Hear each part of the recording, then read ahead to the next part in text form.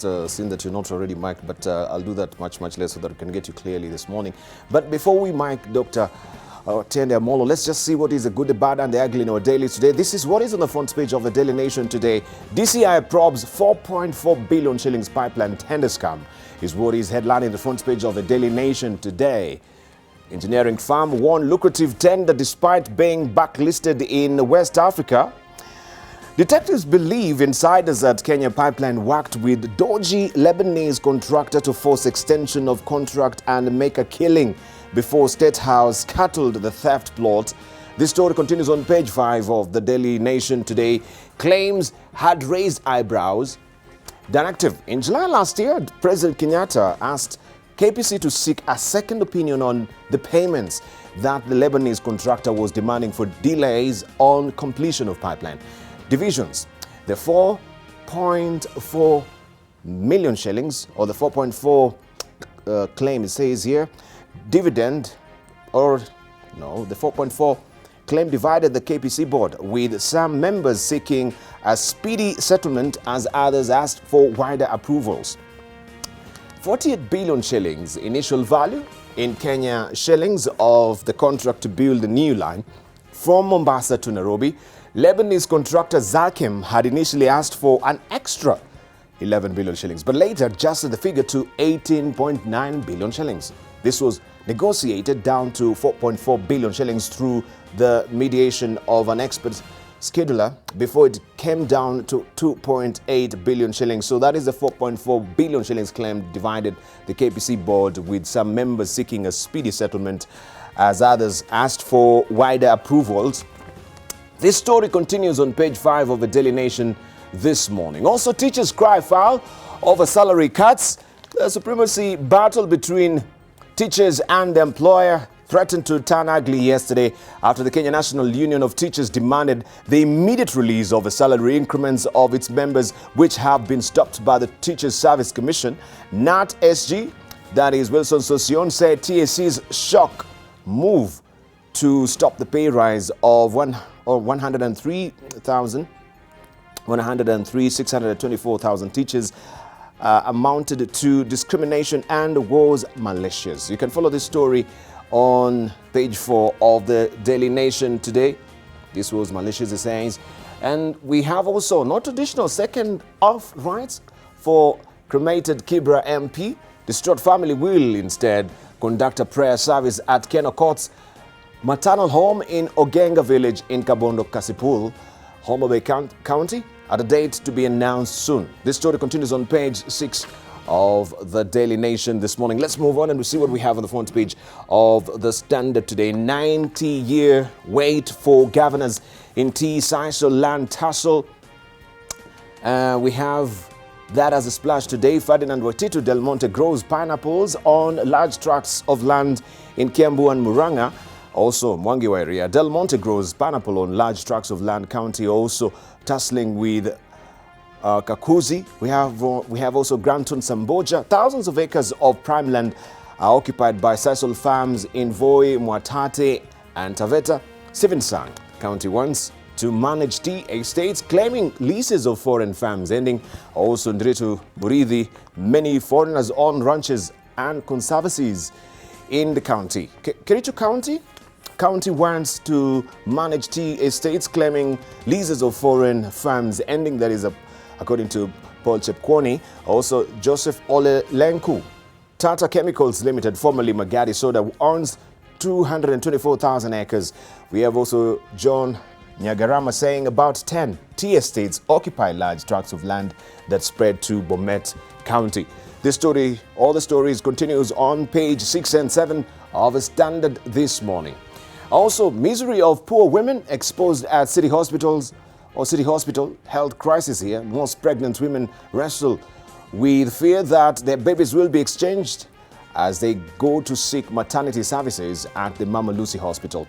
In Embu, the dead appear in board meetings. Well, interesting. You can follow the story inside the county's pages there on page 19. Moving on, that is in the Standard. Let's see what we have on the front page of the Star. It says here that Raila's allies Ken's bro battle for Kibra, or the body says the parties NEC will soon meet to decide candidates. Okoth's younger brother, Imran, has emerged as a front-runner for the ODM ticket, even though other candidates are preparing for the nomination. You have this story continuing on page 4 and 5 of the Star this morning. Also, there is a very telling picture here. Starving children of Baringo cry for help. You see this poor child here. This is Jepto Cherutich, 18 months, whose skin has begun peeling off at Carbanet Sunrise Children's Home in Baringo. And this is, I should say, the rigors or the vagaries of drought. You can see how she is malnourished. We pray for someone, or of course, well wishes all the county government to actually intervene here and help this poor child and many that, of course, she's representing this morning. This is a very telling picture. Counties run out of cash as Senate National Assembly split, it says, and the cash crunch in counties is worsening in the wake of the persistent standoff between the Senate and National Assembly over the Division of Revenue Bill 2019. The devolved units may not pay July salaries, having not passed the budgets for the current financial year, a process which is hinged on the crucial bill. Also, Naivasha woman with cancer commits suicide. A woman who's 38, recently diagnosed with cancer, committed suicide on Sunday in Kasarani Estate in Naivasha. Shocked residents found the woman, identified as Smriti Vidyarthi, hanging on a rope in her sister's house. You have his story on page 10 of the Star this morning. A very touching story, and this is good. It just goes to show really the vagaries of cancer as well, claiming many lives, and people, they have bugbears and fears of course, being diagnosed with cancer. That is what we have on the front page of the Star this morning. We have also the People Daily for you. Governors gobble up 12 billion shillings, it says, on wages alone. Governors gobble up 12 billion shillings on wages alone. Reckless, even as county bosses demand 336 billion shillings allocation. Controller of budgets reveals physical carnage in just 9 months. You have your story continuing on page 6 of the People Daily. Their faces are spread here. Mombasa, Hassan Joho, 2.5 billion shillings to 3.6 billion shillings. That's how much it has risen. Machakos Alfred Mutua, 3.4 billion shillings to 3.9 billion shillings. Nyamira John Nyagarama, 2 billion shillings to 2.5 billion shillings. Kericho Paul Chepkwony, 1.65 billion shillings to 2.05 billion shillings. Wasingishu County, Jackson Mandogo, 2.2 billion shillings to 2.5 billion shillings. Follow the story on page 8 or page 6 of the People Daily today. Also, MPs calls for CSs to be barred from Parliament. Dispute erupts over role of Cabinet Administrative Secretaries, with members questioning their competencies and legitimacy to represent CSs in the House, or CS in the House. This story continues on page 4 of the People Daily today. We have members of Parliament questioning their, of course, role. On which particular legislative framework is it anchored, right? Do they have any legal mandate to appear before the parliamentary committees? You can follow the story on page 4 of the Business Daily this morning. And of course, members of Parliament here will also put it into perspective for us as well. Let's see what we have on the front page of Taifa Leo. Serikali ilizuia Wakenya cancer. Serikali iliuzia, I should say, iliuzia Wakenya cancer. That is a probing question. Mnamo mwaka wa 2008 to 2009, Wakenya walikula mahindi yenye sumu inayosababisha saratani. Right, this is the splash today on the front page of Taifa Leo, and that's the probing question. You can follow the story on page 2. So did this happen? Right, and did the government know about this? That is another probing question on the front page of the Taifa Leo this morning. Let's see what the Business Daily is handling for us. As far as the splash is concerned, Eurobond raises Kenya's public debt to 5.8 trillion shillings. Fresh, it says, Central Bank of Kenya data shows the country's local and foreign indebtedness is now just 200 billion shillings shy of the 6 trillion shillings mark. That is a story that you want to follow on page 4 of the Business Daily. Also, we can show you the graph, a presentation of this. This is fresh data indicating total debt has hit 5.809 trillion shillings. And of course, you can see the way it has risen exponentially since January. That is you have the domestic loan, and we have also the foreign and the total debt as well. The domestic in green there, and the foreign in blue, and the total, of course, is given up there, which is in red, which has risen to that particular figure, 5.809 trillion shillings. This is where we are at as far as our debt is concerned. People have been questioning, of course, this particular status right now that we are in. Are we likely in the next or the foreseeable future to be facing sovereign, what do they call it? I can't actually, it's eluding my mind right now, right? Yeah, so sovereign loan default, that is a thing. That is the question that people have been wondering. Also still on the front page of the Business Daily, how CMA cornered Ali Sachu in kennel scam.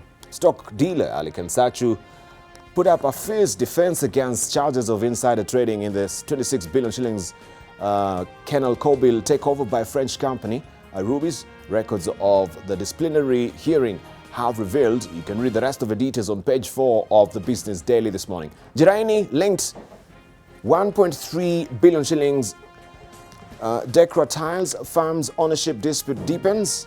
The court, I should say, of appeal has suspended a decision that referred to arbitration, an ownership dispute in a company that former Kenya Revenue Authority boss John Jiraini is said to be a shareholder.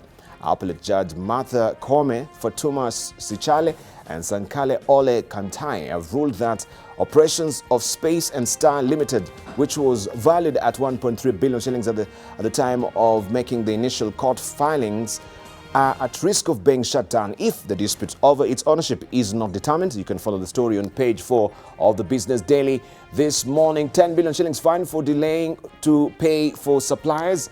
That is on the ticker today. Public and private firms face a fine of up to 10 million shillings for failure to pay suppliers within agreed time in the proposed changes to the law. Follow the story on page 5 of the Business Daily today. 407 million shillings. This is investment Safaricom has injected into global business. This is tucked away on page 7 of the Business Daily this morning. Also, Insider replaces Igathe at Equity Bank. The Kenyan subsidiary of the Nairobi Security Exchange listed Equity Group has promoted its Director of Operations and Customer Service, that is Gerald Warui, to become its Managing Director. Follow the story on page 8 of the Business Daily this morning. Blue chips firm grip on the NSE. Blue chip stock and listed state bonds have firmed their grip on a subdued market, with 5 equity counters now accounting for 70% of the total value in quarter 2. This story continues on page 19 of the Business Daily this morning.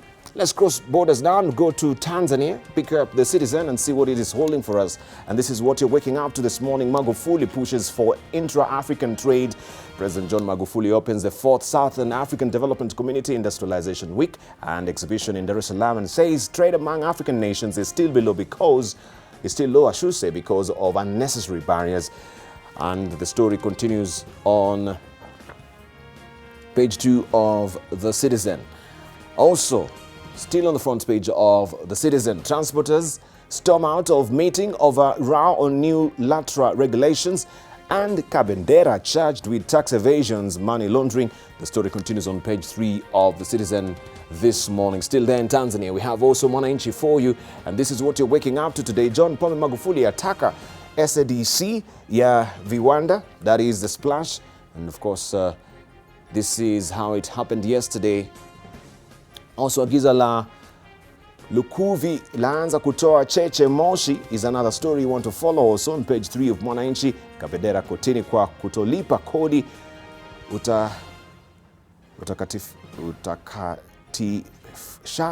well, I'll leave it there. Sometimes my tongue can't really roll out these words. This continues on page 6 of Mwananchi. Right, let's see what we have in Uganda. This is the Daily Monitor, and this is what you're waking up to this morning. Why? Just went straight to the classified. Okay. I didn't get a splash there. There we go. Lawyers seek trial of ISO boss over torture. Prosecution call. Members of Uganda Law Society call for private prosecution of the Director General of Internal Security Organization, that is Colonel Frank Kaka Bagienda, over illegal arrest, detention and torture of citizens. Is on page 4 of the Daily Monitor. Let's see what is happening also on the front page of the New Times in Rwanda. Book Museveni's confidence was shaken by Rwandans. That is according to a new book there written by the former editor-in-chief of New Vision, a state-owned Ugandan newspaper, which has published a memoir that gives insights into President Yoweri Museveni's deep-rooted loath for Rwanda's leadership. This is William Pike, the former editor-in-chief of the New Vision, who's currently actually the editor-in-chief of the Star here in Kenya. So that is a story that you want to follow on page 3 of the New Times. Also, Africa off track to end food insecurity, experts warn. Africa off track to end food insecurity, according to experts. This story continues on page 8 of the New Times in Rwanda. And this is a related picture here. We can see President Paul Kagame and other leaders in the African Food Security Leadership Dialogue at Kigali Convention Center yesterday. The head of state said the problem of hunger on the African continent can be conclusively dealt with. I think there's a typo there. Conclusively dealt with by working together and using the right technology. That is what we have there on the front page of the New Times in Rwanda. Have you picked also a copy of that is East African for you to just see what is headlining the front page of the East African this week? If you've not done, let me just show you what it has for us. Kenya's plan to secure Indian Ocean oil gas. That is, President Kenyatta has kicked off a champ-fueled offensive to marshal support at AU and UN. This story continues on page 4 of the East African this week. Also, scarcity amid power glut. Why a vast majority of Africans still live in darkness despite having excess electricity. That is a story that you want to follow on page 8 and 9 of East African. Reprieve for EAC trained lawyers. You can follow the report on page 3. A reprieve there for EAC trained lawyers. You can follow the story on page 3 of the East African this week. Let's move on and we see also what we have on the front page of the magazines. That is the Nairobi Law Monthly this month. This is the latest copy. Supreme Court, a perpetual legitimacy crisis. That is what is a splash today on the front page of the Nairobi Law Monthly. Hotbed of impunity, how the state sets you up to lose. On page 18 of the Nairobi Law Monthly, playing devil's advocate, why lawyers can and ought to query judges in court. This continues on page 54 of the Nairobi Law Monthly this morning. Also, we have Nairobi Business Monthly for you. NBK takeover and masking the scandal. Why is National Bank of Kenya a listed company that belongs to the public being taken over at a tenth of its value by a privately owned KCB? That is the probing question on the front page of the Nairobi Business Monthly. Also, we do have for you, just wanted to show you the show cartoons that we have for you, and we'll take you also back to our archives and show you the pictures that we do have this morning. But before we go there, we can also pick up the Wall Street Journal and show you the letters that we do have there. 2 mass shooting leave 29 dead. That is what we have on the latest copy of the Wall Street Journal. Of course, this is Monday's time zone notwithstanding, and you can see mourners also there paying tribute and also holding a vigil in Dayton, Ohio. Mourners gathered on Sunday at the scene of the mass shooting. There has been also, I'm given to understand, President Donald Trump also will go to El Paso tomorrow. White nationalists pose urgent threats. This is a story that you want to follow. Accused hacker exploited vulnerability in cloud. That is another story on the front page of the Wall Street Journal this morning. Right, I want to show you also from our archives this particular picture. And you tell me if you can identify one man here. Right, this is the draft constitution. Maybe we can throw it to a panelist. Momotangi. Yes, whom can you pick up from that particular picture that we have there? If I could see the screen. There's a picture, the screen is over there. The reflection from the lights is... This is too, There's over here, you can't see. that's better. Yeah, there's a little bit of... Whom can you see here? Otinda Molo. Well, there's the late retired Major Nkaiseri. There's a, behind you can see it is this clear. Other side looks I like think that's Nick better. Salat. Somebody can't see himself. Jacob Midiwo is there, of course. Yes. Jacob can't see himself. salad. And the former Minister for Health, Paul Sang. Paul Sang. Yeah. So where was this Jacoyo, and what was actually the forum for? I have no idea. I just know I was dressed in a very nice suit. This was during the drafting of the constitution. Was it at Bomas? If you may recall. Bomas or Naivasha. Bomas or Naivasha. Okay. And next to him is to you is Nkaiseri. Kaiseri was also, the late Kaiseri was also heavily involved in the drafting of the constitution. It must be an old photo, Jacob can't. It's 2005. No, it is like no, it's about 2003. 2003. 2003. And your memory can't serve you well. But then it is safe to say that Jacob has come a long way. If you look at the phone he's holding a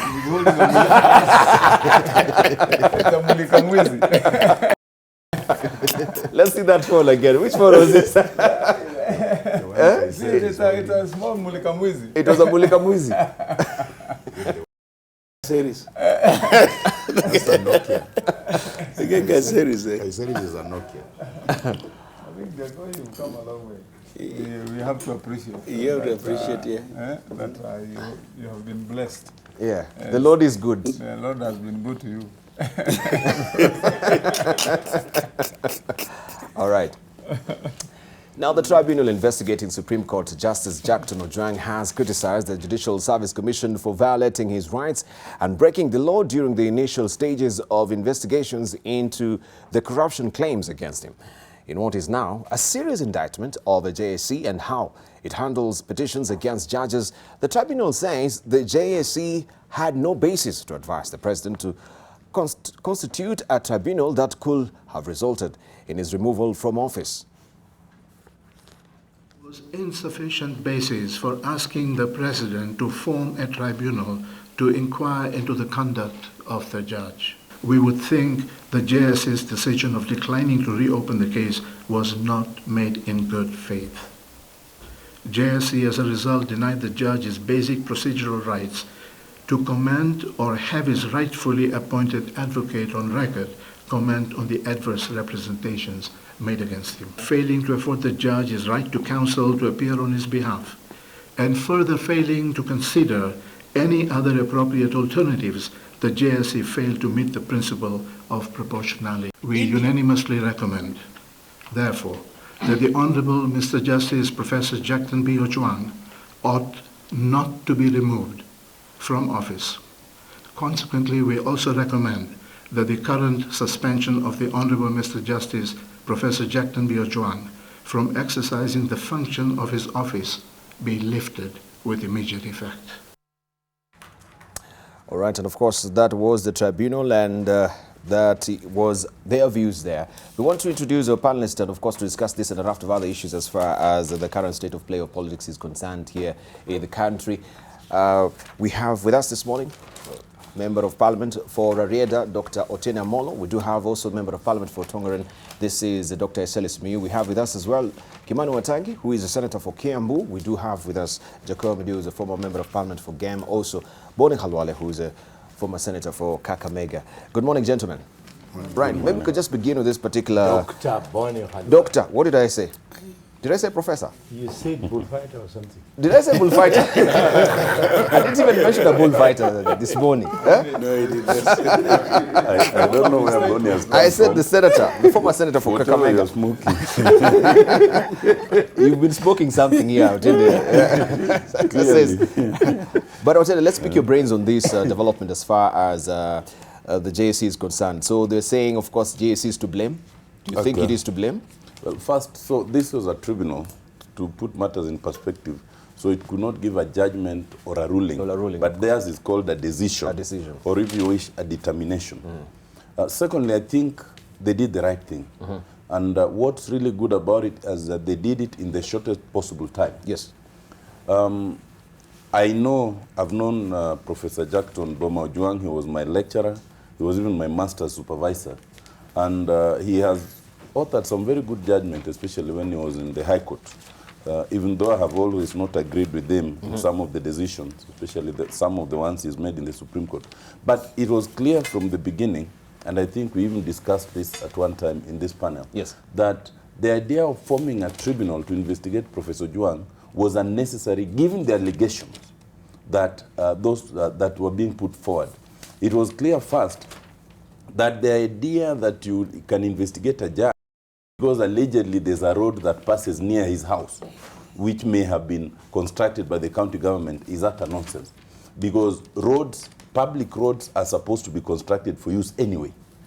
In any event, secondly, Professor Juang is actually married to a professor who is in politics.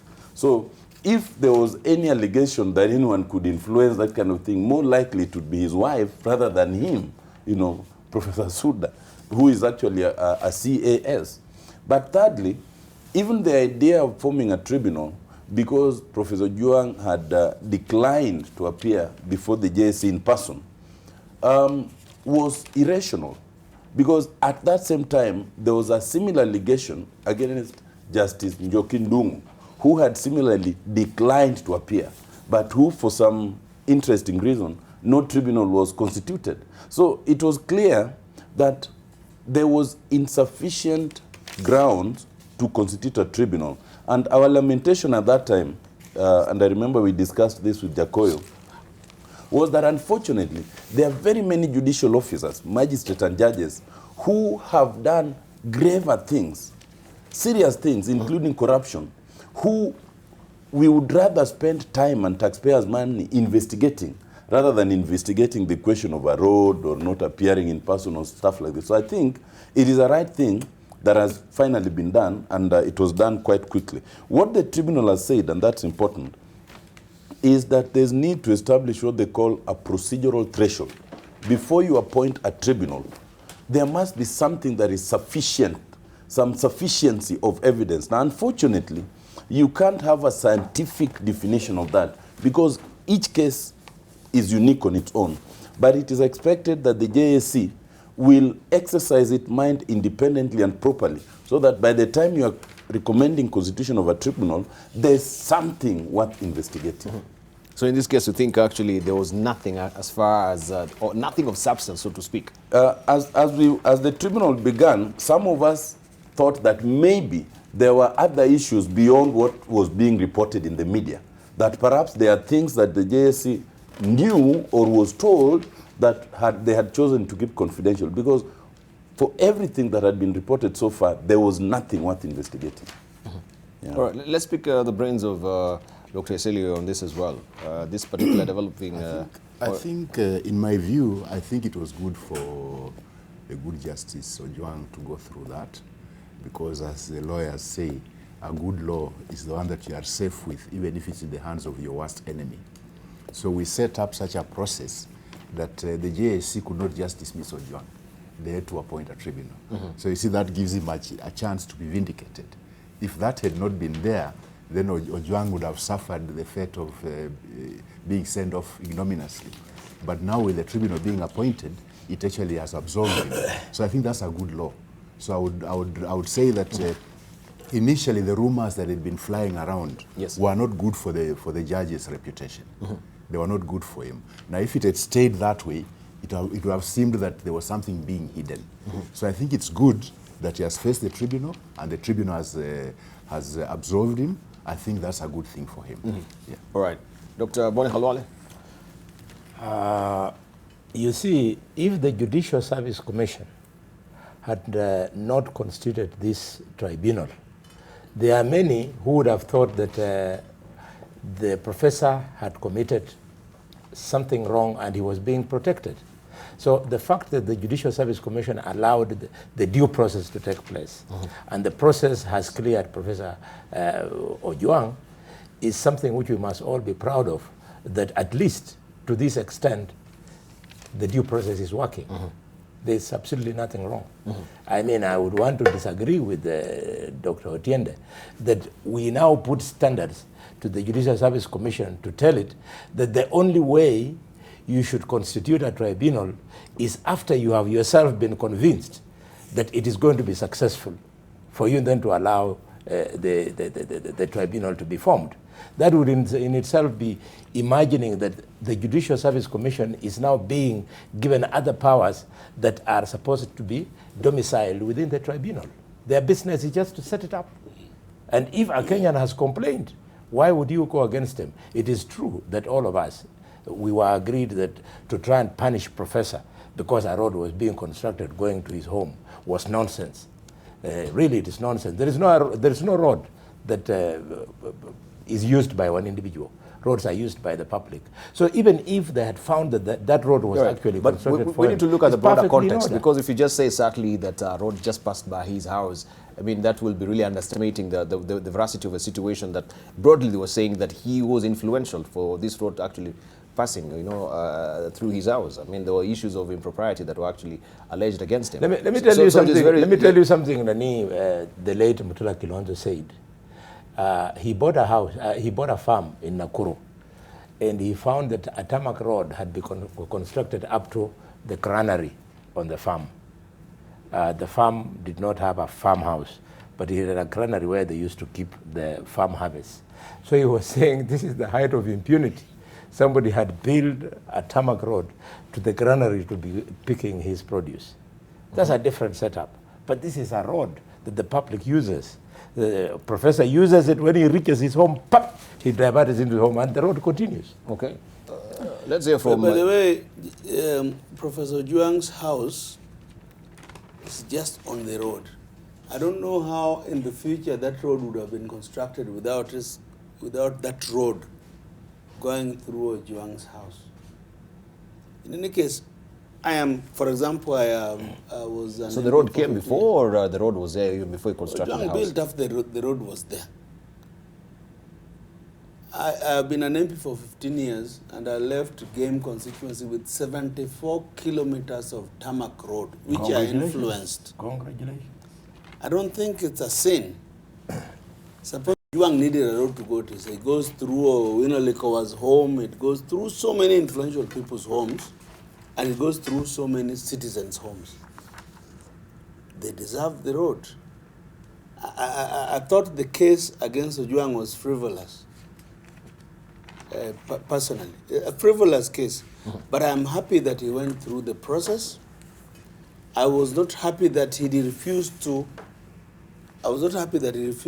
appear before the JSC. He should have appeared and said that the case against me is frivolous.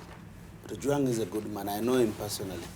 I know if the case looked criminal, I would have called him out here on the show. I would have called him out. But I think in this process he has been taken through, I think we were trying to test if our laws or some suggestions of our laws work.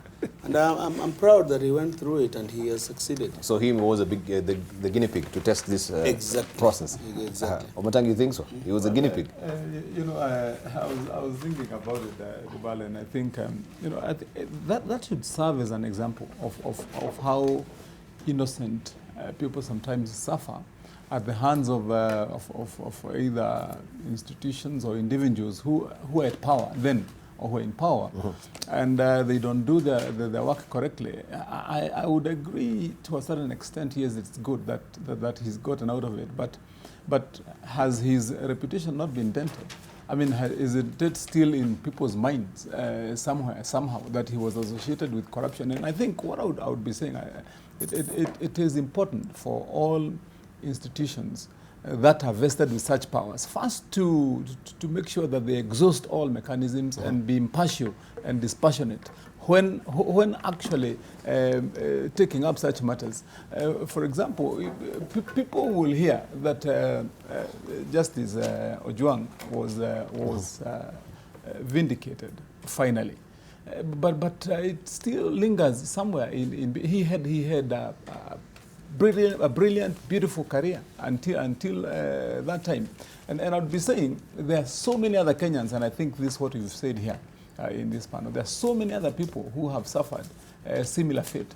You find probably just an officer somewhere is too happy to take quick action before consideration, and you find people arraigned in court, for example. And by the time you go through that process, if you are a professional, either a doctor, a business person, by the time you are through with that process, your reputation is in tatters. How many people have you seen being discharged by court after posting bail in millions of shillings and going through everyday photo sessions in courtrooms and being pictured in headlines as criminals or people who have committed offenses only to be discharged? I think it is important that agencies, groups, individuals, offices and officers decide that it is important to first take the process with the seriousness that it requires before making such determinations. I'm happy for Justice Ojwang. Actually, he's one of the few people you look at in the judicial system, and you think he's a good man. I'm happy with some of the decisions I've seen him make, and I listened to most of his judgments, and I know I've had my good friend Utiende Amolo saying he's not very happy with some of the decisions he's made, especially at the Supreme Court. I listened to him reading out some of his thoughts during some of you could read in between the lines. The Supreme Court decisions, and I thought he thought and made decisions out of a fray that was threatening to make people think in an aligned way. I think he's a good man. He's worth his reputation. Yeah. Right. Okay. So Otieno mentioned about CSs, of course, Sudi now being a CAS as well, and there is also a very interesting developing story where lawmakers now, according to the People Daily, they're poking holes into CS's mandate. They're questioning also the on what legislative framework on this is operating on. Why should they appear before the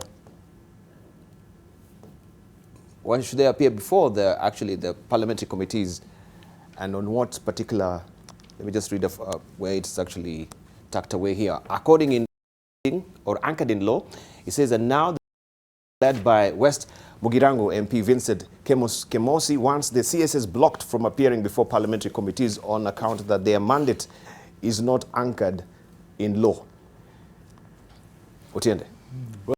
Well, Dr. Iseli and I are in the Public Accounts Committee, and we can tell you that for us in the Public Accounts Committee, we took a principled decision that for the entities that appear before us, it is only the accounting officer who is usually the principal secretary to appear, maybe with the cabinet secretary or not.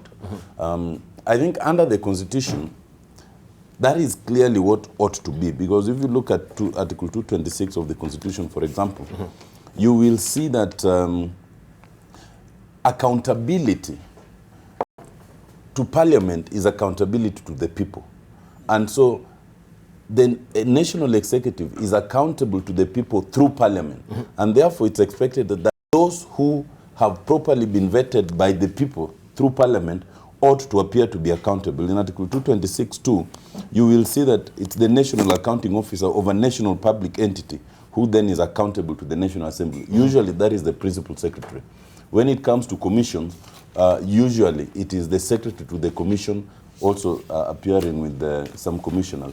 And that is so because two more reasons. One, Article 130 of the Constitution defines what is the national executive. If you look at the entire chapter and you look at Article 130, you look at Article 152 that defines the cabinet, the word, CAS does not appear.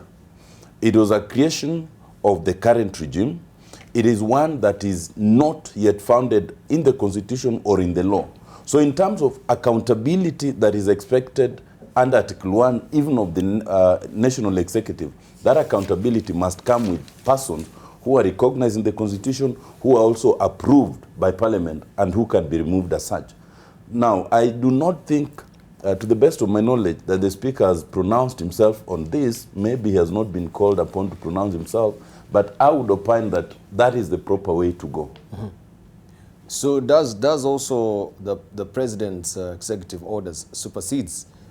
Because they say this was, of course, the creation of the executive order from the President. Does it supersede what is actually in the Constitution? I mean, I do not know. You're the lawyers who can actually help me on this. If we have an executive order, then how do we handle that? That's the point I was making. Do we have, that is the point you're making. That's the point I'm making, that the President's executive orders cannot supersede the Constitution, nor can it supersede legislation passed by Parliament. It can only be used as an internal arrangement for the runnings of the executive at that time. But when it comes to accountabilities that are required of the executive, which is required by the Constitution and the law, then it must be those who are contemplated by the law. So the CSS are operating on an illegality as it is right now, Dr. Simiyu? It's a thin line whether it's an illegality or not. I think what the executive did was to pull a fast one, in the sense that one, they end up giving their allies jobs. Then two, when most of these allies, remember, were former members of Parliament. So they feel that maybe they are more in tune with the workings of Parliament. So if they came to Parliament, they are bound to actually get to sort of handle the situation better. Because remember, most of these other people, the PSs, the CSs, majority of them were not politicians, and many of them actually have a problem handling members of Parliament. But that, as it may be, doesn't make it right, because I think, as Otiendo Amolo has said, it's an issue of accountability. Who is the accounting officer of a state agency? Be it a ministry or a state department, the accounting officer is the principal secretary. So that's the one who should answer questions or related to accountability, not the CASs. While they might be using them, as I said, because they feel that they are more in touch with the proceedings in Parliament, and they are bound to know how to answer those questions, but it is not right. So I think even it's also in the interest of the CASs not to particularly keep on appearing, because if something is very wrong and they are not the accounting officers, they'll just get mud on their faces for no reason, when they are not the cause of any problem that might have happened in the State Department. But I think you're taking special umbrage in the fact that they're not really they're not really up to scratch, to handle these cases that are, before the Parliamentary Committee, that you're questioning their ability. They are not accounting officers. It's not their ability to answer, or they are not accounting officers. So if they are answering anything, they are answering on behalf of the principal secretary or the cabinet secretary, which is not right, because remember the CASs were not vetted by Parliament, so they have got no relationship with Parliament. That's a purely executive decision. So for us, whoever comes to account to us, should have been vetted by us. So the question then that is begging is, where does the executive order complement the Constitution? Where does it begin? Where does it stop? Because if I come with an executive order, and of course it's not really anchored in the law as you're trying to put it, where is the strength and the veracity of the executive order of the President? The thing is, if these CASs are not accounting officers, whether there's an I agree, executive but order the or question is, not. I'm asking, where is the executive? If there was an executive order, then on what legal framework can we anchor, the executive order, if it's not really complementing the Constitution or any other legislative article that we do have? I think this is a situation where, as I said, it's more political than legal, in the sense that they are trying to use the CASs, because many of these CASs are actually former members of parliament. But I'm still not getting the clarity in where we do have, where does it begin, where does it stop? Let's hear from Boni Khalwale. The arrival of the position of CS and the subsequent appointments were a product of political expediency. It was not by the force of the Constitution or a desire to see that further life is being given to being breathed into the Constitution. It was expediency because Jubilee, after they got power, they had these people who had played a very critical role during vote hunting and who they wanted to accommodate. So they created this position, which to all intents and purposes was the reincarnation of the former assistant ministers. Assume that it is the former assistant ministers. Former assistant ministers were not in the first place allowed to appear before Parliament.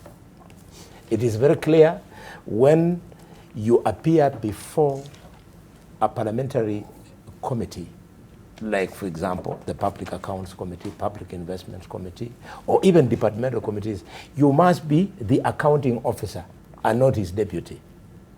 And even when we brought the new constitution, the deputy governor cannot appear before Parliament. It's only the governor himself, because he is the one who is responsible.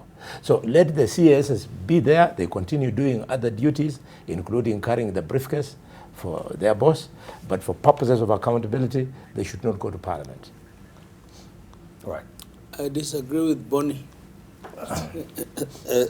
especially to the extent of deputy governors. But ministers have always been sworn in using a Bible or Quran in Parliament. There's nowhere in our Constitution where there was somebody called CS.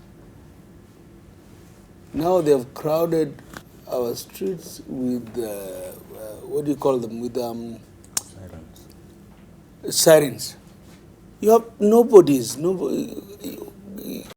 It means the state is out of control. You cannot choose some people, call them CSSs, to meet your needs for political expediency. Mm-hmm. Those seats are illegal, and the vehicles they're using on the streets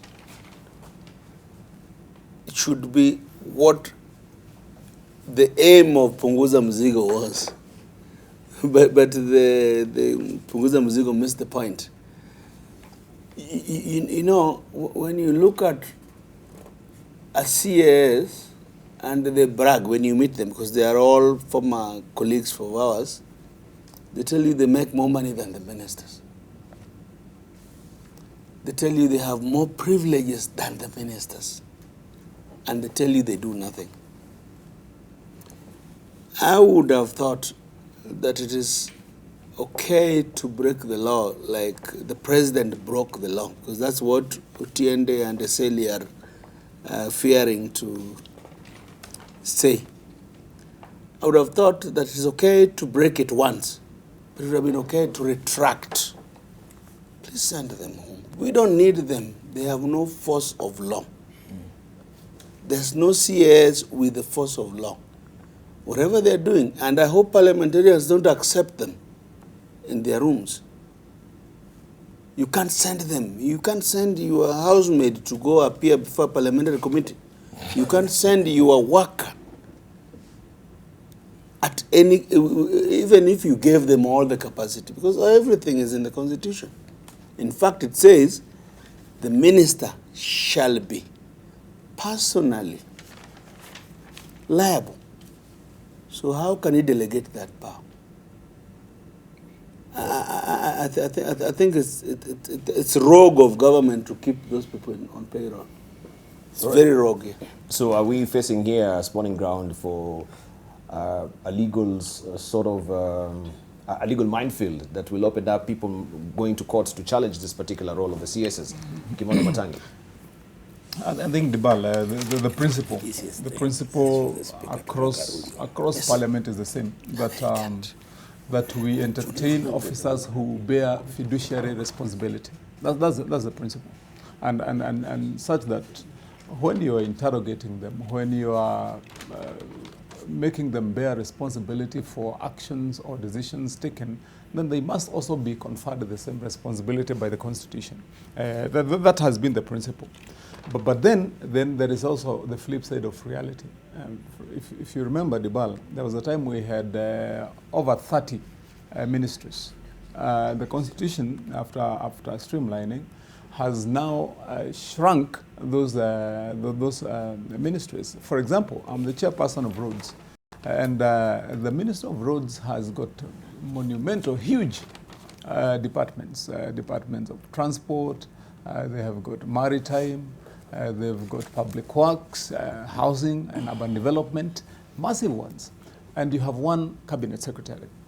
And we have to distinguish between the roles of then those officers we have said bear fiduciary responsibility. For example, the cabinet, the principal secretaries. And then the policy implementers, the cabinet secretaries. And you'll be asking yourself, in a reality, because my problem with the arrangement is how to legalize, how to give the backing and force of law to those positions. Because if you say, for example, that the cabinet secretary is responsible in the ministry where I am a chairperson, then you would be understating the enormity of the problem. That one individual at policy implementation level cannot be able to hobnob, go around, interact with everybody, go to Mombasa, to KPA, go deal with SGR and blah, blah, and all those things. It is proper that you would have deputization, just like the way you have, of course, as you've said, in the positions of governor. That's why you have a deputy governor. The issue, in my view, lies in how do you then make this necessity also legal, give it the legal backing. And I believe one of the processes that is important that should have been undertaken, one was to have those people vetted, and number two, anchor them one way or the other in law. And Parliament is not short of the power, the committees, the legislative capability to regularize that. So I believe that is where the issue is. But otherwise, if you look at most of these ministries, if you said that you have PSs who are accounting officers in the ministry, again, running around behind cabinet secretaries in meetings, in barazas, in public participation, then really you wouldn't get it right. We bring it to close with you, Otenda Molo. Where does the executive order begin? Where does it end? You know, this ought to be clear, Tibal. At the time President Kenyatta appointed the CSS, we in ODM clearly said that in our view, they were unconstitutional and illegal. But we're in a country where you say things depending on where you are, people agree or disagree, and only later they now remember. That is the truth. That has never changed. So does that particular position still hold? That, but it now does. that we have the handshake, or it has tapered off, you know, with the handshake. The Constitution is the Constitution. The law is the law. We must state it as it is. And I've just restated it, that it was my view then, it is still my view now, that they are unconstitutional. Secondly, we must bear in mind that the current constitution we have is a different regime from the previous one. If you look at Article 2.2, it is very important. This constitution does not allow anybody to exercise powers except those powers that are expressly donated. You would need the president to be given the power in the constitution to appoint CASs for it to be constitutional. There is no such power. Thirdly, you must remember that we purposefully, it was not by mistake, we purposefully sought to limit the size of the cabinet. We've limited it to 25 because of the history. In the last parliament, we were getting a cabinet comprising of over 100 people, ministers and assistant ministers. It defeats the purpose. So I don't agree with Senator Matangi when he says that we need to find a way of fitting it. The contrary was the express intention. Yes. We need a lean cabinet. We don't need a swollen cabinet. You know. So I think if there's a problem with Parliament in terms of many committees wanting the same people to appear, then it is Parliament to adjust its calendar properly. It is not by increasing the numbers. All right, thank you. We need a short break right now, and when we circle back, of course, we shall be looking at the Punguza Mizigo debate that is ongoing, and also looking at what was on the front page of the Daily Nation yesterday. Their chances in 2022. These are the faces. Are these also maybe the faces for 2022? Vidyarthi may just pick up this. Their chances. This is all about Uhuru's succession. Spoiler, all contenders, it says. The race for 2022 is hotting up. And other than the usual suspects, new faces are emerging. And we can actually try and look at all these faces briefly with our panelists as well and try and project and see who will actually make it, who will fall along the way. And interestingly enough as well, I'll be remiss if we don't pick up this particular story that we have, or the picture, a very telling picture also on the front page of the Star. In this epoch of time in the country, why do we have such as well? This is a very malnourished child there, 18 months, Chepto. Cherotich, how did we arrive at this particular place, and why are we always stuck in this morass? Every year we know the cyclic story that we normally have about drought and famine in this country. We take a short break right now. When we circle back, we continue with more. Don't go away. You know, Dibane.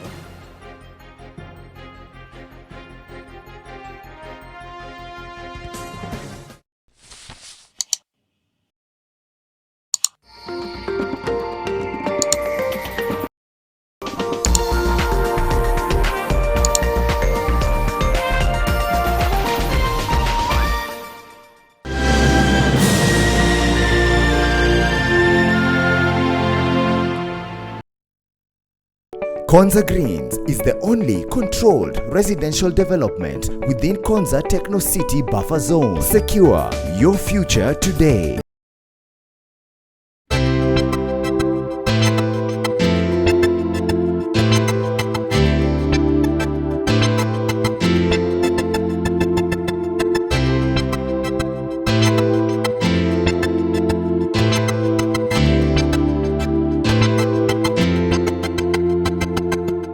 Get tested, get vaccinated, and if infected, get the right treatment. For more information, visit www.kickthevirus.com. Yani, unataka tuendelee kuishi kwa hiyo kibanda ulikuwa unaishi ukiwa bado bachelor? Sitaki tunawachana, nataka tuwe tunafanya kitu tukiwa wawili. Unajua hizo mistari ni za old syllabus tuliachama form 1. Kwa sababu wewe ni senior Matiang'i unakatiwa na nini power so? I'm officially engaged to the Prince Crotus Sabong. Kwani Crotus ni nani? Crotus ndo mdosi wake. Kumbe unataka kupendwa serikali eh? Kukusaidia naweza kusaidia. Lakini kama unafikiria unalala pale kwangu, hiyo sahau. Wewe kulala pale ni kama Trump kucheza Saudi dance. Sawa, mtarudi with a bang. Hiyo usingizi yako ndio tulipia rent. Kwani umekuwa mtoto? So Leones ndo agaenda kuhunt. My name is Janet. It's either utawezana na mimi ama urudi pale umetoka. She's the best housemate around. Hatukusema tunahitaji mashini ya kusiaga unga and a sweatshop. I'm the only one who can start your madness. Ukweli. You are not the best man. The Real House Helps of Kawangware in association with Telkom. Join Telkom today and share life on our expanded 4G network. Telkom, moving with you. This is Hadithi Yangu. My name is Kalechemumo. I'm your host, and today I'm joined by none other than the amazing Dr. Magnificent, phenomenal, right. Magnanimous. Karibu mdosi wangu. Mbona unasemaje bwana yangu ati hivi? Ukimpe maji unamtaka, si ndio? Where you are seeing that pit latrine, eh? Yeah. This was our backyard, which also happened to be the city's garbage site. Unapikia hii favorite ndio kupende? Madam yeye ndo alisema anataka sembe na maini. Pika githeri. Na usiweke chumvi.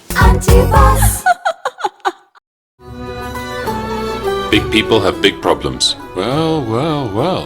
Born out of a city in the village. Raised in a cozy room, then become the lady of a villa, only to be thrown out. What's going on? Emir was in custody last night. What? Calm down, please. Have a seat. You're looking at the pleasant me sitting in front of you. But when you throw my sister away, when you label her a divorced woman, then you will have the misfortune of seeing my real face.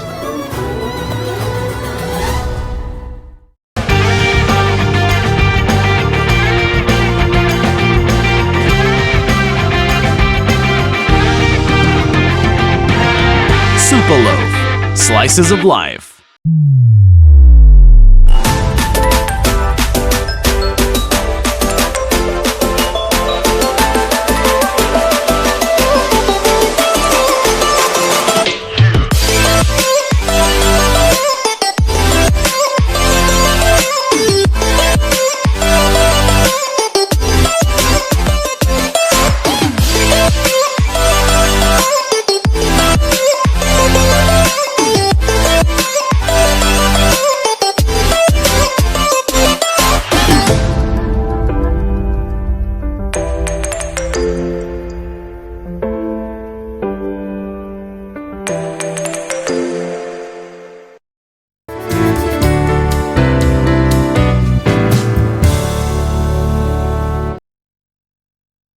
It is always on the edge. It is always football time. Get an HD decoder, dish kit, plus 2 months of DSTV Family for only 4,999 shillings.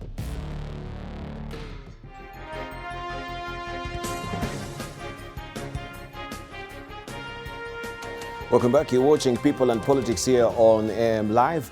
We continue with a conversation with our panelist.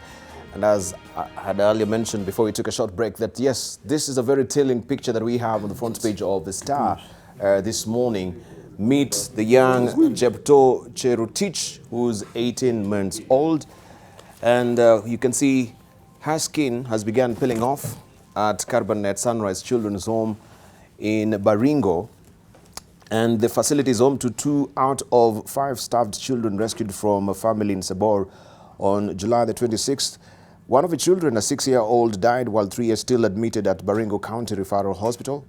And the Sunrise Children's Home in Carbonet is appealing for funds to feed, shelter, clothe, and educate malnourished children. And this, we are talking in a country where you have this particular headline also on the front page of the People Daily. I'll try and just show you in a moment. As far as the counties are concerned, let me try and just go back and show you what the People Daily is holding for us, so you can actually compare that. And this is what is on the front page of the People Daily. Governors gobble up 12 billion shillings in wages alone. This is what is on the front page of the People Daily. But this is a reality on the ground. We need to speak to this. This is where our concern is. This is a young child, and for her to have reached this particular stage, then it means this is a child who has been, adversely starved. And maybe I can pick up the brains of Dr. Eseli Esimi, who is a pediatrician. Just give us the grim reality of what is happening here. And should we be having such kind of pictures? If my director may just put it back for you to comment on it. It's very sad that at this age and time, we are still having this sort of situation.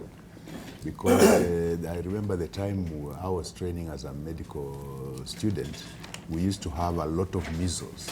In fact, it became a sport. You just see and know this is measles. Right now, there's no measles. In fact, the students training now don't see live cases of measles. Same thing, we used to see this sort of thing in the pediatric wards. We had a lot of malnutrition. I would expect that at this age and time, we don't have that sort of situation. Because even with devolution, any serious governor who knows that they're in a food deficit area should actually start a school feeding program to ensure that children are getting proper nutrition, if not at home, at least at school. And that also encourages the parents to take the children to school. So it's unfortunate that we can have this sort of thing. And this is happening in Baringo. And I think if we are talking about loss of so much billions and billions of shillings, isn't it possible that we can actually come up with a system that ensures that we don't have this sort of problem? Because it's a shame.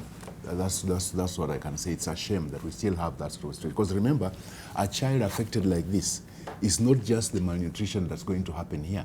Even after this child is cured of the malnutrition and is better off, but it affects the growth of the brain. It's true. Because brain growth happens maximally at this time. So when you allow so many children to have this sort of problem, then it means that you're actually creating a very bad future for them. Because the brain is curtailed, is interfered with, and their intellectual capacity is also affected. So I think we are playing with something that's not right. We should not have this. I would even dare say that the chief of the location where this child comes from should be questioned, whether they knew that this sort of thing was happening, and if they did, who failed to supply them with food. Whoever failed to supply the food there should be held to account. Because I'm sure this food is available in this country. Somewhere has failed to supply this food to where it's needed. That's why you find in this country there are places where there's a surplus of food in one area and a deficit of food in another area. Yet this is something that we can actually organize as a nation, that this food be availed to those that need it. So we don't have this sort of situation with this child. And one child has already died and 3 others are admitted in the hospital.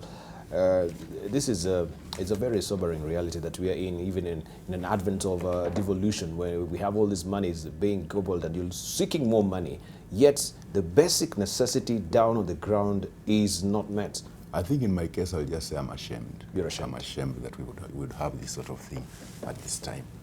Dr. Boni Holole. 2 points. The first one is that according to this report, this child was actually captured at a center, a rescue center. It means somebody is running an institution in the name of rescuing this kind of children when that person does not even have food in the first place. So that center should be closed to start with. Number 2, there is a county government. And the governor, if you go to his office, you'll find at 10 o'clock in the morning, there is a party in the office. During lunchtime, there is a party. And at 4 o'clock in the afternoon, there's a party whereby they entertain themselves with drinks and good food and what have you. Over and above that, they drive fuel guzzlers. Some of them even move from one function to another one with the choppers, in the process defeating the intention of devolution. Devolution was supposed to respond to basic things like this lack of food for this child, lack of water, a motor borrowed, and that kind of stuff. But instead, governors have gone for projects that can allow them to get kickbacks, like do a tarmac road here in Turkana, so that you get a in Turkana in Baringo, so that you get a kickback out of it. This is something that we should all, as my senior has said, that we should all be ashamed about. And I wouldn't be saying anything that is not on the minds of many Kenyans by requesting the governor of Baringo to resign. The governor of Baringo should resign. This cannot be his county. Right. Jacob Medio. I'm equally ashamed and embarrassed. You know, Debal, a few months ago we spoke about availability of grains and food in our country. We were told the granaries were full. In fact, I remember the deputy president saying there was no shortage of food in this country. Imagine what you're seeing. Thank you so much as a media fraternity for doing what you're doing, because there is no food in the country. Yesterday, in one of the papers, there was a lorry full of maize from Tanzania. And that lorry, they said the maize was 2,500 in Tanzania. Our people are demanding about 4,000 bob. It means our costs of production are simply too high. What are we doing as a country? What are we doing as a country? I wanted to plead with the members of our National Assembly and the Senate here. Don't you think today in the afternoon it would be a very good debate to talk about hunger in our country, so that we can watch you talking about issues that are killing our people. Look at that kid. Can that kid go to school, Diba? Is that somebody who can be taken to nursery school? And can we even tell how old that kid is? Just because of malnutrition. I want to agree with Bonnie. You know, something is wrong with the leadership. If I were him, I would not be in the Supreme Court looking for division of revenue. No. I would be there. I would be there. He should be the one planting, those things that give people health. What is he a governor for? What is he a governor for? This is a salvageable situation. And we can't. I think it is wrong of us even to come here to wake up at 3, 4 a.m. to come here and not call him out. Because I think he's a bad leader. He's a bad leader. You know, Dibal, just before I finish, last year you played a clip here of a school in Baringo that was only a school in name without a building. What are they doing with CDF? What are they doing with county funds? What are they doing at all? These are criminals. All right, Wamatangi, you are the custodians of, the counties. Dibal, allow me to first express my regret that that such images and you cannot differentiate now between such an image in the headlines of our newspapers. And when images of the starving child in Ethiopia stirred the world to ignite the movement that virtually attracted stars all over the world to come and rescue the state of Ethiopia and the hunger then. But when you look at this, Dibal, a few things come to mind, and it's noteworthy from the story here that although the child is in a children's home, the story says that the child was rescued from a home. So that tells you that that is from a home where she has parents and the other children. So that tells you that it is not actually in the children's home. It is prevailing in the families. That's what's happening to the population. And two disturbing discussions and thoughts come to mind. One is this discussion we've had all the time. What is the capacity? What is the capability? What is the preparedness of our counties to uptake, to absorb the responsibility of health as a devolved function? And I think, as you've talked about it, and my colleagues here have spoken about the governor and his aptitude and capability, but counties generally, you'd ask this in the background of this debate. That I remember it's just the other day when there was a big discussion that in a county like Laikipia, I remember one morning when we were here, a member from Laikipia tweeting that one of the hospitals, the main hospital in Nanyuki, was closed down. I think all doctors had been suspended or something like that. Remember the crisis that is and was in Kirinyaga. You reported widely on it about doctors and nurses on strike and being fired. So and that not only in those two specific counties. We had what was happening when the doctors camped here at Uhuru Park when they were demanding pay. This crisis around the function that is now a devolved function must be an issue that we have to relook at. And you'd be asking yourself then, would we be right even as a country and significantly so, Dibal, that would even be discussing that are there enough funds in the counties, or should we send money to the counties? You'd ask us if this is a depiction of what is happening. And I know you've shown that headline, where indeed governors are said to have gobbled up that $12 billion in remuneration and emoluments. That scenario does not only prevail in counties, it prevails also in national government. That if you look at the wage bill at national government, it's also unbearable.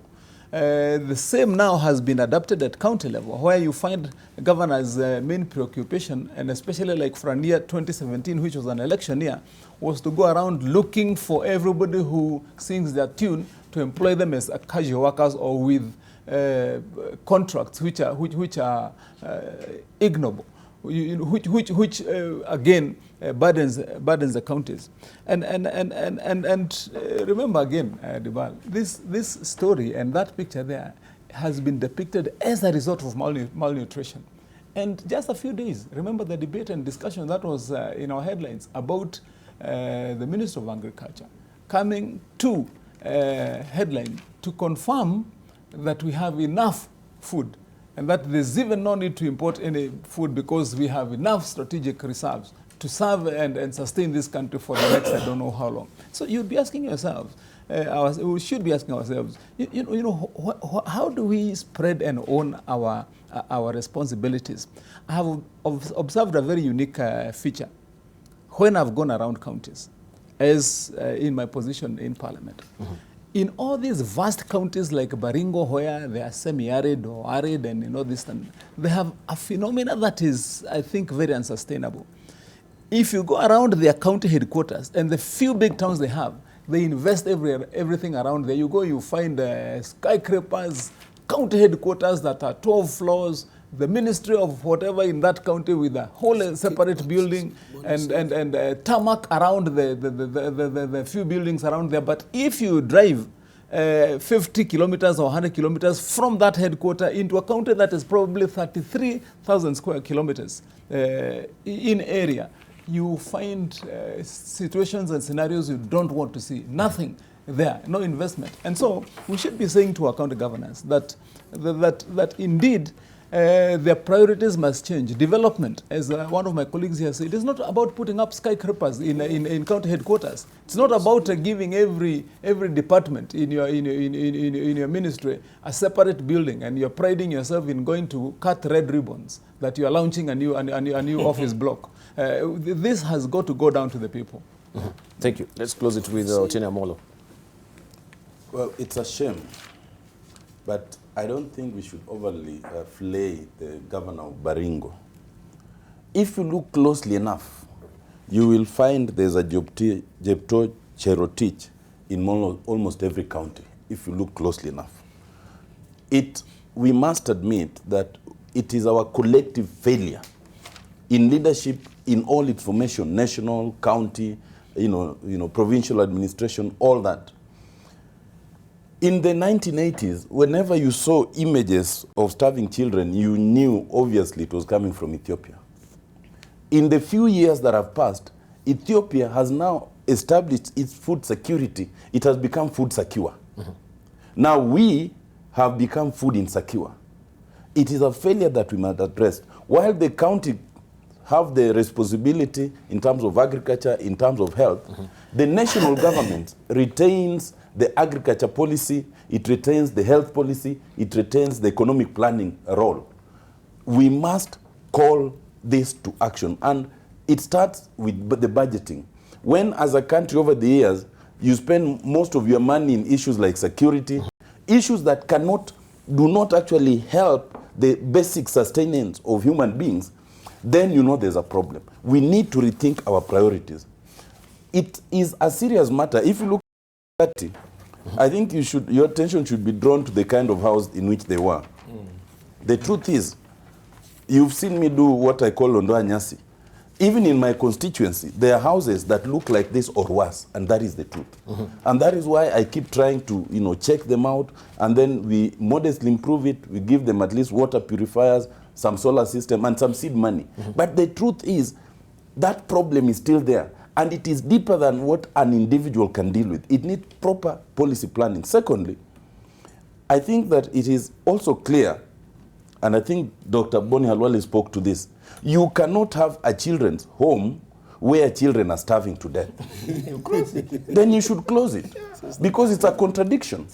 But Matangi has just said they were actually rescued from their homes. No. And taken to the... Yes, that's the point. You cannot, you can't be rescued from your home and then you are taken to a place where you are starving. That is very serious.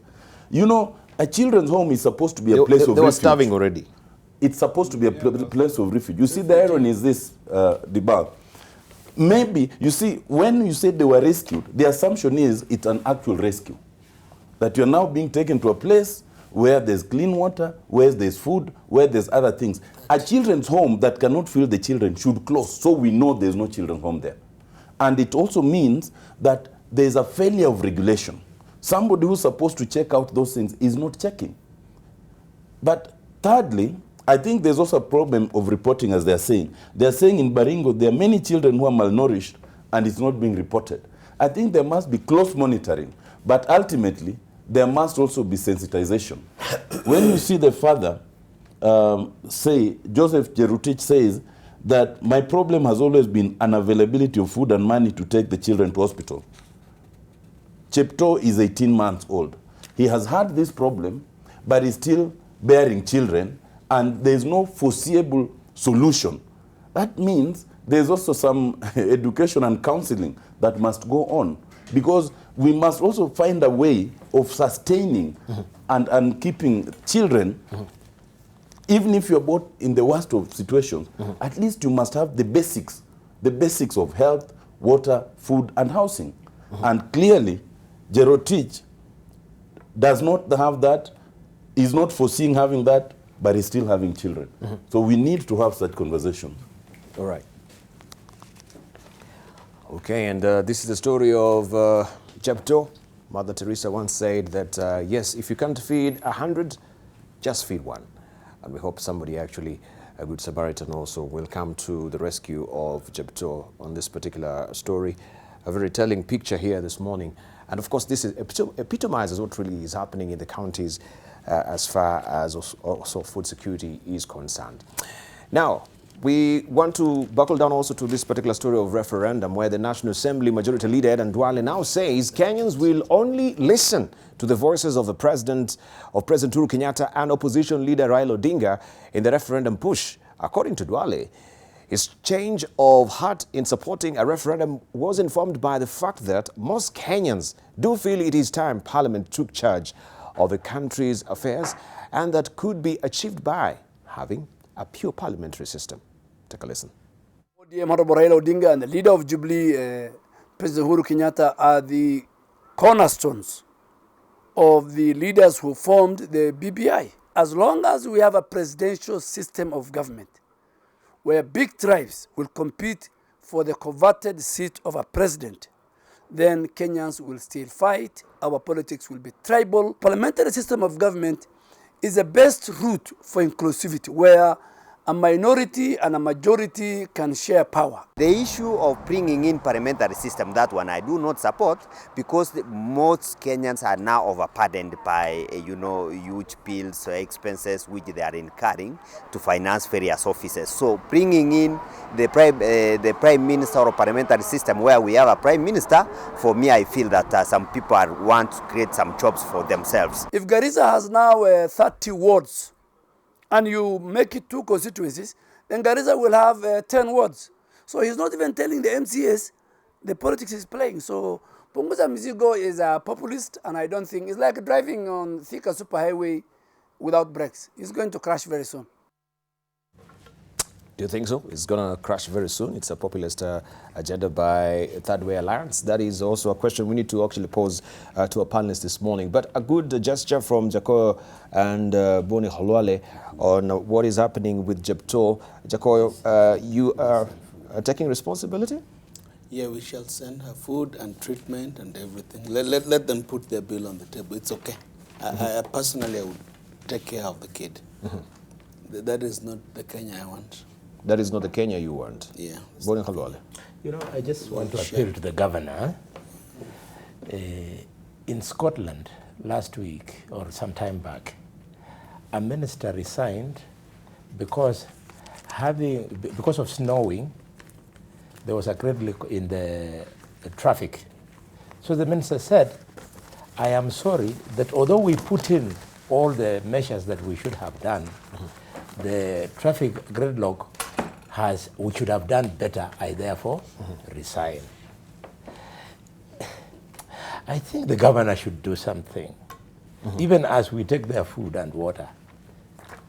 That does not answer to the long-term arrangement that is more important. Yeah. Right. I shall take responsibility. Right. Jacob Midio will take responsibility, and we do thank you for that, Jacob Midio.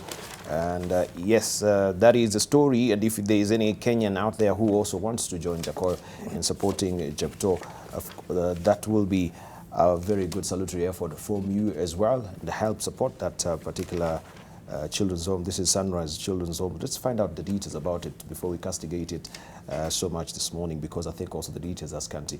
But we thank you nonetheless, Jacoya, and many Kenyans also will respond to this as well. Right, let's just buckle down to this particular discussion on referendum. So this is an accident waiting to happen. It will crash. Let's begin with you, Boni Khalwale. I think... no, let's just begin with Eseli. Dwele was speaking not for the people, but he was speaking for the National Assembly. I have gone critically through that bill of Punguza Mzigo, and it is quite evident that if people are going to be informed by what is on paper in that bill, then majority of the county assemblies will easily pass that bill. And the Senate will easily endorse it. But the National Assembly cannot accept, with good reason, because the bill proposes to knock out constituencies and leave only counties as constituencies represented by two legislatures. That is very unattractive to members of the National Assembly, and I would understand.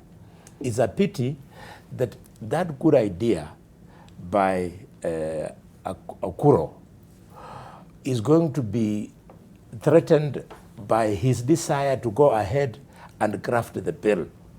He should have included his thoughts in a proposal so that he allows other stakeholders to make an input for the bill to be refined. But now the way it is, because it is a constitutional bill, you cannot amend it. You either pass it or reject it the way it is. So Okuro, he's a patriotic Kenyan.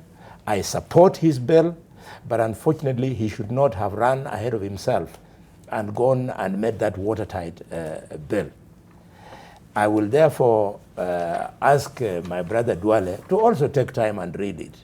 When he misleads the people of Garissa that if that bill is passed, the wards will reduce from 30 to 10, he is lying in broad daylight, because in that bill, Okuro has clearly said that the 1,455 wards will remain. So the long and short of it is that there are very good positives with the Punguza Mzigo initiative, but other areas which are not palatable. It is very difficult for you to go to Shinyalu and go to Kolomani and go to Nabaholo and tell them that thou shall never have your constituencies. Secondly, when you ask two members of parliament, a woman and a man, to be responsible for Kakamega County has got a population of 2.3 million people. How then will that be a representation if, for example, and I have nothing against Lamu and Isuyolo, which have got a population of around 200,000 people, if they're also going to have the same number of members of parliament, then the representation becomes skewed against the people of Kakamega. Right, Eseli. I think it's interesting what Okuro Okot came up with. I wish he had consulted a bit widely. Yes, many of us feel that it's time we relooked at our Kenyan constitution, but we should not relook at it by creating problems. You see, what he's come up with, even if it were to pass, I think will create more problems than we are already facing. And you know, he's using what I would call populist terms to endear it to the voter. You know, like when he says, one of his main things is Punguza Mzigo, is that reduce the cost of government, and his main target is to reduce representation. Now that is misguided, because like we have, right now we're having a 3-point-something trillion budget, and what has been allocated to Parliament, that's Senate and National Assembly, is less than 40 billion. that comes to less than 1%. So even if you reduce that, have you really punguza mzigo? The main thing here is, in fact, I was privileged over the weekend to attend a session by Institute of Economic Affairs, and it came out clearly that actually, like even the wage bill we complain about, is not the salaries, but the allowances, in the sense that there are public servants whose allowances are 4 times their actual salary. So those are the areas we should be looking at. I don't think punguza mzigo this way will solve the problem. Then look at representation, for example. I come from Bungoma County, and Bungoma County, we have several minorities. The majority is the Bukusu, then we have several other minorities. We've got the Mount Elgon, we've got the Tachoni. If you said only 2 representatives, those 2 communities will never get a representation. They will never, which is very unfortunate. And in any case, what makes him think that you can play with representation that way? That Bungoma, where I come from, with a population of close to 2 million, will have 2 representatives and 1 senator, and Lamu, with a population less than my constituency, will have the same number of representation. Then we've lost track of what representation is all about. Then when you talk about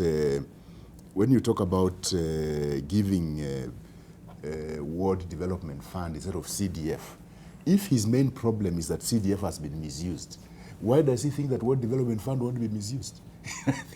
So I think he's got it all wrong. And moreover, if one was to say, okay, let's pass it as it is, and we reduce the number of MPs, members of the National Assembly, and so on, by the way, what will happen is that most of us will then go for the MCA seats, and you know, people who have been running for constituency seats now going for MCA seats, those MCAs should know they'll be wiped out.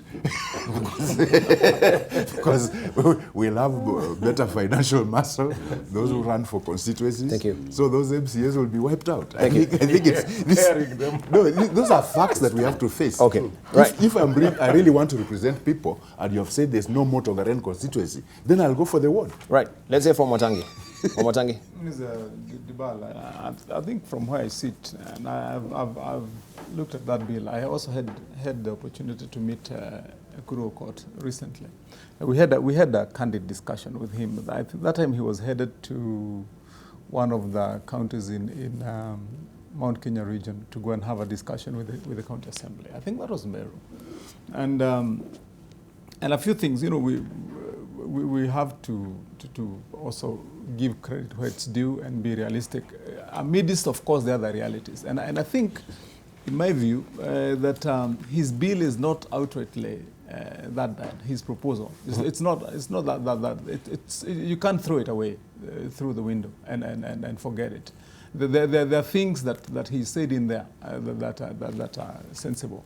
Dibal, you know, just the concept itself, because yes, we can say it is populist, and that would pass when you examine it in detail. But just the sheer appeal it has with the people tells you that he's addressing something that resonates well with the people. We've had this discussion here about what members of the public have as an opinion in how much is spent, and I think that's what you ran on the headline there of the people daily.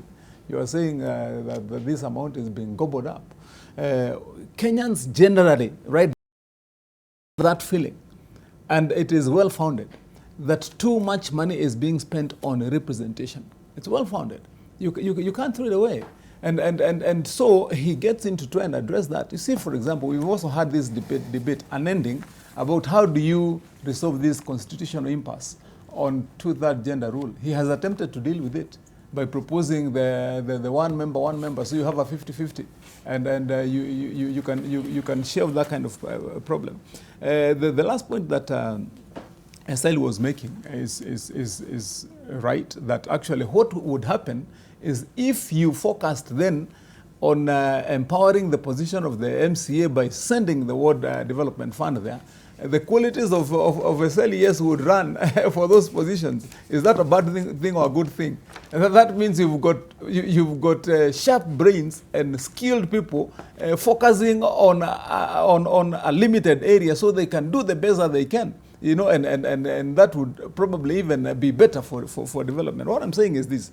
The only reason, and I said as much to Ekuru when we met, is I only fault the fact that he did not take time to involve members of the public, other leaders, opinion shapers, and probably, in my view, before other than running with it, he should have probably sought how could they merge both initiatives, even with the BBI. I mean, share ideas and then see what kind of hybrid would we have. Remember the constitutional process that we went with before we went through before we gave ourselves the constitution was really a hybrid of so many thoughts. So ultimately, I do not think that the best thing would be to condemn it, but maybe borrow ideas from it, some concepts in there, then that would use to have a better version even of the BBI proposals that will be coming. And I'm sure that way we can have Kenyans' views from both sides. But I wanted to get clarity, especially from you, our panelists, from this pronouncement by Duale that Kenyans should only listen to Raila Odinga, to the voices of President Uhuru Kenyatta and opposition leader Raila Odinga in the referendum push. You're saying we should accommodate even what we have from the Punguza Mizigo initiative, have a hybrid sort of a bill at the end of the day. But why should it be the preserve now of Uhuru Kenyatta and Raila Odinga? Where is the constitutional right of a Kura court when it comes to such a bill? And why should even the courts now gag, you know, the National Assembly from debating this particular bill? So he is seeking out actually the ouster of Justice Makau on this. Otieno Amollo. Let me start from your original question, Duale's comments. Yes, please. I think listening to Duale lately, he's becoming more and more reasonable. And I think with the more reasonable he becomes, the less endearing he will be to Dr. Boni Halwale. And so I am not surprised that Boni has therefore dismissed his views. Two things. One is there are two things that Duale has said there which are true. I agree with him that this bill will come crashing. It's not just that it's already crashing. Even the fact of the High Court suspending its debate demonstrates that it's crashing. It was right, because legitimate questions have been raised as to whether Dr. Kuru Court raised 1.2 million signatures. The IBC, to date, has never been able to publish those names. I might be one of the sponsors, and I don't know. Accountability requires two things of IBC. They were supposed to verify. The Constitution uses the word verify. Their statement was that they have no means to verify. You can't say you have no means of doing your constitutional duty. After verifying, they're supposed to publish so that we know who are the 1.2 million Kenyans. They didn't do that. So when, therefore, that issue went to court, and we can't comment too much because it's still before court, it's a legitimate question. You cannot seek the ouster of a judge because the judge has made a decision that you don't agree with. That's nonsense. Let me come back to what Duale said. And Dr. Boni Halwale, I want to tell you this. And I also want to tell Senator Kimani Wamatangi a second thing. When you say that most counties might pass this because the number of votes will remain, it is only constituencies that will go, it is a flat lie. What the bill does is to abolish constituencies, but it retains the power of IEBC to delimit wards. That's Article 88(4)(c). As long as that power is retained, once Siaya, where we come from with Jakoyo, becomes one county, you will not have the 30 wards. Of necessity, those wards will be reduced. Why? Of necessity, because of the power of delimitation. Given the number of constituencies and the number of wards, there's always some proportionality. Once you reduce the constituency to 47, you will not have 1,450 and over wards. Even in the last time, that is what the IBC did. They delimited and reduced the wards. The second thing is, and we were with Dr. Ikuru Aukot, Kenyans are a very interesting lot of people. They will tell you that there are too many constituencies. But go to anyone and ask them if they are prepared to let go of their constituencies. I am not aware of any constituency that is prepared to go that way. They are okay if it's other constituencies, but not theirs. The reason we were unable to reduce the constituencies from 210, we actually initially wanted to reduce it to about 140. But everywhere we went, and we even started with the smaller constituencies, some of the ones you mentioned like Lamu and elsewhere, they became so hostile and they said, if that's what will come on the referendum, then we will abolish it. So there are two things to be demystified. One, it is not true that the constituencies will go and the votes will remain. If the constituencies reduce, automatically the votes will reduce. Two, and this is to Senator Matangi, I think some people celebrate that maybe now finally this bill will make the Senate the upper house. It doesn't. What does this bill do? It does a very simplistic thing. It purports to amend the Article 94, to say the Senate will be the upper house with veto powers, and it stops there. It does not amend Article 95.3. Article 95.3 is the one that empowers the National Assembly to enact law. It does not amend Article 96.2, which says the Senate will participate in lawmaking. Right now, the superiority that the National Assembly claims is by virtue of those two articles. So if you go to 94, and you don't do anything about these two, you're doing nothing. All you're doing is to create a problem where the National Assembly will enact the legislation, and then the issue will be, does it go for veto in the Senate or before the President? Thirdly, the question of reducing costs. In my view, yes, there's a lot of costs to be reduced, but in my view, I think it should be rationalization. We just discussed the cost of the CASs. If you look at how much they take, you will be surprised. If you look at the question of parastatals, you remember there was that proposal to merge them. Instead, we've created more. The real cost should be rationalization and reduction of corruption, because, by the way, all these costs you talk about, if you now cost of corruption, take even Aurora and Kimwaret Dam only, it wipes out all these costs we are talking about in the National Assembly. Before you come to like the KPC we are seeing today, you know, those are the real costs. Now, you don't reduce cost by having two general elections, because that's what it proposes. Once you have the election of everyone in 5 years, then the president elected every 7 years, that means you'll have two cycles of elections. You don't reduce cost by removing deputy governors, because you actually save cost when a deputy governor assumes the office without going to an election. Otherwise, like now in Bomet, we will be talking of an election. Can you imagine how expensive it is? It is not true, Senator Matangi, that it resolves the question of gender equality. Yes, it does that in the National Assembly, because you have one man and one woman. How about in the Senate? It abolishes all the other seats in the Senate. As we speak, I believe it is true, Senator Matangi, of all the elected senators, only 3 are women. So how will you then resolve that? And how will you resolve it in the counties? You see, the point is this. You can ride with populism and misstatements, but when then you come down, and if we had time, we would now dissect this bill and read it word for word and then interpret, then you find that the bill is riding on populism, but it is not rational. Now, I agree that there are things in the bill that are worth considering. But you see, you can't consider them. The question now is, because it was reduced into a constitutional amendment bill, either you support it or you don't. So Dr. Halwale must now decide, because he started by saying he supports it. Then he came to say why he's not supporting it. So unfortunately, where it is now, either you support it or you don't. Thank you. You can shoot it down and save whatever good things that are in it and use it to improve any future constitutional bill. But if you support it, then you support it as it is. Jacoyo. You know, Deba, I'm thinking that I'm lost, because Utiende is talking round, and he has read the thing. Just rubbish the thing, because I think it is misplaced. The Ekuro I caught my friend, Daktari. We don't understand what you're doing. Include us in your discussions. We don't do what we do because we love it, but we do it because we love our country. all of us here, we love our country. I don't think Ekuro can imagine something so simplistic as to say he's punguzaring muzigo just by telling us you don't need an MP and you need an MCA.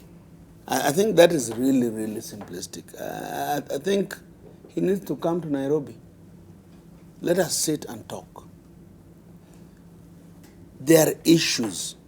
This BBI thing, despite our opposition to it, and we have said here on this panel, we said there was too many secrets around it. But I have the opportunity to know Senator Yusuf Haji. I have the opportunity to know Adams Olo. I know where they're driving. I know they're talking to Kenyans. The issue is public participation.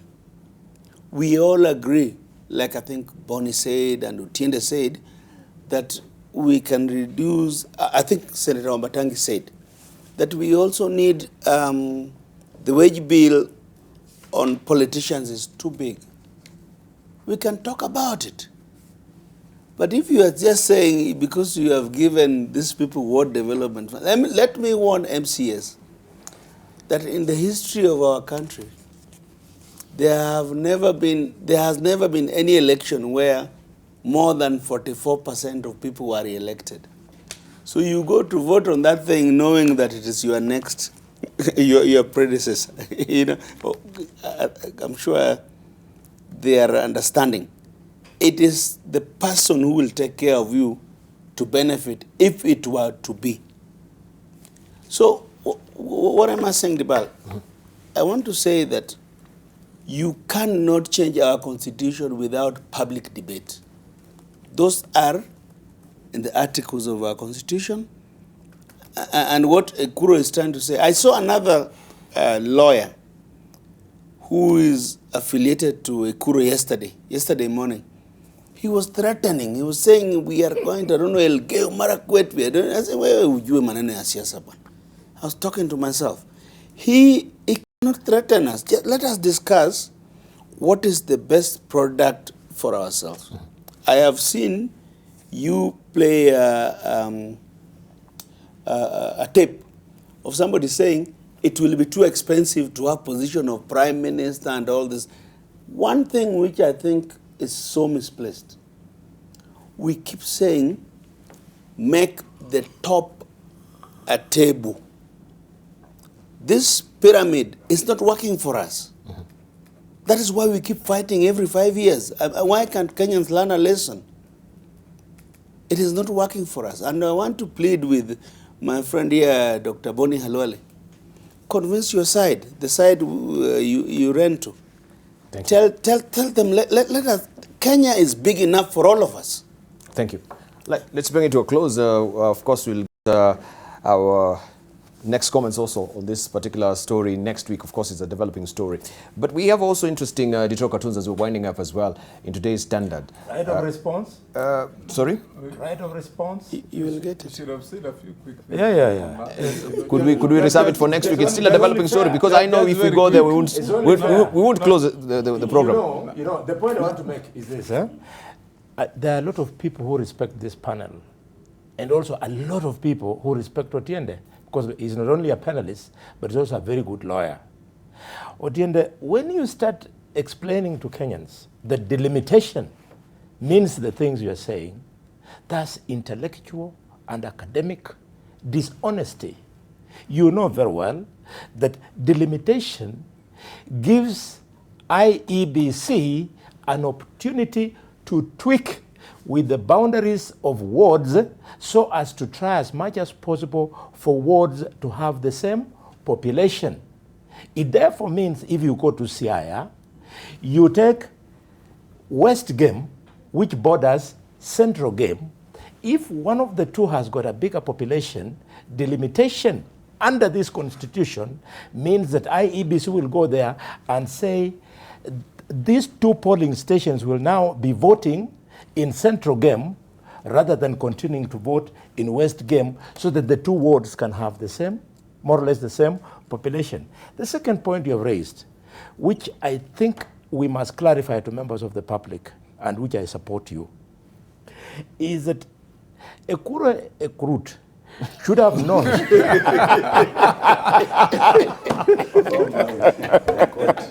Oh God. I'm sorry. Our names are very difficult. They also have problems in pronouncing Khalwale. Even Is the issue of when he makes a strong statement that you make the Senate the upper house, the way my brother Otiende has corrected him. He should know that in a constitutional bill, it does not leave you with an opportunity to do consequential amendments. You see, there are certain aspects of the Constitution which automatically must be affected. Thank you. Which must be affected with amendment of another article. So unless you are going to allow for a consequential an opportunity for consequential amendments of the Constitution, you're going to leave a Constitution that is actually in competition with itself. Yeah. So Okurut is falling on his face. I have been looking for the man. The man has been talking to me, but every time I call him these days, he sends me a message. I will call you back. There's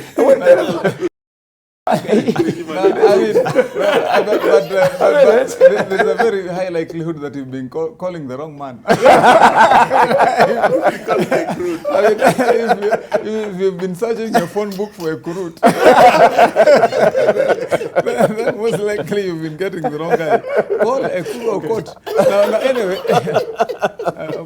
Dibal, I'll not be long on that.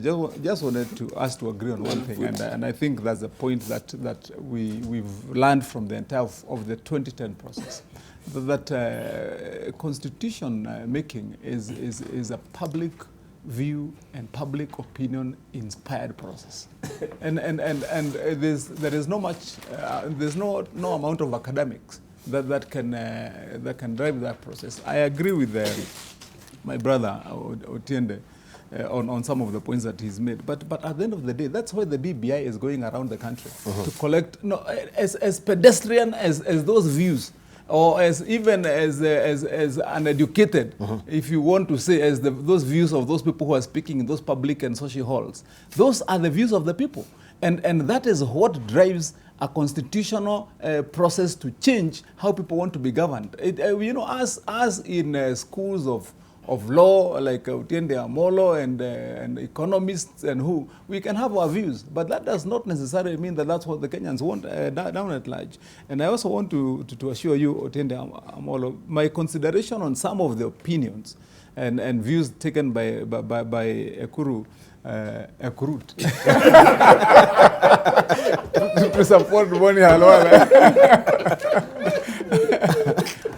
My views are not necessarily inspired by the fact that he had proposed to have the Senate as an upper house. Indeed, that's a very small issue among us. But it's the bigger picture that even when he says that the Senate should be an upper house with veto powers, he's aiming at resolving, for example, the current problem, where you have a stalemate. I mean, that's the bigger picture. And I'm saying some of the views that he has expressed, our only problem, and I said that's what I said to him, is that he made it a one-man show.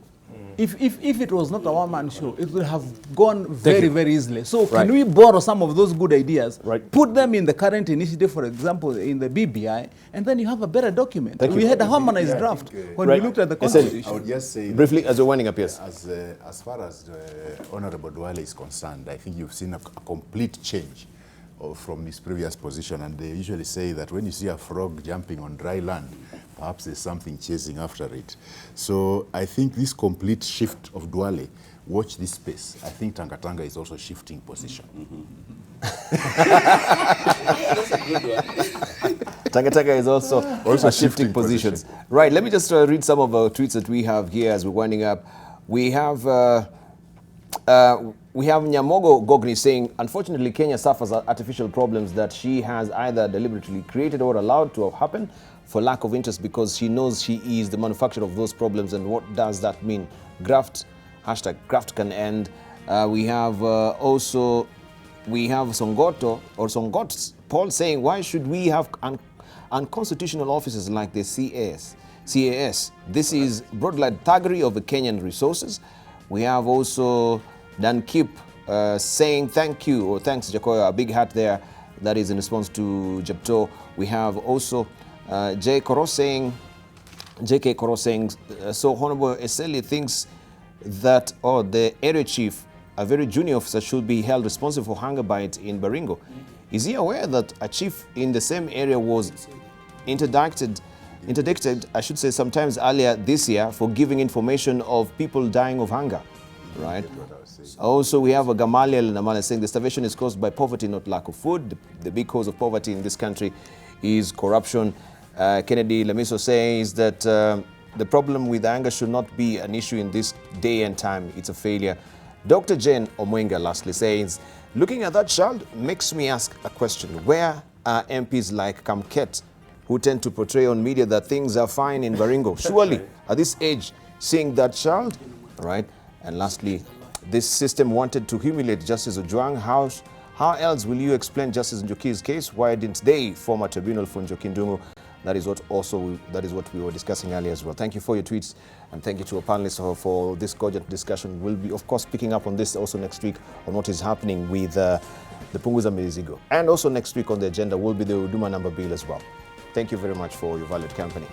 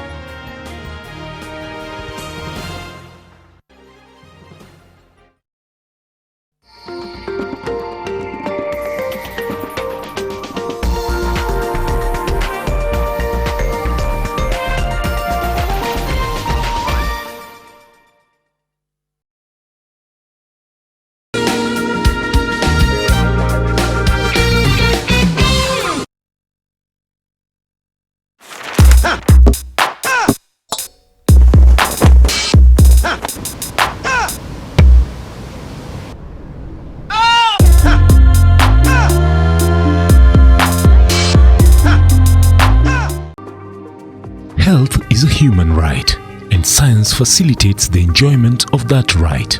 Healthy Nation is an informative and insightful pullout on matters health and science.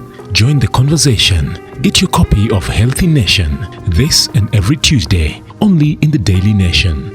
Powered by Nation Media Group and the Bill and Melinda Gates Foundation. Your mother is fighting for her life in the hospital. Ina, you have to understand that your mother is a threat to... Threat? Do you know what you're saying, Eva? Are you saying my mother is going after your family's money? She has her own money, Ina. She doesn't have yours. And you actually believe her? Yes, that's right. She's so my mother. What, I'm not allowed to believe my own mother then? then? Your mother has a huge criminal record. Yes, I know my mother isn't perfect, but I know my mother is not a killer. So now my mother's the killer. That's right. Why, you think she isn't?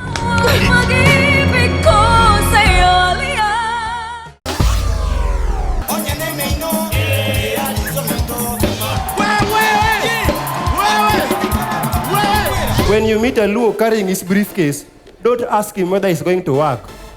Luos don't go to work. We attend to professional commitments. Gangster, main rule. Avoid eye contact with your fans. Mutazoyana. Mtu ako na homa, lakini kusiniza na sneeze, unashindwa hii ni homa ama ni nini? Unasikia, December babes, haki si mnatusumbua. Hati yo sijui calm down is my birthday. Sijui all people were born the same but legends were born in December. Mbona mnajisikianga hivyo ama mnaonanga mkikaa kale kamkate ka mwisho? Nani? Shetani machana Shetani mugani? Shetani mugani? Tebu tuonyeshe shetani mugani? Johnny. Oh, kametokwa ho.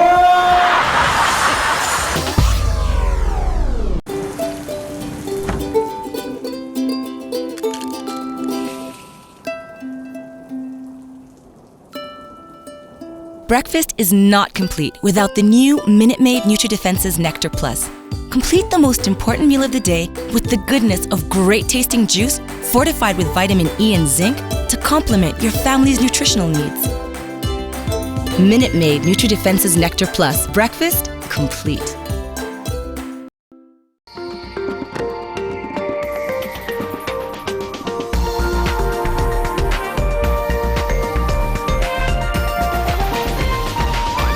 NTV, turning on your world.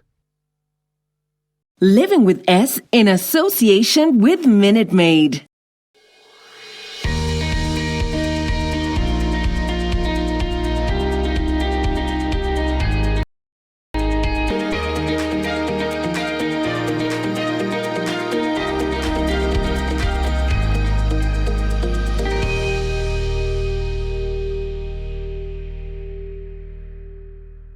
Good morning, ladies and gentlemen. I'm your host, Sharon Mundia, and you're watching Living with S. We're at Park Inn by Radisson, and I've got 3 experts with me here today, and we're going to get into the world of breastfeeding. All the questions you've probably ever had, or maybe things that you didn't even know about breastfeeding, you're going to learn today, because we're going to be very honest.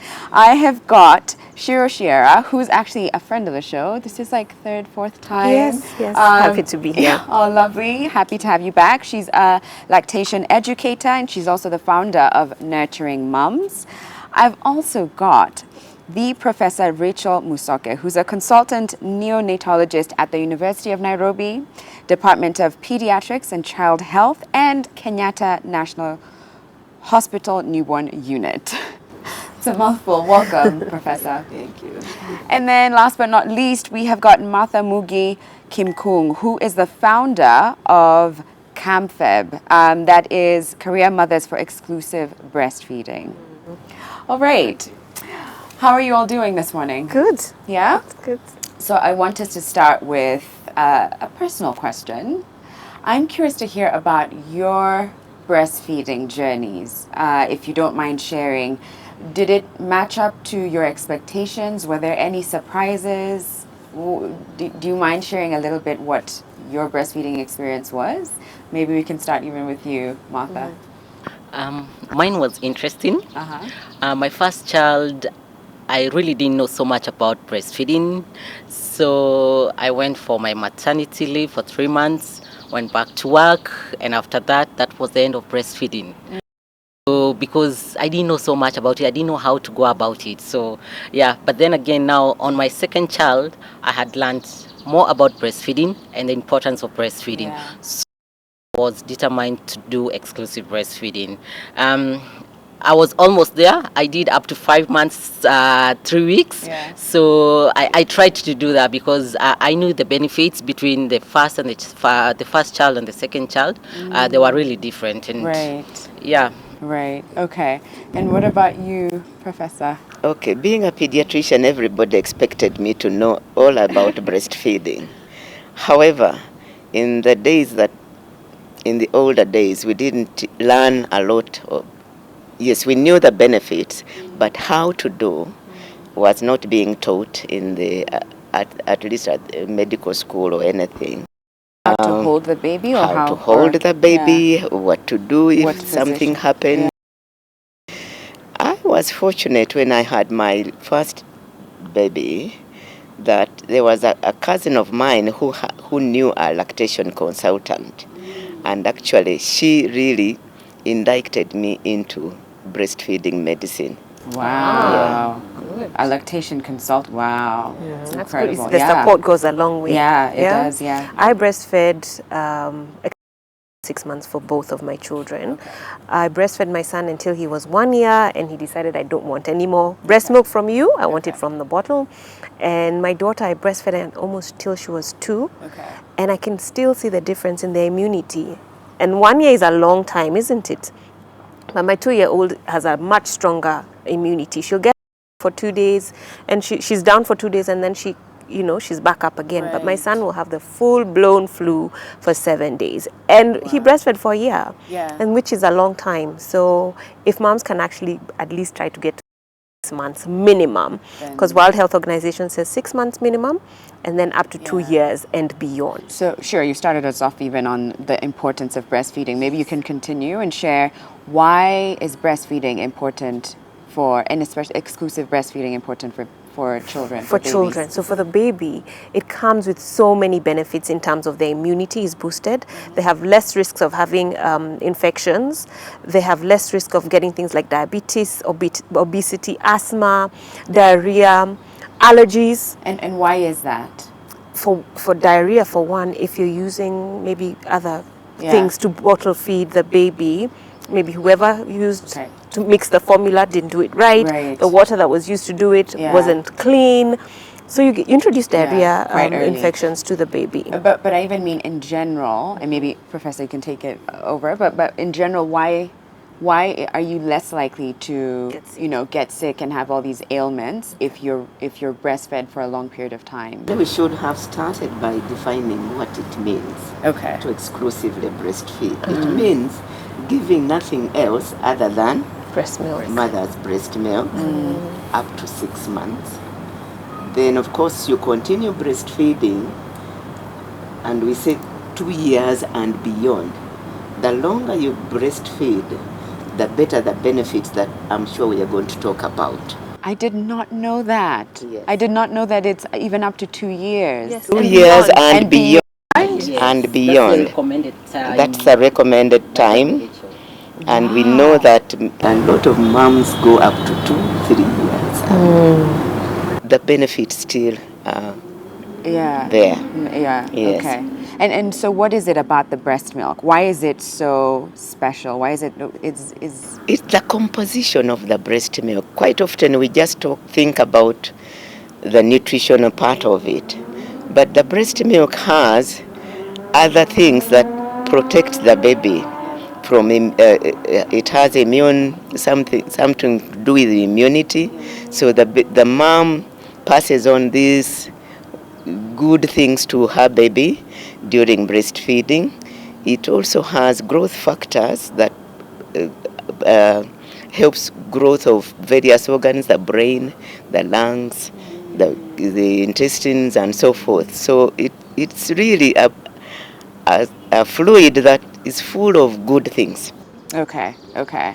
And actually today starts off, I think I said this earlier, today marks the start of World Breastfeeding Week, and the slogan is Parents Enable Breastfeeding. And I'm curious to know, and from you, Martha, why did you start CAMFEB, and can you tell us a little bit about CAMFEB too? That's Career Mothers for Exclusive Breastfeeding.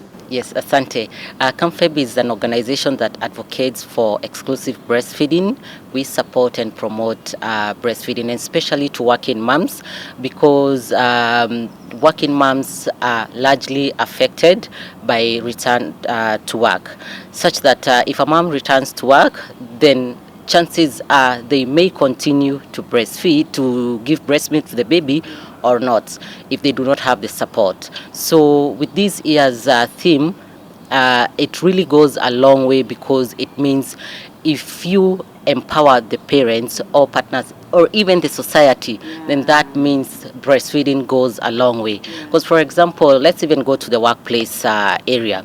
If we have a lactating mom, and we do not have maybe a lactation room where she can go and express milk, store her milk, a private place, then it means she might not find it comfortable to go to other places, which are maybe the toilet, the store. So it is very important for us to support breastfeeding. And there, where we come into the point of we enable breastfeeding. When the society empowers parents, then it goes a long way, because support really matters in breastfeeding. I agree. And you even said from a personal experience that it's, when you went back to work after 3 months, it sort of destabilized or changed things for you and your baby. So do you mind sharing some of the reasons why perhaps women or the community stops breastfeeding a little too early? Like you've touched a little bit on work and the work environment not supporting a breastfeeding mother, what are some of the other reasons why breastfeeding exclusively doesn't take place for 6 months, or whether it's a 2-year mark? I think also the initial support they get. So by the time they're being discharged from hospital, did they have somebody to show them the technique of breastfeeding? Had their milk come in?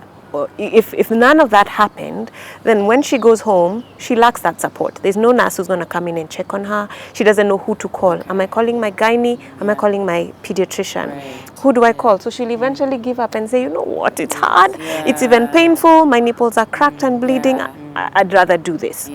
Go the formula route and use other milk substitutes. Then again, not all doctors are educated in breastfeeding techniques. So I come to the pediatrician and I say, look, doc, I'm having such a hard time. My nipples are hurting me. I don't want to do this. And, you know, they say, you know what? It's okay. Get at something else. And, you know, you don't have to suffer. The baby can still get their nutrition. So they don't get that help. And then they realize, okay, so my doctor said it's okay to formula feed my baby, so it's fine. And then when you take breastfeeding as being hard, it will be hard. It takes a lot of commitment for the mother to decide, I want to do this. And this is what I want to do for the next 6 months for my baby. But when you encounter difficulty, especially initially, then your chances of giving up are very, very high. And of course, when you go back to work, you're pumping, you don't know where to pump, you don't have somewhere to do. You come home, you start to notice, oh, my milk is dwindling, my supply is quite low. You just decide, you know what? Forget it. And the stress also doesn't help when you go back to work. So lack of information, For that reason, it's very important, it's very key that all healthcare workers are trained in how to manage a breastfeeding mom, so that when problems do come up, then she would know, first of all, what to do. Secondly, she would know where to go for help. Otherwise, there are lots of myths and beliefs that, oh, if you do this, then this will happen and so forth. But if the healthcare workers are adequately trained in how to help moms, then as she was saying, your pediatrician says, oh, it's okay, you don't have to suffer.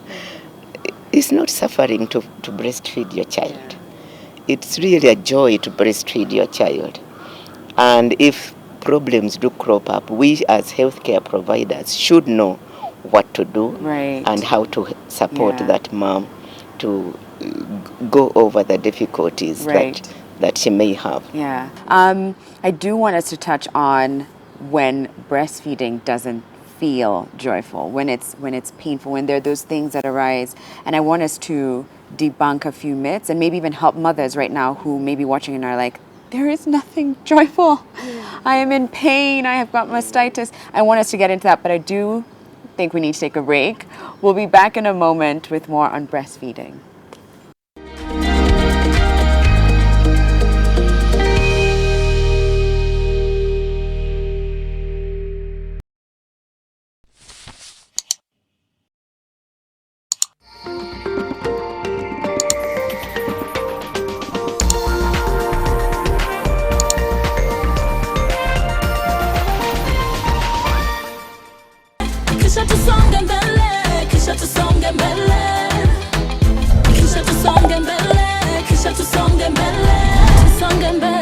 Tusonge mbele na Fiber Mobile.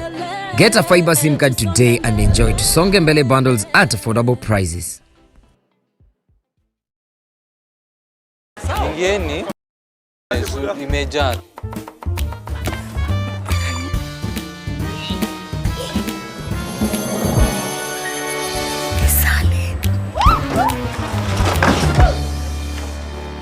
Nini? Tunakujua kwa nini wazee wetu wanapotelea kwako. Ndio tuko tunataka kujua siri yako. Siri ndio hiyo. Introducing the new salad oil with a spout for easy use. Comes packed with omega 6 and 9 and vitamin A and D and at a price that doesn't dent your wallet. Leo utakula nyumbani. Salad. Siri ndio hiyo. Who wants to answer? Mary? Mary has a toothache. Oh, I see. And who knows why? Because the tooth is too big. No, it might be a hole in her tooth called a cavity. That's why I brush twice a day using Colgate. Imagine this is your tooth and these are food acids that cause cavities. Colgate with calcium and fluoride helps prevent cavities for maximum cavity protection. And now available in a 12-gram sachet for fresh breath. Only 15 shillings.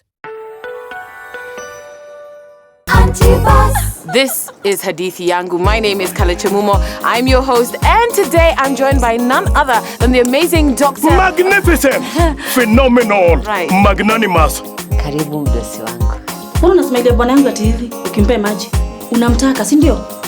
Where you are seeing that pit latrine, eh? Yeah. This was our backyard, which also happened to be the city's garbage site. Unampikia hii favorite ndiye akupende? Madam Yedo alisema anataka sembe na maini. Pika githeri. Na usiweke chumvi. Jinunulie nakala yako ya gazeti la Taifa Leo kila siku ya Jumatatu hadi Jumamosi. Kwa kufanya hivyo, utanufaika pakubwa ya mitihani ya marudio kwa masomo yote yanayotahiniwa shuleni. Soma gazeti lako la Taifa Leo. Taifa Leo, gazeti langu, lugha yangu. You are watching Living with S in association with Minute Maid.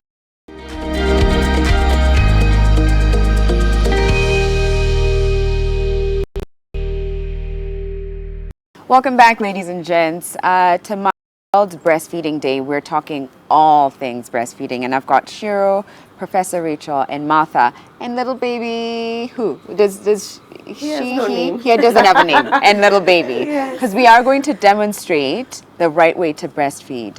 But before the break, Professor, you did share that breastfeeding really. It truly is a joy and a privilege for women to be able to do that. But I also know, and partly even through my experience, that it wasn't always joyful. And there were certain surprises that came with breastfeeding for me. First, that it was painful. I just assumed a baby just puts their mouth and sucks and it works. Milk flows. I just assumed that that's what happens. But also there were things like diabetes that I started to hear about, and it was only after I gave birth and started to feel, wow, why are my breasts hard? What's happening? That I realized that there's a lot that we don't share, and I don't know if it's because there's some stigma around it, or women are like, you'll just figure it out. But can we debunk the myths, and can we try and unpack, maybe even give tips on how to help mothers through when breastfeeding isn't so joyful? Do you want to start us off, Professor?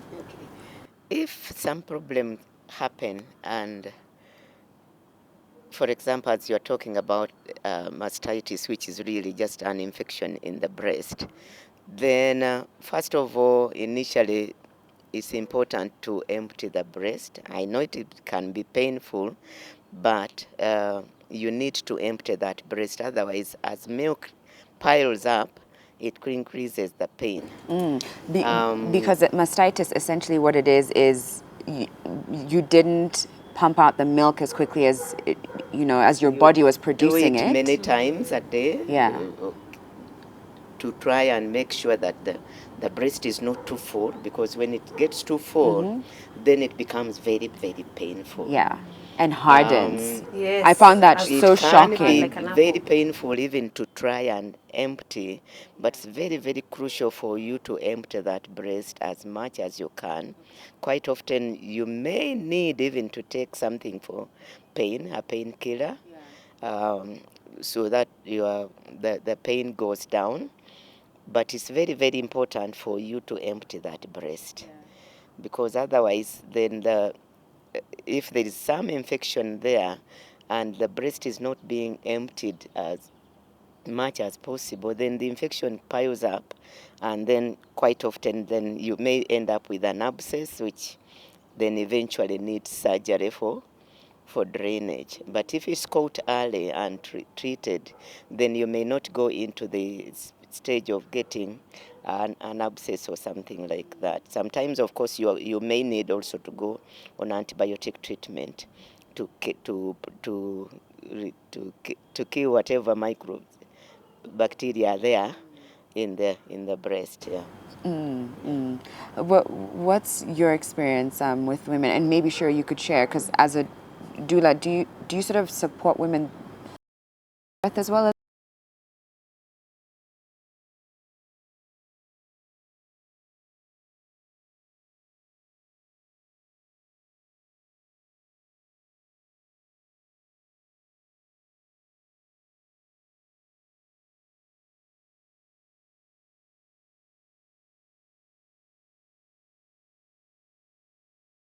Whilst they're at home, then I follow them at home too, support them with their breastfeeding.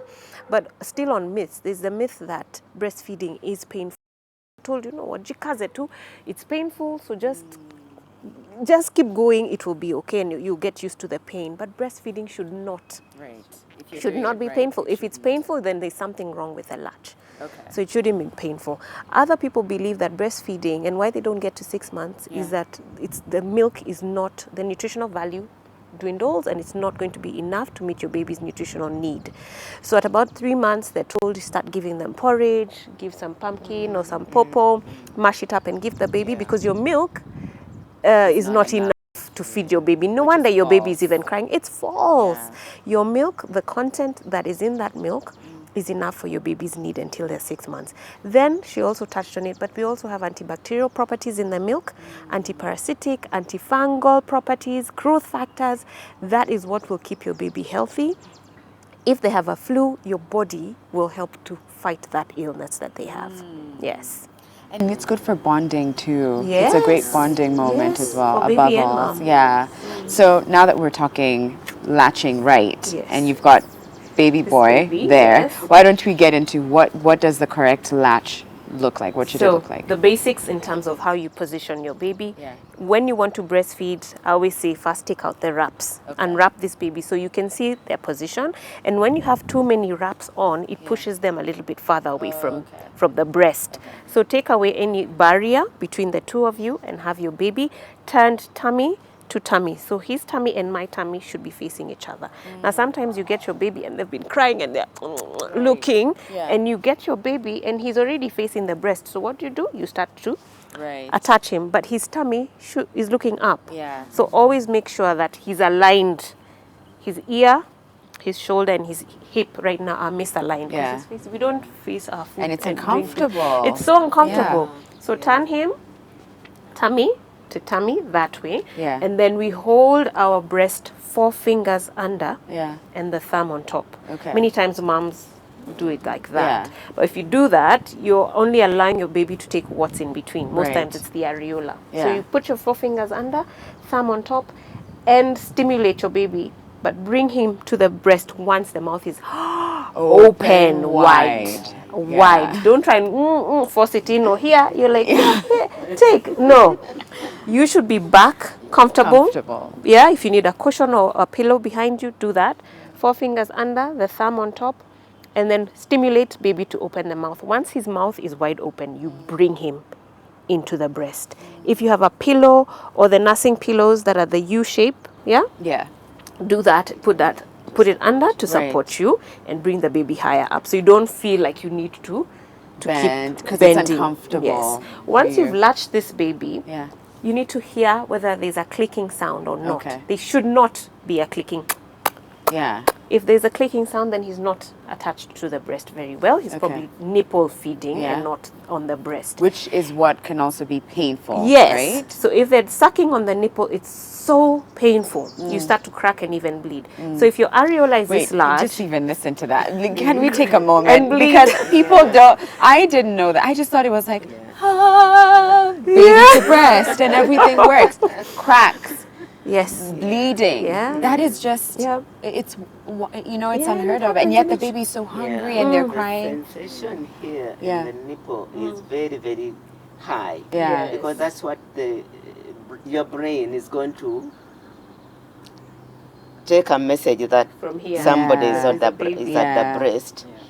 But if the baby's mouth is around here, then this is way back in the mouth, so it's not mouth. so painful. Baby is not actually. So if the areola is this large, at least an inch of this should be in the baby's mouth. If yours is this small, all of this should be inside the baby's Right. mouth. All of it. We shouldn't see the black area. Right. Okay. That will help stimulate the milk to come, because the message will be sent, hey, there's a customer on the breast, send milk.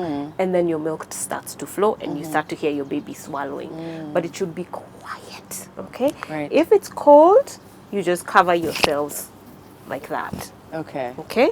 But don't have wraps and layers on top. Yeah. No, Yeah. it's Because uncomfortable even for the the baby. eating of it gets warm, right? And you've got body exactly. heat. They start to sweat, so they're Yeah. uncomfortable. Right. Yeah. So let's not overcover.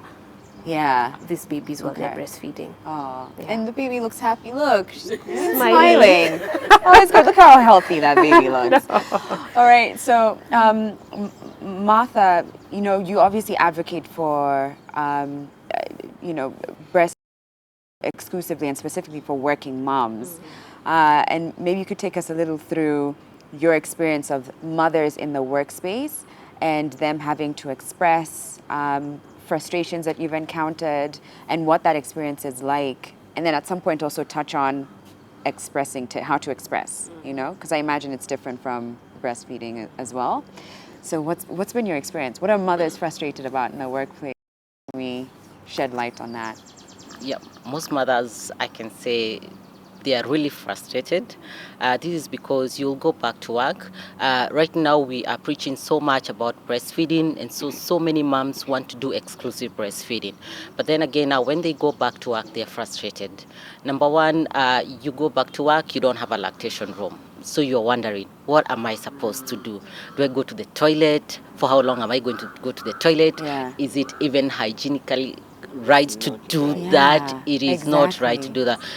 Just the same way you can go eat your food in the toilet, Yeah. the same way we can prepare food for our babies. So there's so much frustrations. Maybe if you're lucky, you'll find a room that is not being used, and maybe you can go and express there.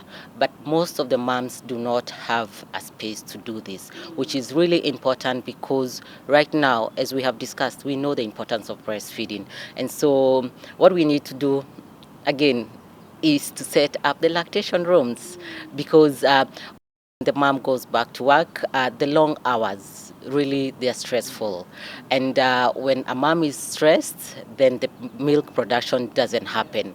You'll find that I no longer have enough milk for my baby, because maybe I have to wake up at 5 a.m., go back to work, go back home at maybe 8 or 6. So really, when we have a lactating mom, it's also good maybe to consider, and if the employer can give flexi time or even change in hours, so that they are able to continue expressing and giving the baby the breast milk. Because assuming if you do night shift, then that is a really hard thing for a mom. Yeah. Because then that means you're away for a good number of hours, which is not so good for the mom. So we would encourage the employers, the immediate supervisors or line managers to be considerate to lactating moms. Right. Yes. And a law was passed around this, right? Yes. Yeah. Yes. A law was passed.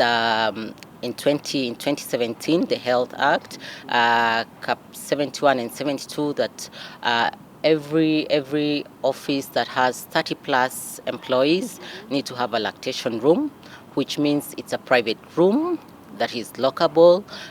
You have outlets, you have a sink, you have a table.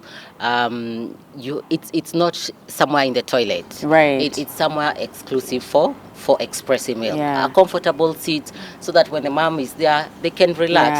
Yeah. You see, A comfortable seat. Yeah. Exactly. The issue of milk production has a long way to go in terms of how comfortable are you stressed out, and all that. So this law, we're encouraging again the employers to implement it out of goodwill, so that we can continue having a healthy generation, because what we are doing right now is caring for this next generation. Yeah. They are our next leaders. Yeah, and it's not So- just the mother's problem, it's the society's problem. Exactly.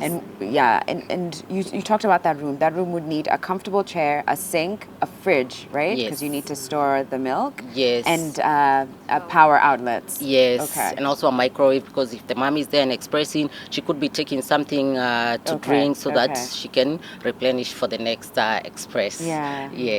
Okay.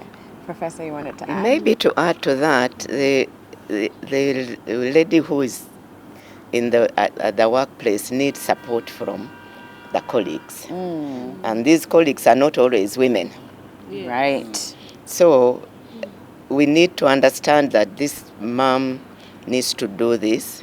She may have to go off at specific periods to go and express.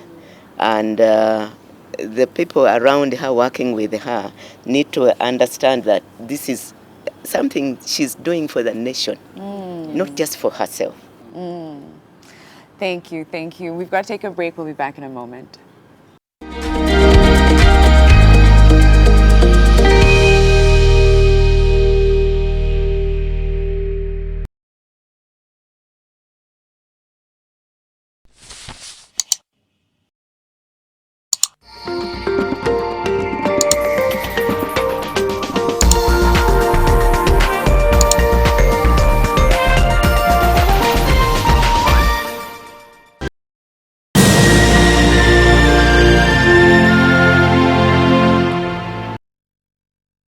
Konza Greens is the only controlled residential development within Konza Techno City Buffer Zone. Secure your future today. This August 16th, join us for a night of praise and worship as the 3 times Grammy Award winners Soweto Gospel Choir perform live at Sitam Karen. Grab your tickets now for only 2,000 bob on www.ticketsasa.com and get ready for a worship experience like never before. Also performing will be Paul Clement from Tanzania, Pitson, Evelyn Wanjiro, Karura Voices, Nikita Kering, Redforth Chorus and Spellcast Choir. Proudly brought to you by Aster Eden Planners and NTV.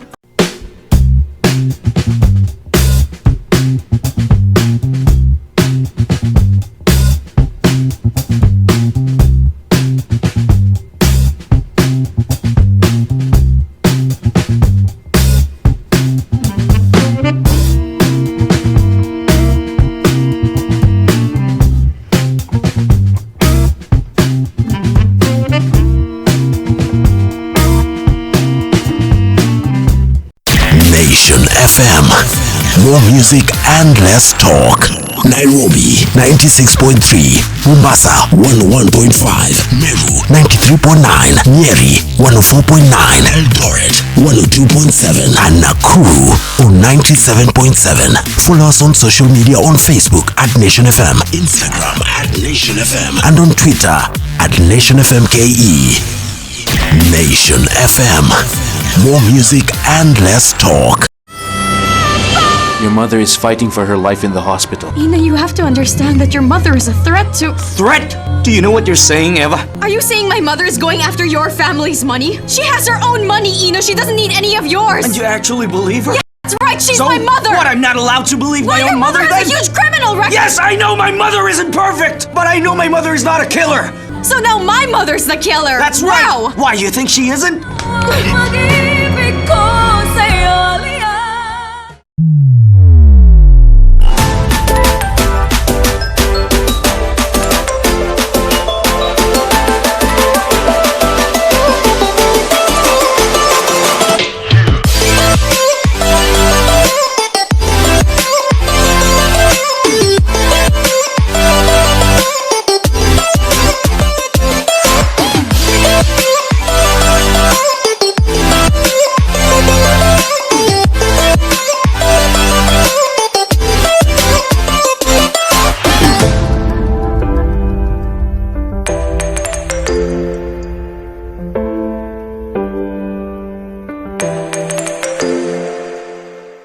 You are watching Living with S in association with Minute Maid.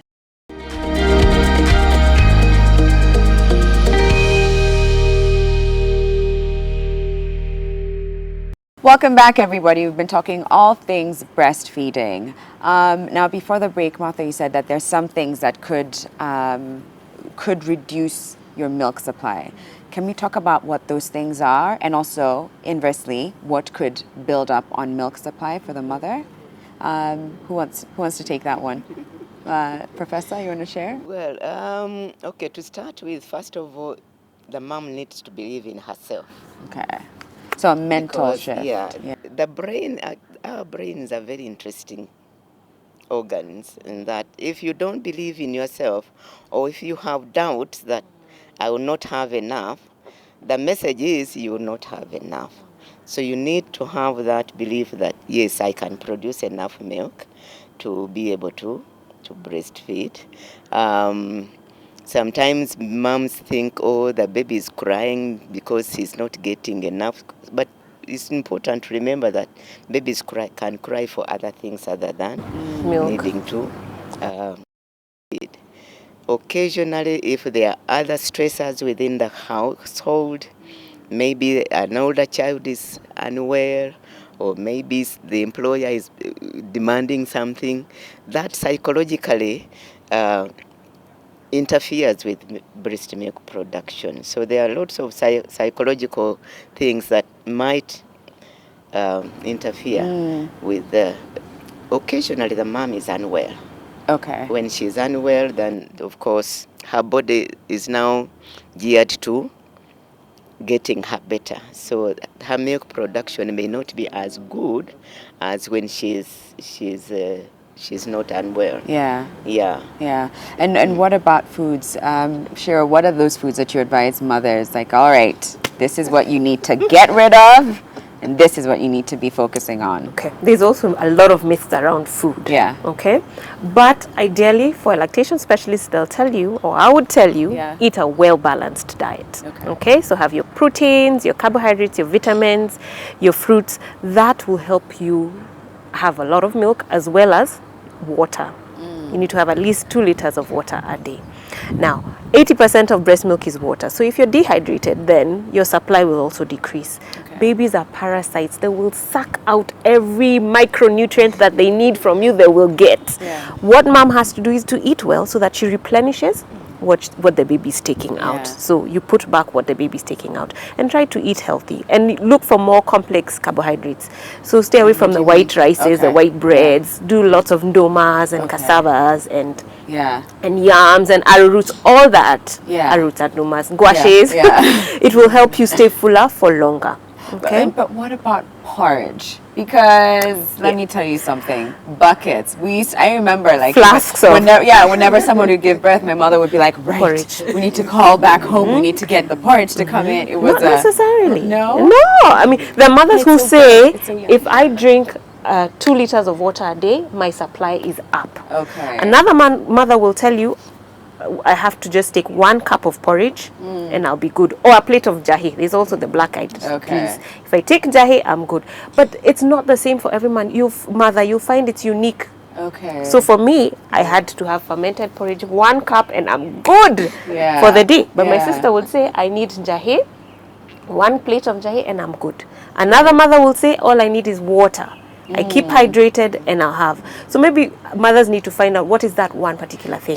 However, there's those lactation cookies that are available that have oats, and oats are known to help with milk production. They boost milk production. Then there's another component in the lactation cookies, which is the brewer's yeast, also known to boost milk production. And there's fenugreek and all that. That is there. If you don't necessarily need to boost your milk supply, just have an adequate diet, lots of fluid, and the mother should be well. And also the mental, no stress. Because breastfeeding starts from the mind. These hormones that are talking to the brain to say that we have a customer on the breast, send milk, the brain is switched off because you're anxious, you're doubting, you're stressed, you're in pain, you're tired, you've not slept. It will cause your milk supply to drop. Oh, and there's a lot that's happening in that stage. There's especially the first few weeks it happens. I think in terms of food, eat what you've been eating before. Eat what is comfortable for you. Of course, we have to remember that there will be some moms, especially now that there's been so much drought. In some places, mom don't get enough food, then what you're talking about, porridge and whatever, might be very crucial for them to just build up their bodies to be able to produce. As she was saying, the baby is a relative parasite. So if you don't eat enough, then your body is going to be.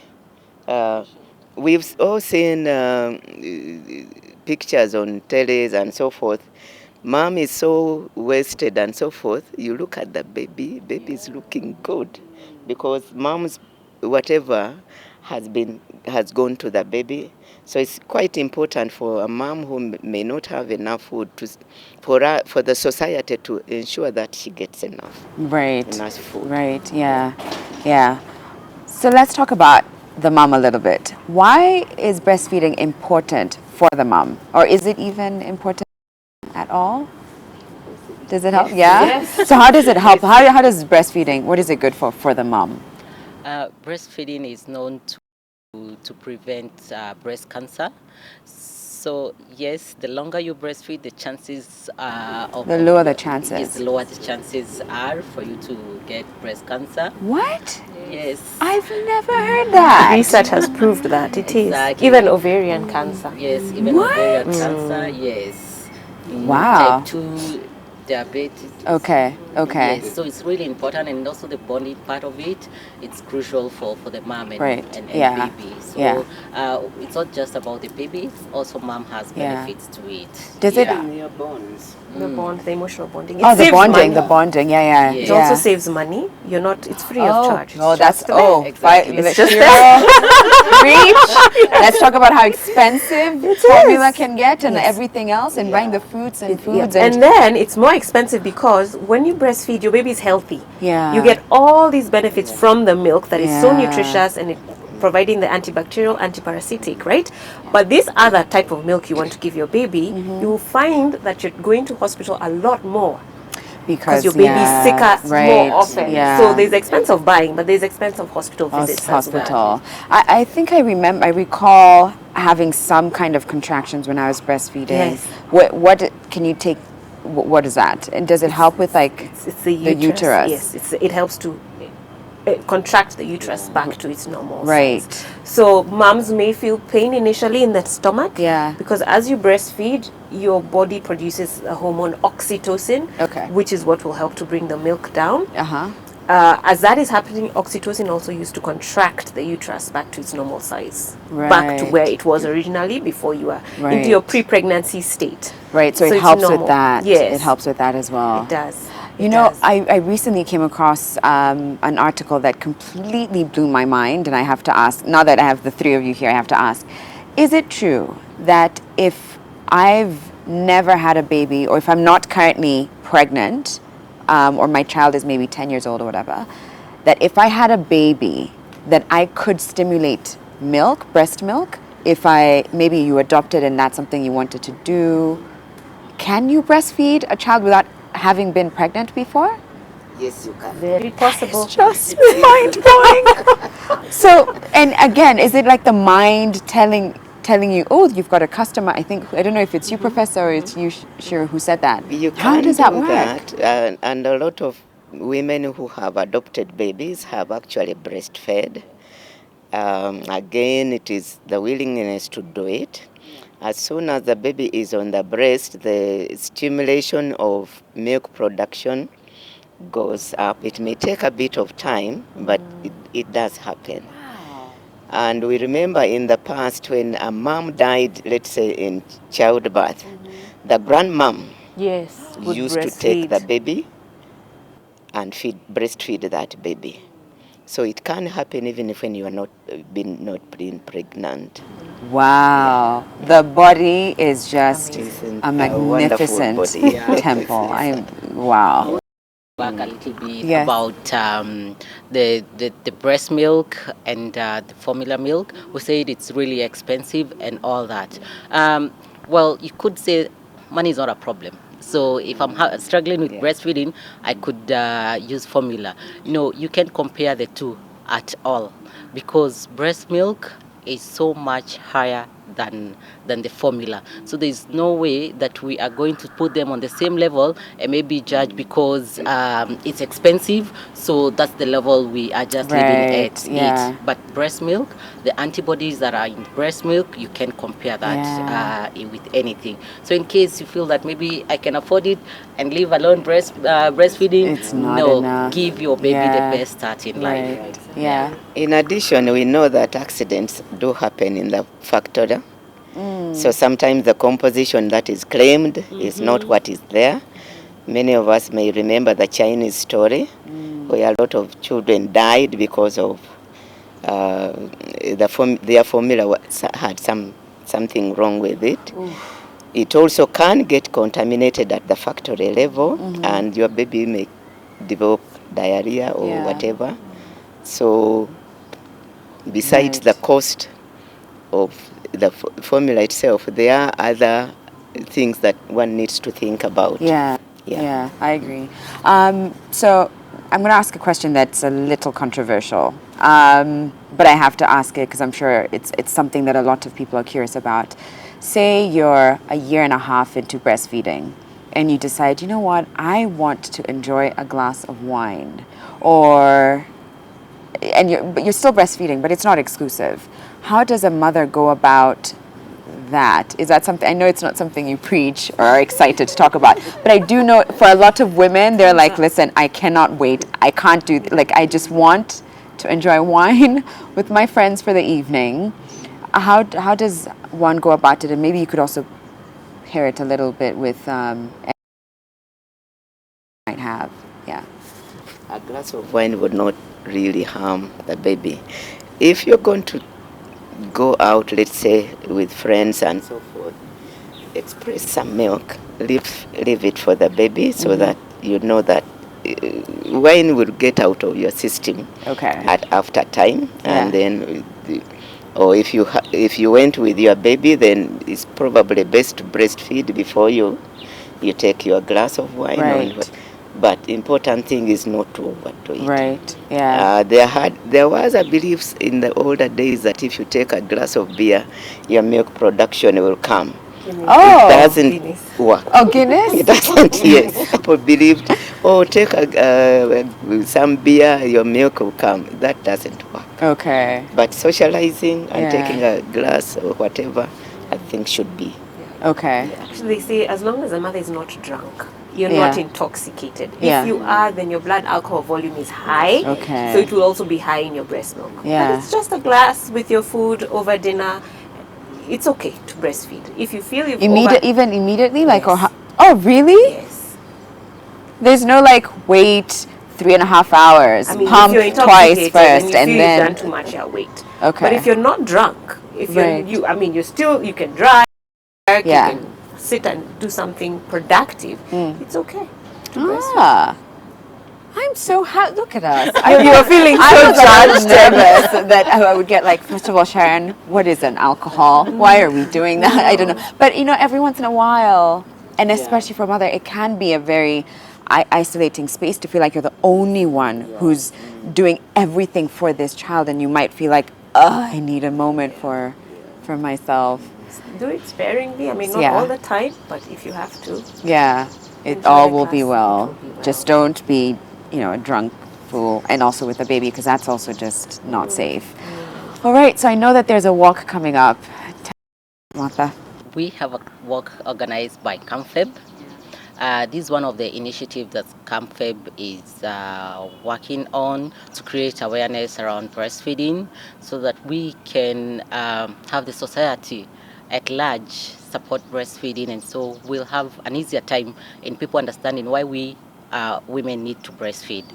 Yes, so we have organized a walk on the 3rd of August at Uhuru Park, starting from 7 a.m. to 1 p.m. and we are inviting everyone to come.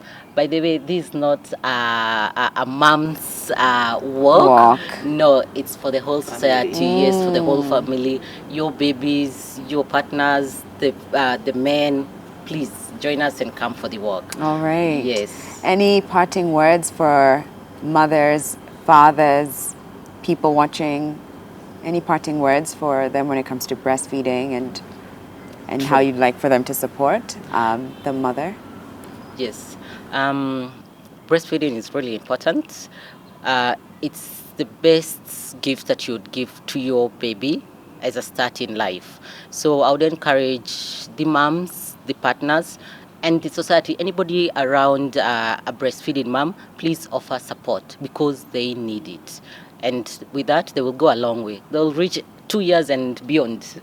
Yeah. I think breastfeeding is the best investment for the nation, because there's something that we haven't talked about. Being able to work adequately, you need to have been fed well as a child. And in terms of economy, we really should support breastfeeding. They actually say the first 1,000 days of a baby's life are the most important.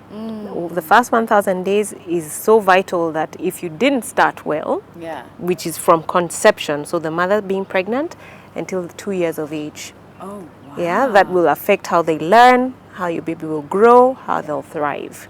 If you had a poor start in the beginning from conception until 2 years, then it has a lingering effect on their lives. To their lives thereafter. So ensure That's when the baby's brain is growing.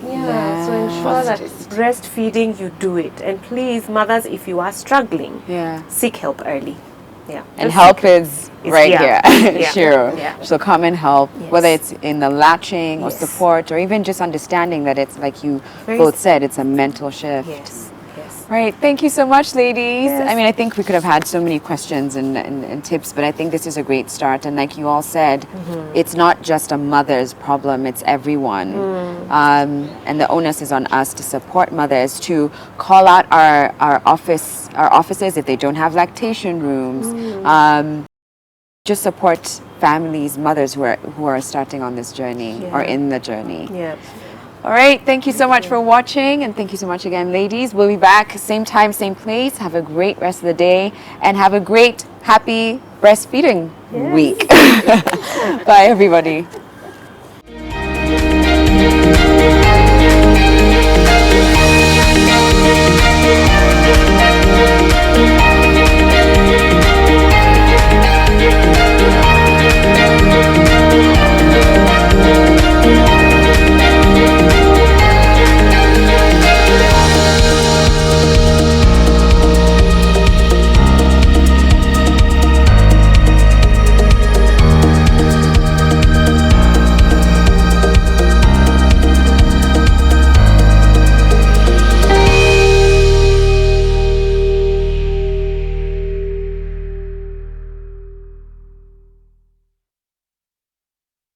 Living with S in association with Minute Maid. Complete the most important meal of the day with the goodness of great tasting juice fortified with vitamin E and zinc to complement your family's nutritional needs.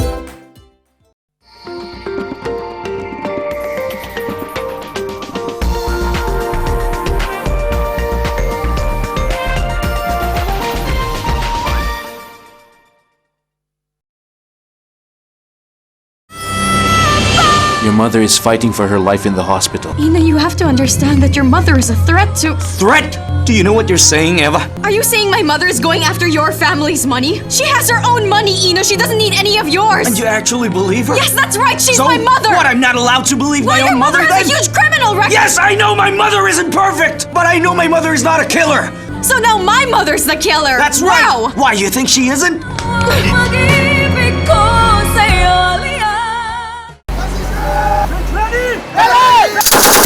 Somalia cannot move anywhere, neither can Kenya move anywhere. The Kenyan people know that their sons and daughters who came to Somalia to fight against Al-Shabaab, their efforts was not in vain.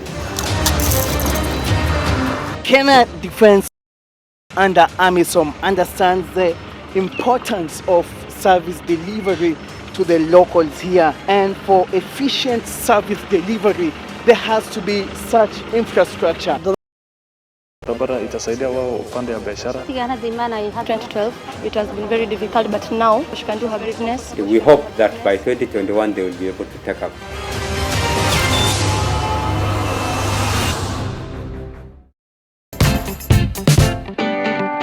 Yani Unataka tuendelee kuishi kwa hiyo kibanda ulikuwa unaishi ukiwa bado bachelor? Sasa tunawachana, nataka tu tunafanya kitu tukiwa wawili. Unajua hizo mistari za Ultra bus tuliacha form 1. Kwa sababu wewe ni senior Matianyo unakatiwa na nini power so? I'm officially engaged to the Prince Crotus Sabong. Kwani Crotus ni nani? Crotus ndio mdosi wake. Kumbe unataka kupendwa serikali eh? Kukusaidia naweza kusaidia.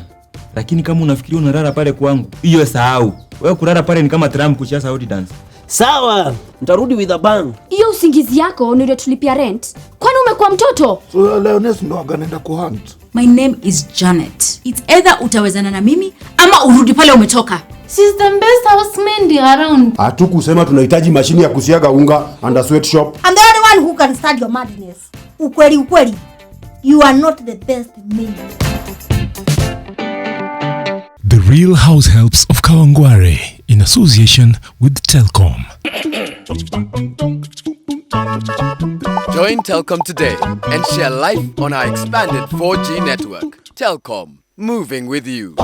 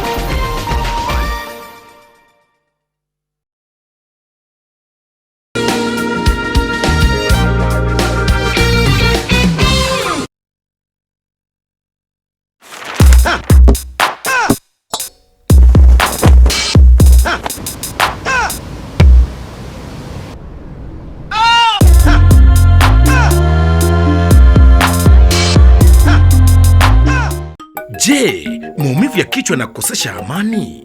Kaluma Strong hutuliza maumivu ya kichwa, maumivu ya mwili na hata huondoa joto jingi mwilini. Kaluma Strong ina aspirin kama kiungo. Maumivu yakizidi, muone daktari. Nation FM, more music, less talk.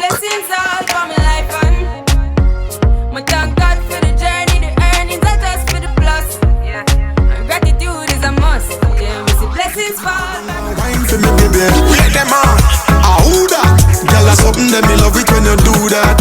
Wait them on, who that? Girl, your bumper big, me spotted from a few. Nation FM. Nation FM, more music, less talk. Nathan thought his life was under control. Your mom and I have decided to go see Uncle Sean. We need you to come and watch your brother and sister. I'm not getting out of this, am I? All right, guys, we're leaving. Hey, you will listen to me now, okay? But in one moment... Mr. Edwards? Yeah, this is him. Your parents have been in an accident. He'll find himself in over his head. Don't worry about Ethan and Rachel. I'll take care of that. Well, you are not fit at this time to take care of Ethan and Rachel. I recommend that you hire a live-in nanny. In over my head. Ilizae kama ajalema. Serikali leta dawa gani?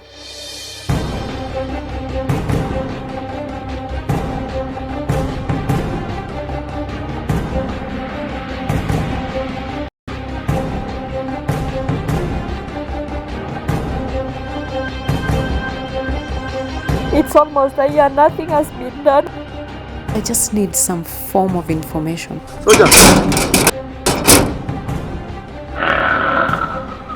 Dr. Mugo Wairimu first hit the headlines when a video clip showing him raping an unconscious female patient in his clinic. Wale wanaohusika pia wanajulikana lakini hawashikwi. With the puzzle surrounding the sugar saga yet to be cleared. How many times were you sexually abused? Like 3 times. How was a convicted child molester allowed to set up a children's home in the country? NTV News. Bold, balanced, authoritative. Health is a human right, and science facilitates the enjoyment of that right. Healthy Nation is an informative and insightful pullout on matters health and science. Join the conversation. Get your copy of Healthy Nation this and every Tuesday, only in the Daily Nation. Powered by Nation Media Group and the Bill and Melinda Gates Foundation.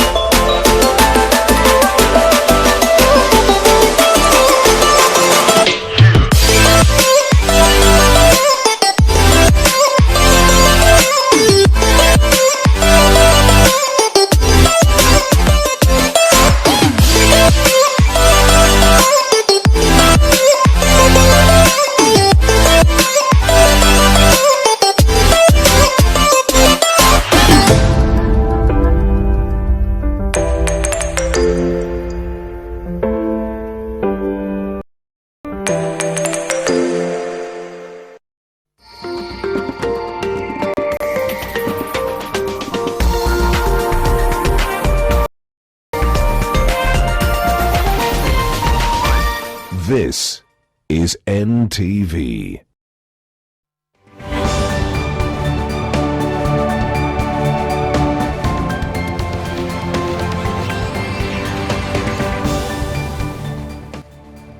Good morning and welcome to NTV Today. It's Tuesday, the 6th of August. On the show today, we will be discussing the state of health and we'll take a closer look at a report by the Kenya Health Service Delivery Indicator Survey for the year 2018.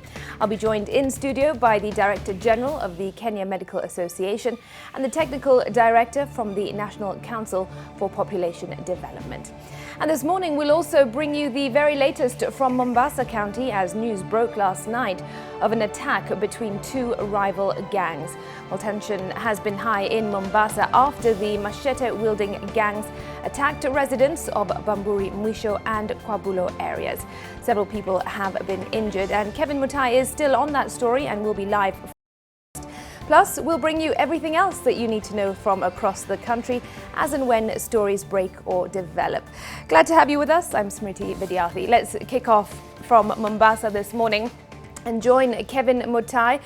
Kevin, it has indeed been a long night for residents there and also you as you've been covering this story. What's the very latest? Well, good morning, Smriti. Indeed, it has been a very long night for residents following yesterday evening's tension after a machete-wielding gang raided and attacked innocent Kenyans living in the areas of Kwabulo, Bamburi, that is in the areas within Kisauni. And the latest updates that we're receiving right now from the authorities is that 3 of the suspected members of the Wakali wa Kwanza have been arrested and are being currently processed to go to court. The authorities say that they managed to recover some items they believe belong to some of the victims who were attacked last night. It is an incident that occurred between 8 and 9 p.m. last evening, and we also got a report from some health facilities that they managed to admit at least 13 people who sustained serious injuries. Those are panga wounds on the head, hand, and even others sustained injuries in their stomach. And we also informed that 3 of those victims are in critical conditions and are currently being attended to at the Coast General Hospital in Mombasa.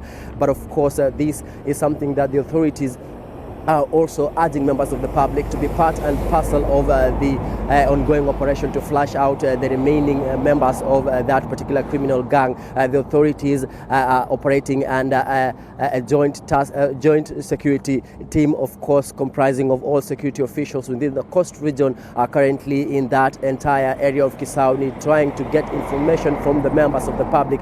But of course, the leadership of of security within the region are also calling upon members of the public that the ball is also on their hand to also see the other side of the coin and also volunteer information that will help the police officers apprehend those suspects who orchestrated the attacks. But of course, some of the key concerns that we're also receiving from key stakeholders, those are security stakeholders in that region, especially those in charge or rather manning the community policing sector, is that they're telling us this could be a series of attacks orchestrated by certain individuals who wants to pass certain messages. But of course, we will be keen to also get to investigate that deeper, and we'll be able to also update our viewers on what exactly is happening within that area of Kisauni and Nyali. And of course, we've experienced such kind of attacks in Likoni. These are criminal gangs operating in those regions, and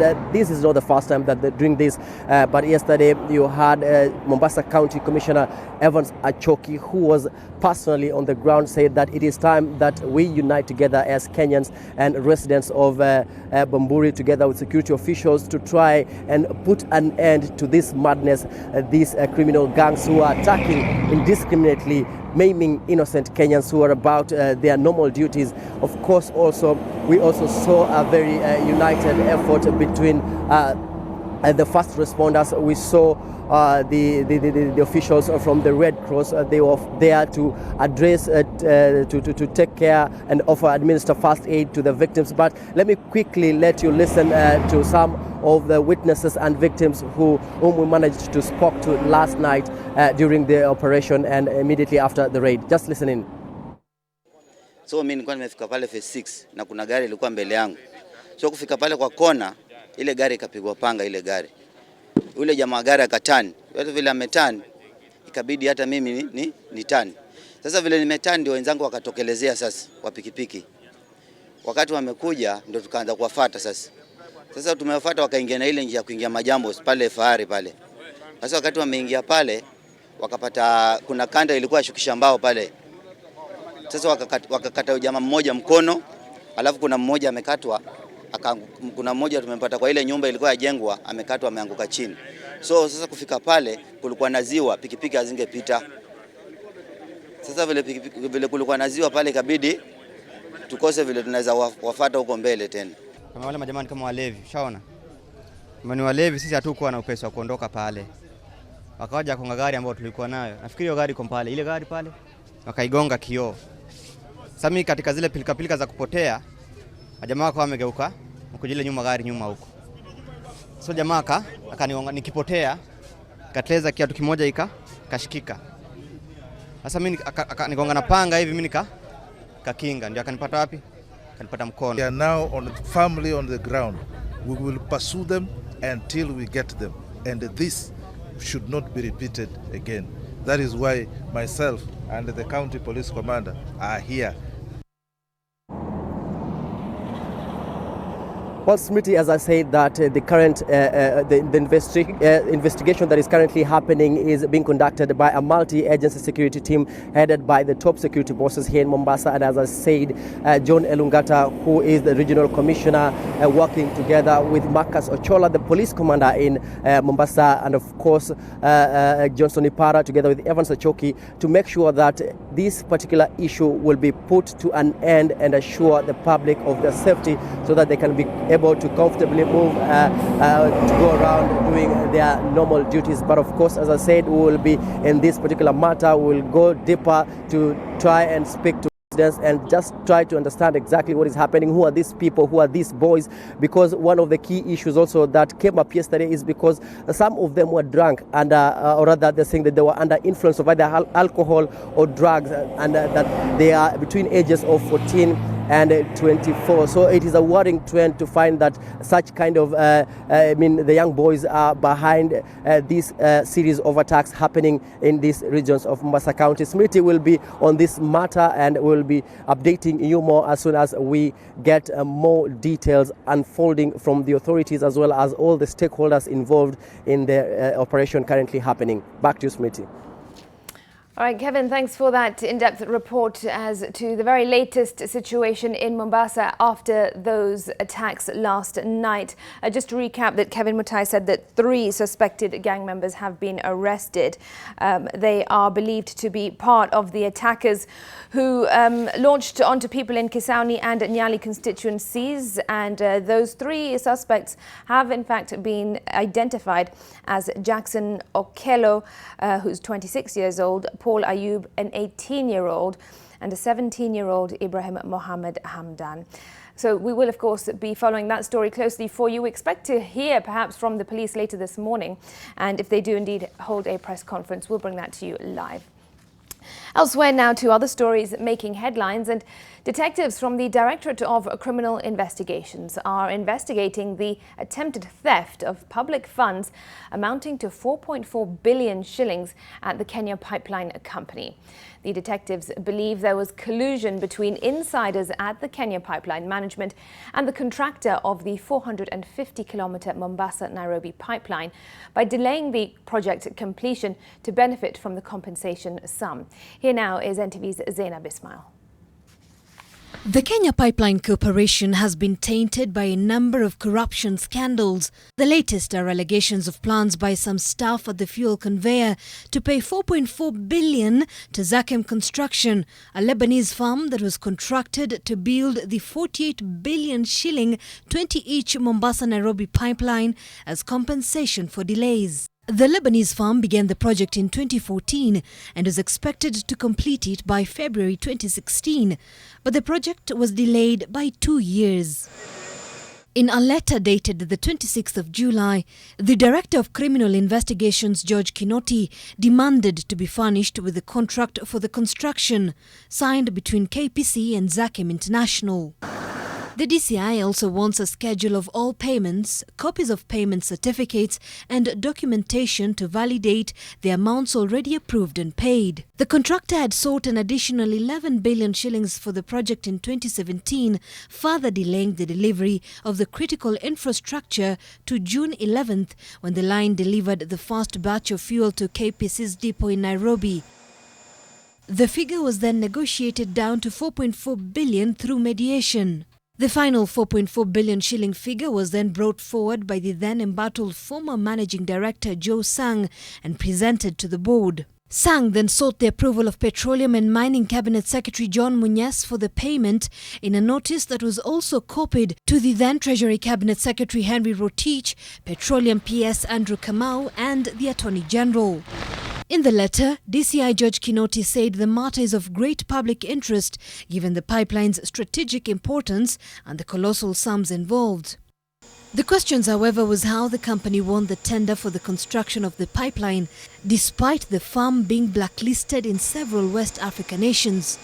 Why did the Public Procurement Administrative Review Board also give the project a clean bill of health?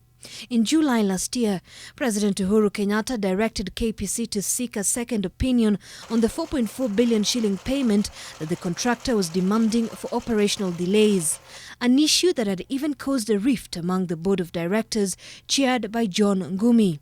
Some members are said to have sided with a speedy settlement, while others called for wider approval before payment. The board eventually passed a resolution requiring additional approvals before any payment was made. Now, this comes at a time when the brand new pipeline has been hit twice by leakages, leading to loss of fuel amounting to millions of shillings and questions of a lack of a detection system. Zainab Ismail, NTV.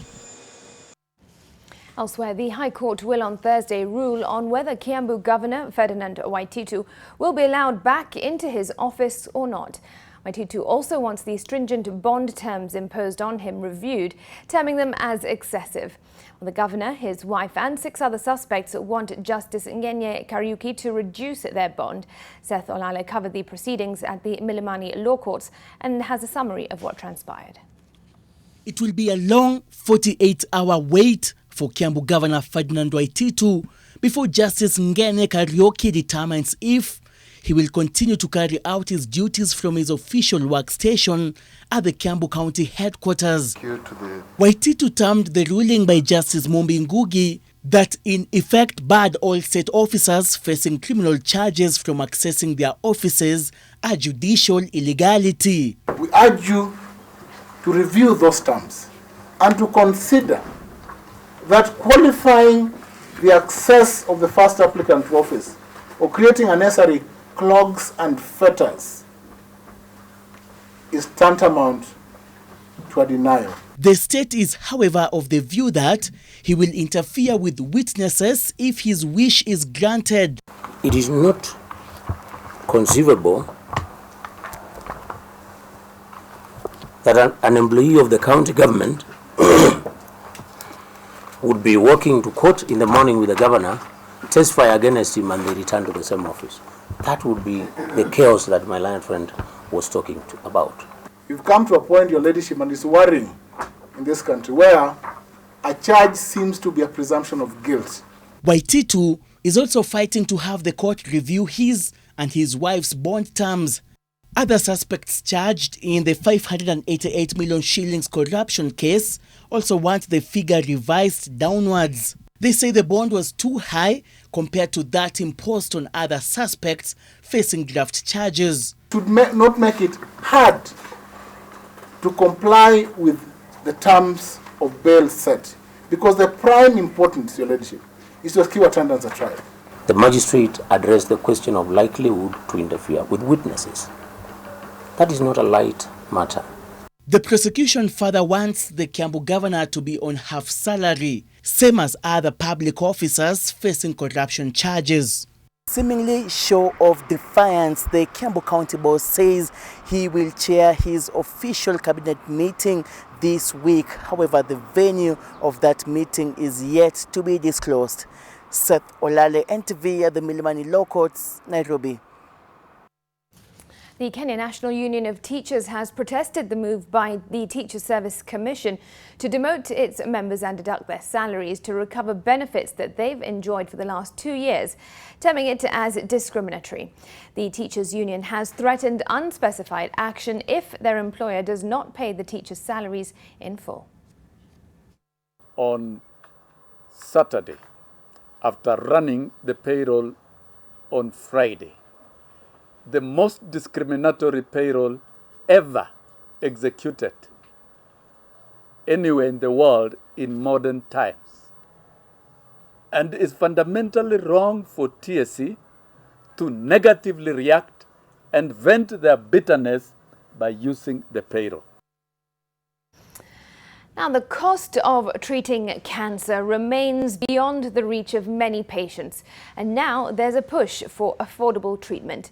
Cancer specialists are calling for regulations to control the cost of drugs to ensure that all patients get optimal treatment and therapy.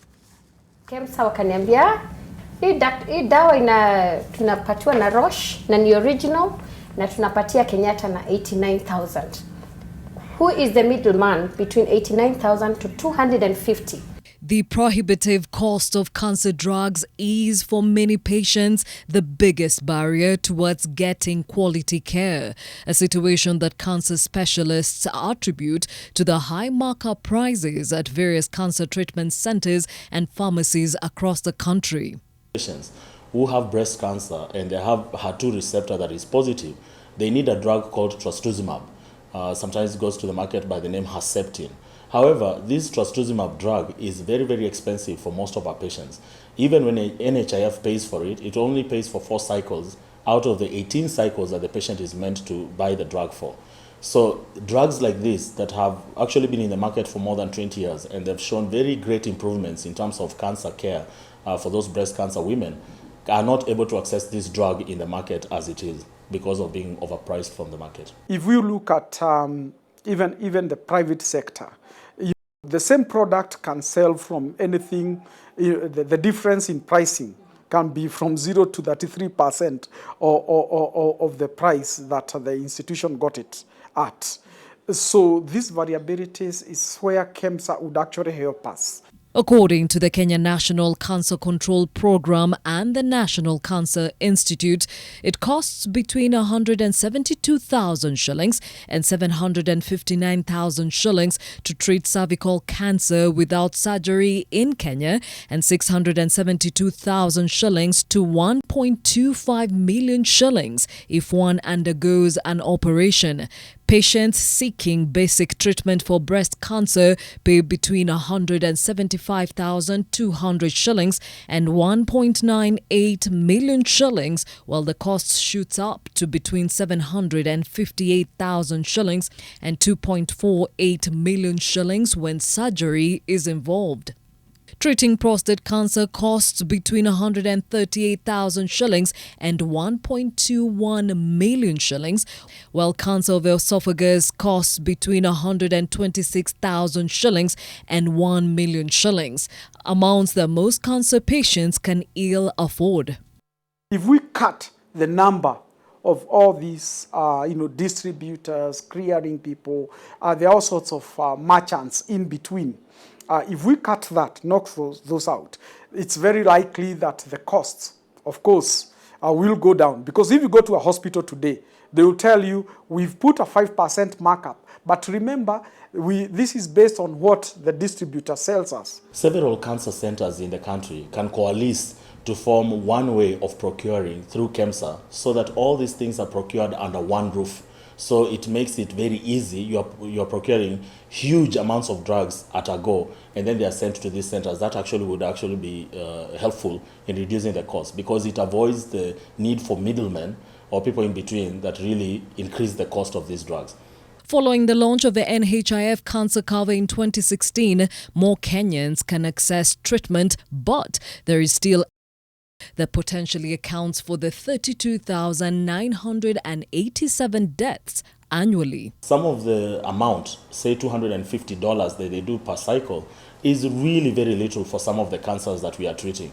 My thought is that we have to look at ways in which we can work with NHIF to ensure that cancers that are potentially curable and treatments for cancers that are potentially curable are paid for in full. Gladys Gashanja, NTV.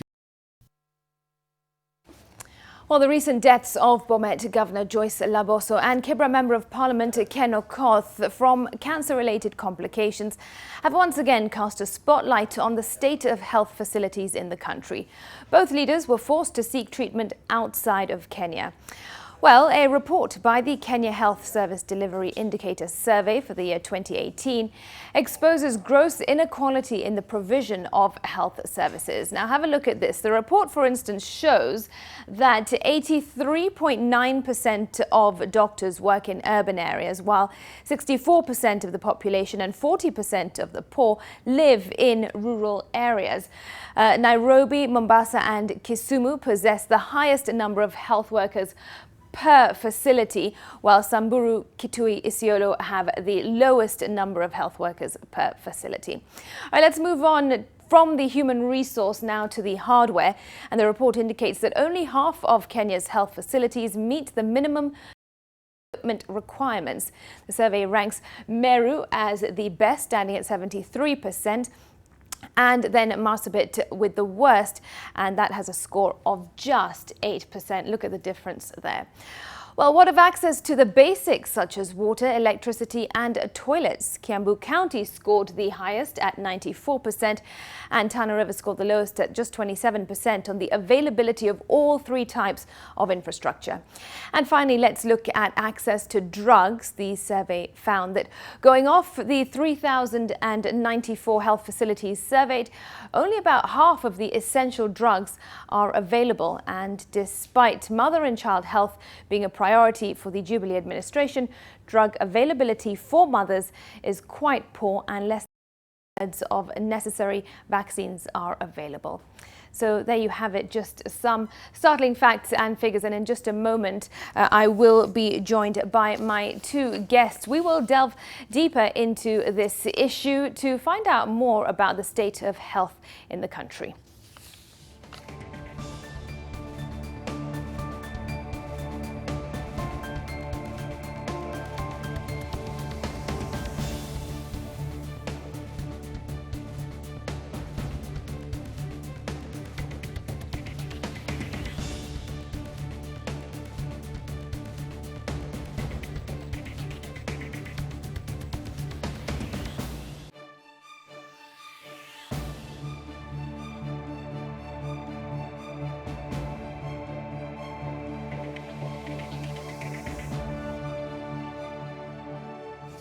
All right, well, joining me now in studio is Dr. Simon Kigondu. He is the Secretary General at the KMA, that is the Kenya Medical Association. And also joining me in studio is Peter Nyakwara. He is the Technical Director at the National Council for Population Development. Gentlemen, pleasure to have you with us. Thank you for joining us on the show. All right, well, Peter, I'll start with you. And of course, the National Council for Population Development was one of the agencies that put together this report. And it has elicited various reactions, and we'll get some of those in just a moment. But from your perspective, perhaps tell us a little bit more about how this report was put together and it was put together. Thanks for inviting us to the studio so they can shed more light on these findings. We'll start by saying who we are and whom we collaborated for the study, what was the aim of this study. The National Council for Population Development is a semi-autonomous government agency in the State Department for Planning, when the National Treasury and Planning Ministry. Our mandate, among others, is to analyze population issues, to assist in the policy and the program design. Over the years, since we were established in 1982, we have been undertaking our roles, policy analysis, research, and it has influenced policy and program design. These studies are follow-up of the various studies we have been done. You are aware of the Demographic Candidate Survey, where we collaborated with the Kenya National Bureau of Statistics and other partners. And also, we did, over the years, we have been undertaking the Kenya Service Provision Assessment, which is closely related with the current Kenya Service Delivery Indicator Survey. From those studies, and we also have done international survey on persons with disabilities, male involvement in family planning, and others. When we do these studies, we could like as much wide and far dissemination of the results so that policymakers, program managers, and all those who are involved in their various components can use the findings for informed decision making. And I'm happy that this study has elicited that kind of discussion. When we did this study, it's not only the only study which has been done in the health sector. There are a lot of studies which were done last year that in the sales, people are using it for writing academic papers. But we want to do a study, disseminate it widely, so that we know where are the positives, where are the gaps, and that we remind if there's any gaps. This study we did, it took a lot of time for us through consultative processes. Initially, we were with the USAID, we were together with the World Health Organization, we were together with the CHECA who supported some of the programs. And the ministry as well, the Ministry of Health. Ministry of Health is the lead in this study. But you know, they were not to assess themselves. We needed us to come on board to coordinate the survey to make it. CHECA was on board. They assisted us to develop the instrument to interrogate the indicators. We brought in the UNFPA, who also funded part of this study, especially the area of interest on family planning of reproductive health issues. And then World Bank came on board. You know, World Bank has been a major financier financing health reforms and other aspects. So they came with the funding, and also they gave us technical backstopping for the study. And a number of them were involved. So we also got involved with the Council for Governors, who also supported us in terms of personnel, Right. who did the survey, and also logistic support, the equipment and other Right. places. Then So- the KNPS was also on board because of the sampling and the technical aspects. All right, so it seems a lot of investment, time and effort had been put into putting this Kenya Health Service Delivery Indicator Survey of 2018 Yes. together. Simon, you are one of the critics that has openly criticized this report. Why? Thank you, Smriti, for this. Let me say that such surveys like the Health Service Indicator Delivery Service is a survey that is done at occasions. This particular one, I think, from the Ministry of Health, is done every 3 years. Yeah. And I have no problem with surveys. Surveys should be done. But both results and analysis must be looked at in context. A cursory look at this report that the Ministry of Health was not involved, or their input was not taken into account. And the first thing that brought my attention is a headline news by yours truly that 60% of doctors have absconded. You see, for me, for the general population, they will not read the report. Right. They will look at the newspaper and conclude doctors are abscondees. But, and I did it in my blog post, if you analyze what the report calls absconding, it's an oxymoron. You have absconded with permission. What is that? There's nothing like absconding with permission. If you abscond, it means there's no permission. And if you look at the graph, which they have put very well, graph only shows that only 4% of those reported as not being on duty according to the criterion they used, 4% is unexplained. The rest is explained. Like they say that on official duty, but he's classified as an absconder, you see. So that is saying that today, NCPD have come here and checked whether Smriti is here. But she has actually been taken to the next room to do another show. But they come, they look, they find Smriti is there. Then they report that you have absconded. I think it is in the interest. A very well-funded report like this should not be misleading. And he can explain. And we've actually discussed, and I think what we did on is terminology. Right. And terminology is everything. English is everything. You, Smriti, when you had that 60% of doctors, of course, in fact, this is the reason why we are discussing this now, because that is shocking. The 2012, the previous report was a 2012 one, am I right? Look at the so-called abscondee rate. They use a correct sort of definition, and of course it will be very low, you see. So for me, as a health commentator to a Kenyan public which has been engineered to hate the doctor, and sadly to say the media is perpetrating it, when you have a report which is even said to be, which I have actually, I even went to the ministry and asked several people, how do you do some of the ministry said that they were not involved, you see.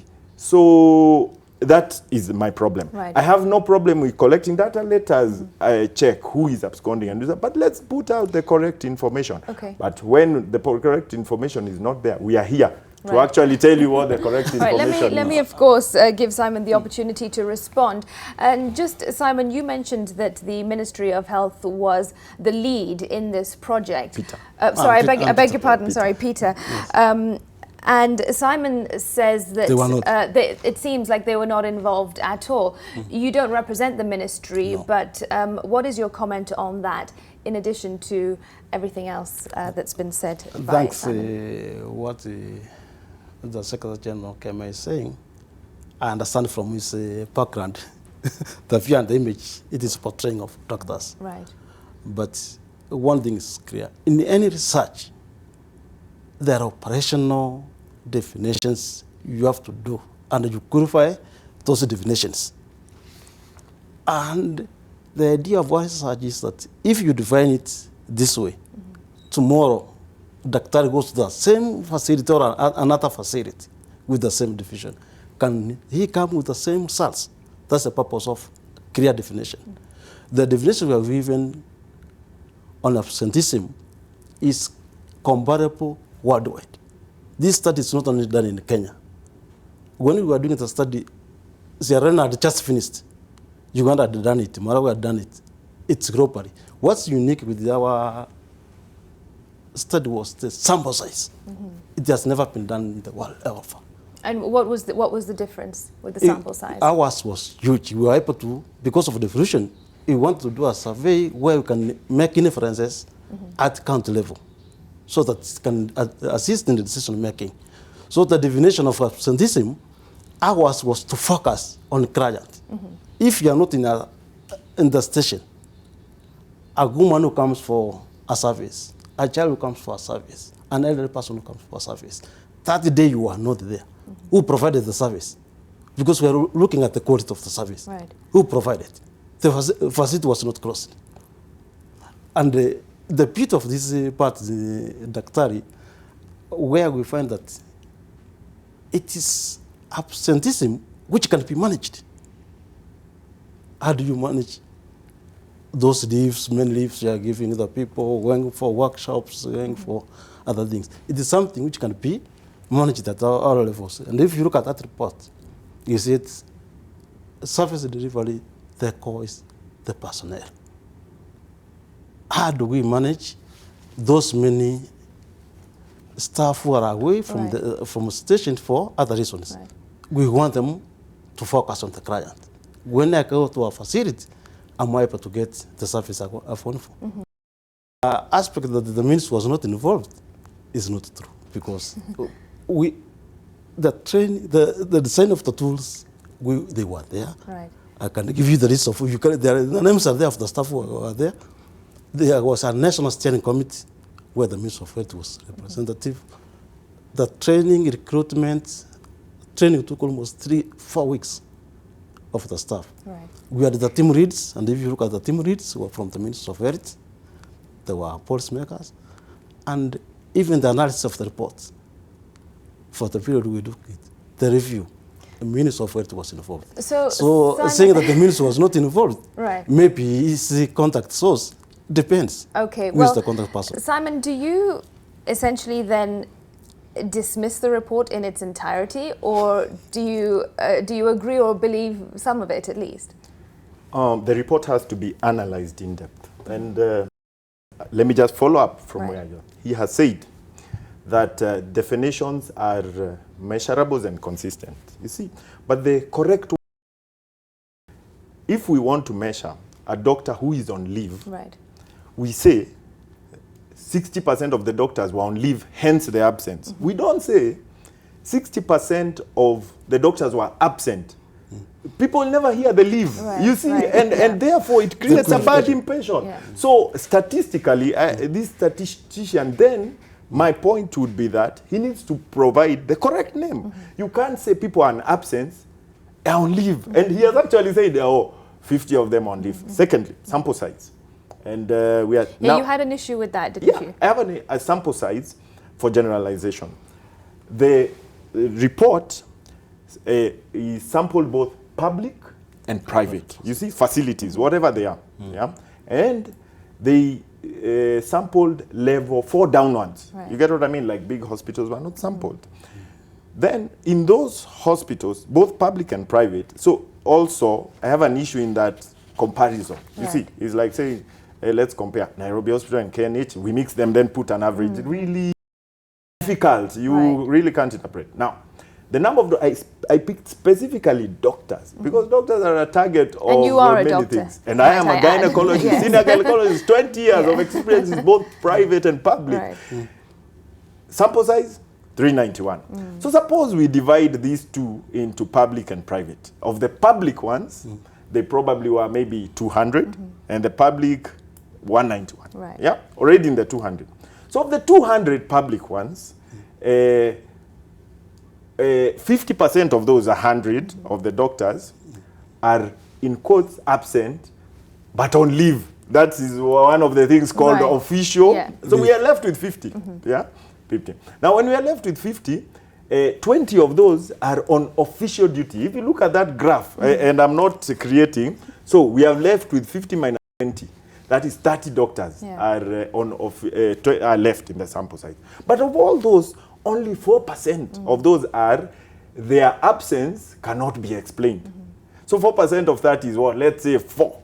So 4. There are 15 to 16,000 doctors because they sampled this by doctor here. There is doctor, there is the medical officer, the consultant, the clean.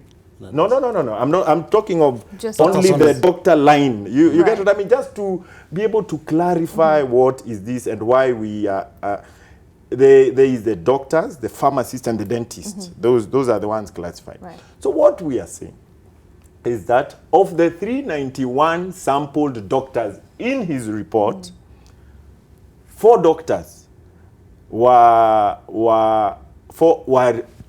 supposedly absent without an explanation. Right. You see, then your headline states that 60% of doctors are absent, as in surely. Right. You see, that's the point. That's my whole point. But the whole report, it's a report that is actually done to assess service delivery indicators, and we could actually now, from after I have now clarified the modalities, and why I'm saying Ministry of Health was not involved, not that they were not part of it, of course they were informed. You can be informed, but the Ministry of Health like a report, you can be involved and you can say, by the way this report is going, if do not put me as a participant. And the Ministry of, there are no doctors in the Ministry of Health, so to speak, in the final report in terms of the medical part. And this goes to the big issue of, yes, they are the planners, but they are the experts. You must involve the experts in both analysis of the results, because we are the ones who work in that field. Right.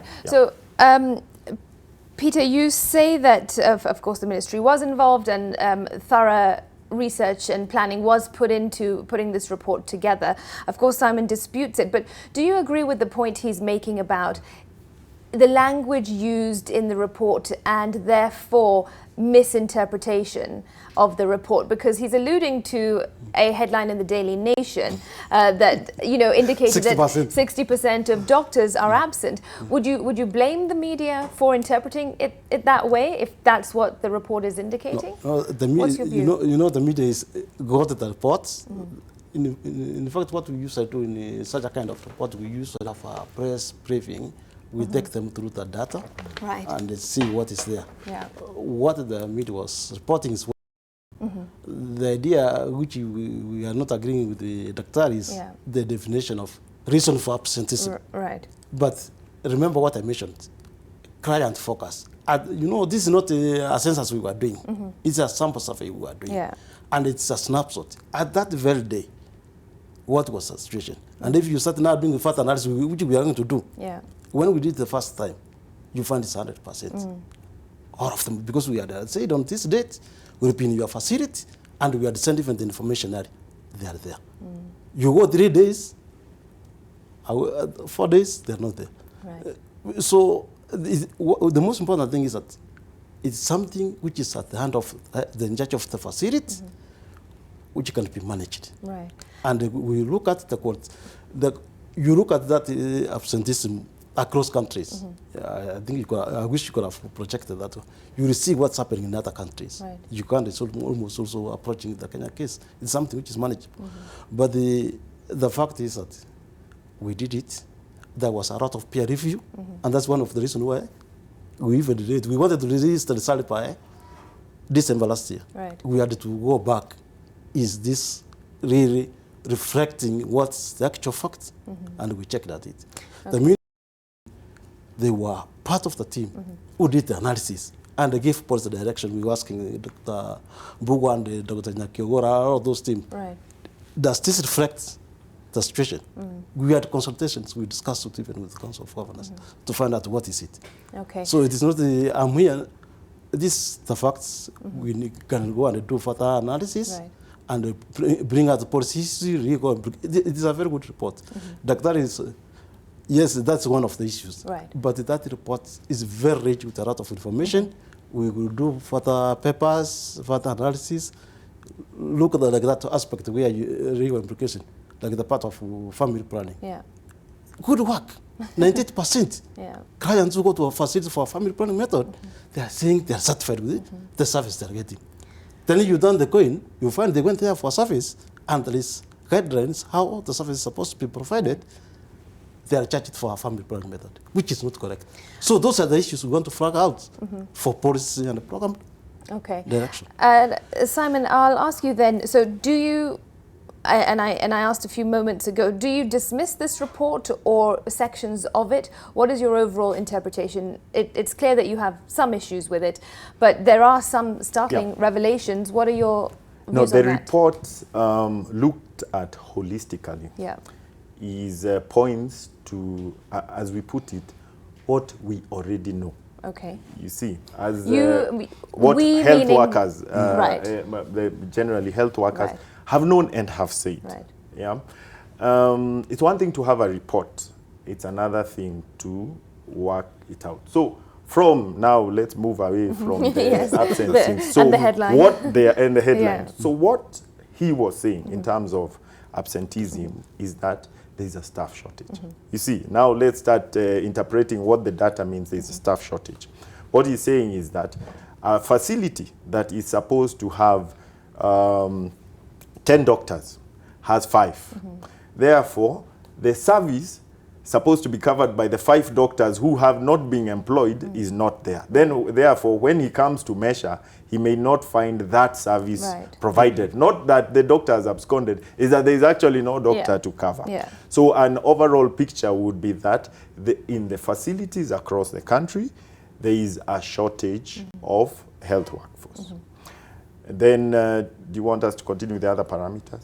Yes, sure, go ahead. Yeah, so also now they covered the equipment and all the stuff. We saw some of those and statistics. An overall summary of that would mean that there is the tools that are supposed to be used in the management of clients coming to the facilities are absent. And health workers work with these clients. And therefore, overall, you'd say there's a need to improve tools to facilitate clients.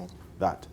Then we go to the products like drugs and all. I think you said, when you are, it's things we know that when you go to some facilities, you may not get the products like medicine. But it is things that perhaps the health workers know, but this report is for the public. So it's also information that the public isn't aware of. Yes, and that's, if I got them correctly, this information is for both policy makers' digestion and for the public. Therefore, when these results come out, if someone can interpret them for them, and that's exactly where we need to, then it actually shows that what the health workers, the problem is that when health workers complain, governance tend to direct, they say, no, those people are lazy, they don't want to work and all. And therefore, I agree that such reports can help because they are independent kind of assessment, as opposed to us who, when we talk, we look like, as usual, the usual noise makers. You see, and therefore, and that's why I'm summarizing for you. So, but of importance, you will notice, which in their report, and you'll find it there, that infrastructure, you remember the comment of infrastructure has improved, and when we translate that, what is it? In this era of where the governance, where the public image, a governor comes and says, I've built a hospital, is more important than having doctors, then infrastructure will increase. And that is the translation. Therefore, you will have many theaters being built. You'll have big structures they want because it is visual. They can say, functional? When they come for re-election, they will say, we built... No one understands that we hire 10 workers. You don't see that. You get what I mean? And that is not a visible thing. And hence, the report actually shows the investment is going towards increasing infrastructure rather than service delivery. In fact, it's a very good report. It's service delivery. So you can be... Recently, as the union, we went to Turukana. You know, we had a medical camp. I don't know whether we covered it. We were seeing clients under a tree in a mattress, but the clients come and they have all sorts of illnesses. But I there as a doctor can come and say, yeah, this one, Nini, is this the diagnosis? This is what we need. You can actually treat it there. We set up immediate treatment facilities, cervical screening. You just put a screen, look at it, you see. But the building will not treat that patient. As in the building will not increase that. It facilitates. Yes, because the sun is not burning you. But there is no doctor. And hence, this report, now when looked at holistically, infrastructure. But the things that actually go to direct service provision, employment of health workers, equipment, and drugs, and now leadership and governance are not there. These are the hidden things which cannot be used politically for mileage. Okay, let me bring Peter into this. Go ahead. Thanks. The part of infrastructure, that's improvement, and it's reflected in the report. But there is also a section which talks of basic working equipment. And that's where the report identifies the gaps. And that's where now we are saying, these are the gaps. How do we move forward? And we want to do thorough policy dialogue at all levels, at the national, at the county level, even sub-county, so that we discuss those basic equipment which are lacking in those. That's the direction. Yes, the government has invested heavily on the infrastructure. Good. Water is there, electricity is there, the physical infrastructure, the buildings are there. But that which your service provider needs, how do we fast track? And before we came here, we were discussing with the Daktari, that element of facility fund. Improvement fund. Improvement fund. FIF. It was a best practice. How do we enhance and ensure that if at a moment of falls when a doctor is treating, you don't have to wait until you get it from the county government. Right. And so it is reflected in the report. Yeah. And from your perspective, what perhaps stood out the most from this report? One of the things I've mentioned it is that there is high client satisfaction for provision of reproductive health. But we were shocked to learn that clients are being charged for family planning commodity. It was shocking. Then the other part is that when you look at that report, you see some of the counties which were doing well, like Kirinyaga, Nyeri, those gains seem to be eroding. We seem to have lost focus on those counties. We were to maintain and improve further. But also those other countries you are in the other areas, some of them have started performing well. Yeah, because one thing that did stand out, the Daily Nation covered in one of its articles, was that, if I'm not mistaken, in terms of getting the diagnosis right, Wajir came out on top, and followed by Garissa, I think. And having spoken to some of my colleagues in the newsroom, we were all surprised. Is that because, you know, we have a negative outlook towards those counties and we don't expect that from them? Or, you know, how come Wajir is better at diagnosing than Nairobi, for example? We were surprised when we saw that, and we had to interrogate the report and find out what's happening. There has been a lot of capacity building in those counties. Many of the government institutions, a number of development partners have supported those areas. If you remember, there is the LAMCA program supported by various partners in those areas.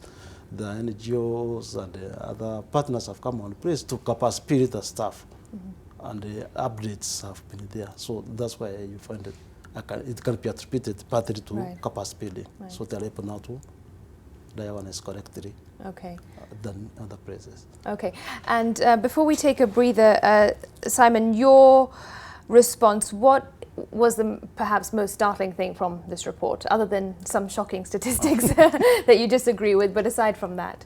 No, the report, other than, of course, I think, again, the vocabulary, absenteeism is a no. It's 4%. If you were to put a heading, let's say 4, and explain, then even that 4%, we would probably say that maybe there is staff shortage and all.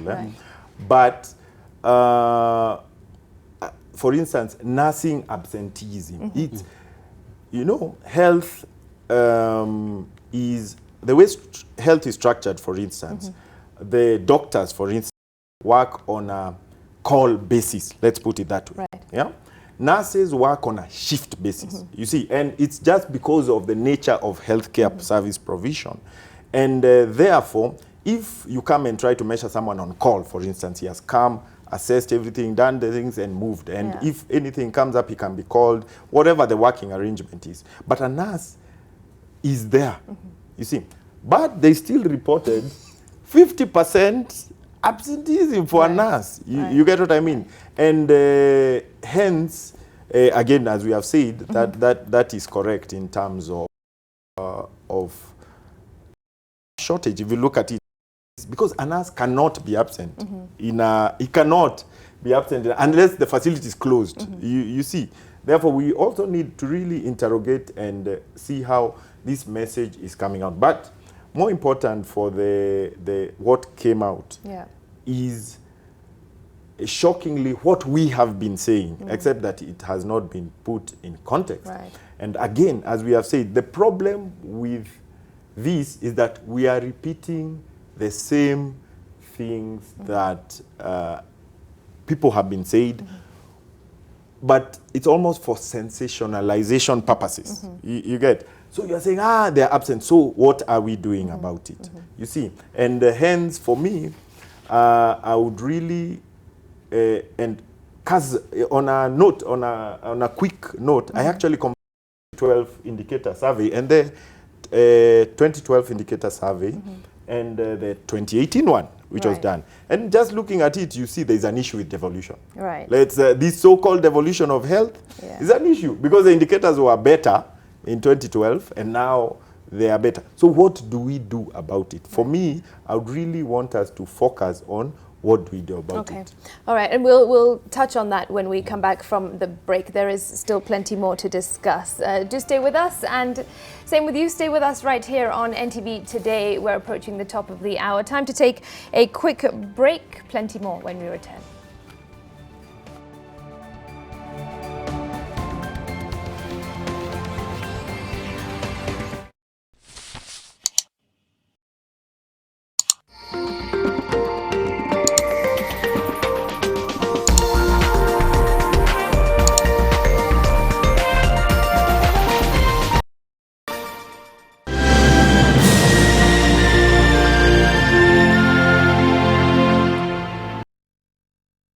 Konza Greens is the only controlled residential development within Konza Techno City buffer zone. Secure your future today.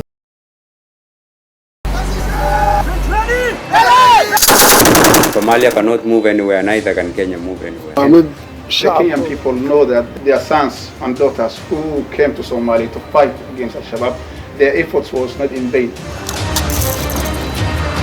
Kenya Defense Forces under AMISOM understands the importance of service delivery to the locals here, and for efficient service delivery there has to be such infrastructure. Barabara itasaidia wao upande ya biashara. 2012 it has been very difficult, but now she can do her business. We hope that by 2021 they will be able to take up.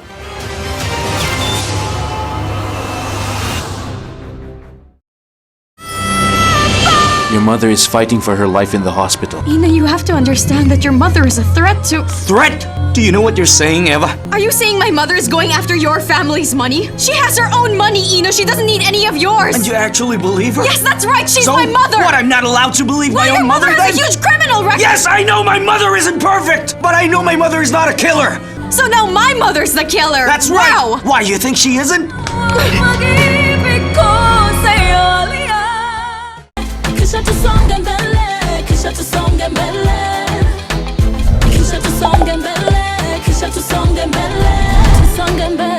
Tusonge mbele na Fiber Mobile. Get a Fiber SIM card today and enjoy Tusonge mbele bundles at affordable prices.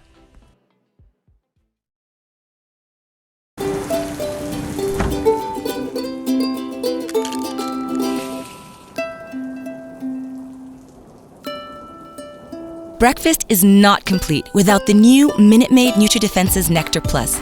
Complete the most important meal of the day with the goodness of great-tasting juice fortified with vitamin E and zinc to complement your family's nutritional needs. Minute Maid Nutri-Defense's Nectar Plus. Breakfast complete.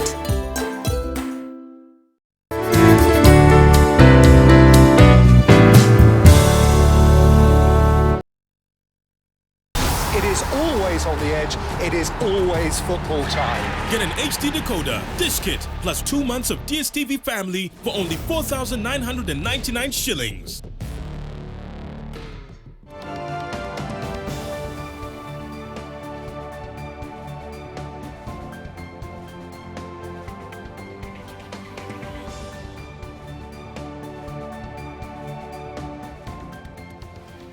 Welcome back to NTV Today. Before we continue our discussion on the state of health in the country, let's cross over for a moment to the KICC, that's the Kenyatta International Conference Centre here in Nairobi, where the Building Bridges Initiative Forum is currently taking place. And first to make its presentation is the Kenya National Human Rights Commission, and they want the NCIC collapsed and alternatively merged with the National Steering Committee of Peace Building. Let's listen in. As I end, as a National Commission, rights and responsibilities are very important. Reading Article 3.1 of the Constitution provides that every person for us means whether you're a government officer, whether you're a citizen, whether you're a visitor in this country, every person must respect, uphold, and defend the Constitution. It therefore means it is our civic responsibility, everyone residing within the confines of the Republic of Kenya, to respect the Constitution, to ensure that they have the civic responsibility to do good for each other and for this nation. And therefore, rights and responsibility are very, very fundamental for all of us. It therefore means that as a nation, we must also protect the institutions that are mandated to deal with those, to bring compliance to that. And one of that institution is us. And you will look, when you go through the various budgets of the various institutions, one of the institutions that has suffered in terms of the financial budget allocation is the Kenya National Commission on Human Rights. Yet, our mandate is so broad to ensure that we have a culture of human rights in this. So if we take rights and responsibilities seriously in this country, the Chapter 15 institutions need to be given the respect and the allocation they deserve. Thank you very much, Chair. Thank you very much, Commissioner Jadida. The reason why you didn't see me restricting you so much to the 2 minutes is because just like you, CRA has also seen, they haven't seen them walking in. So I said, okay. Since they haven't walked in, let her finish. We'll just have one round of questions. Since Emeritus and Paul might cut me out, let me ask my question before they cut me out. What would you say, since the creation of the Kenya National Commission of Human Rights, what has been its impact, given that we have a civil society Kenya Human Rights Commission? So how has the Kenya National Commission of Human Rights, the issues you are highlighting there, have they impacted, has government acted on them? I'm trying to understand, is there any value in having Kenya National Commission of Human Rights when we have Kenya Human Rights Commission, given that it's a government body? Are there issues more tackled by the government as opposed to those raised to Kenya Human Rights? And lastly, Kenyans have been saying too many independent commissions. If commissions were to go, would you recommend that Kenya National Commission of Human Rights be one of the ones to go?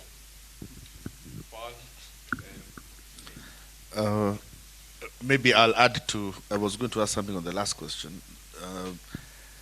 If we were to recommend, as some people have asked us to, that we get rid of some of those commissions, do you feel, if it were Kenya National Human Rights Commission as it is, do you think it is capable of dealing with some of the issues like gender, people who feel that a lot of the issues that are being put into separate commissions are actually human rights issues. Do you think a single commission like Kenya National Commission of Human Rights can take over? So the work of 3 or so of those commissions, would there be a capacity problem? What would your comment be? But secondly, I want you to comment on the changing face. Is there a changing face of human rights issues in Kenya? Are we where we were in the 80s, or has that changed? How has it changed? What are the emerging issues now that you think that we should be dealing with, or should we still be dealing with we've gone through the phase of freedom of press, right to life? Are we still there, or are we moving? Are we having a greater concentration of environmental issues and such? And how much is Commission emerging together with that changing face? Emeritus and members, please be brief as me. Don't make.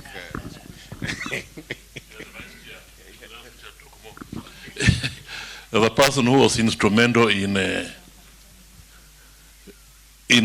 ensuring that you are there, and I drafted the legislation, passed it through Parliament, and the intention at that time was that maybe the government can listen to its own human rights body more than it can listen to the civil society, which were regarded as extensions of some international organizations. So, as the Vice Chair said, what has been the impact? Does the government listen to you? Yours is to ensure that the government adheres to the and the legislation is strictly in conformity with the Constitution in matters of human rights or international obligations. And as you have rightly stated, corruption is an issue. But I just want to take you on one, which is hate speech. What have you done on that issue? And you are the experts to do it, because hate speech touches a bit on freedom of expression.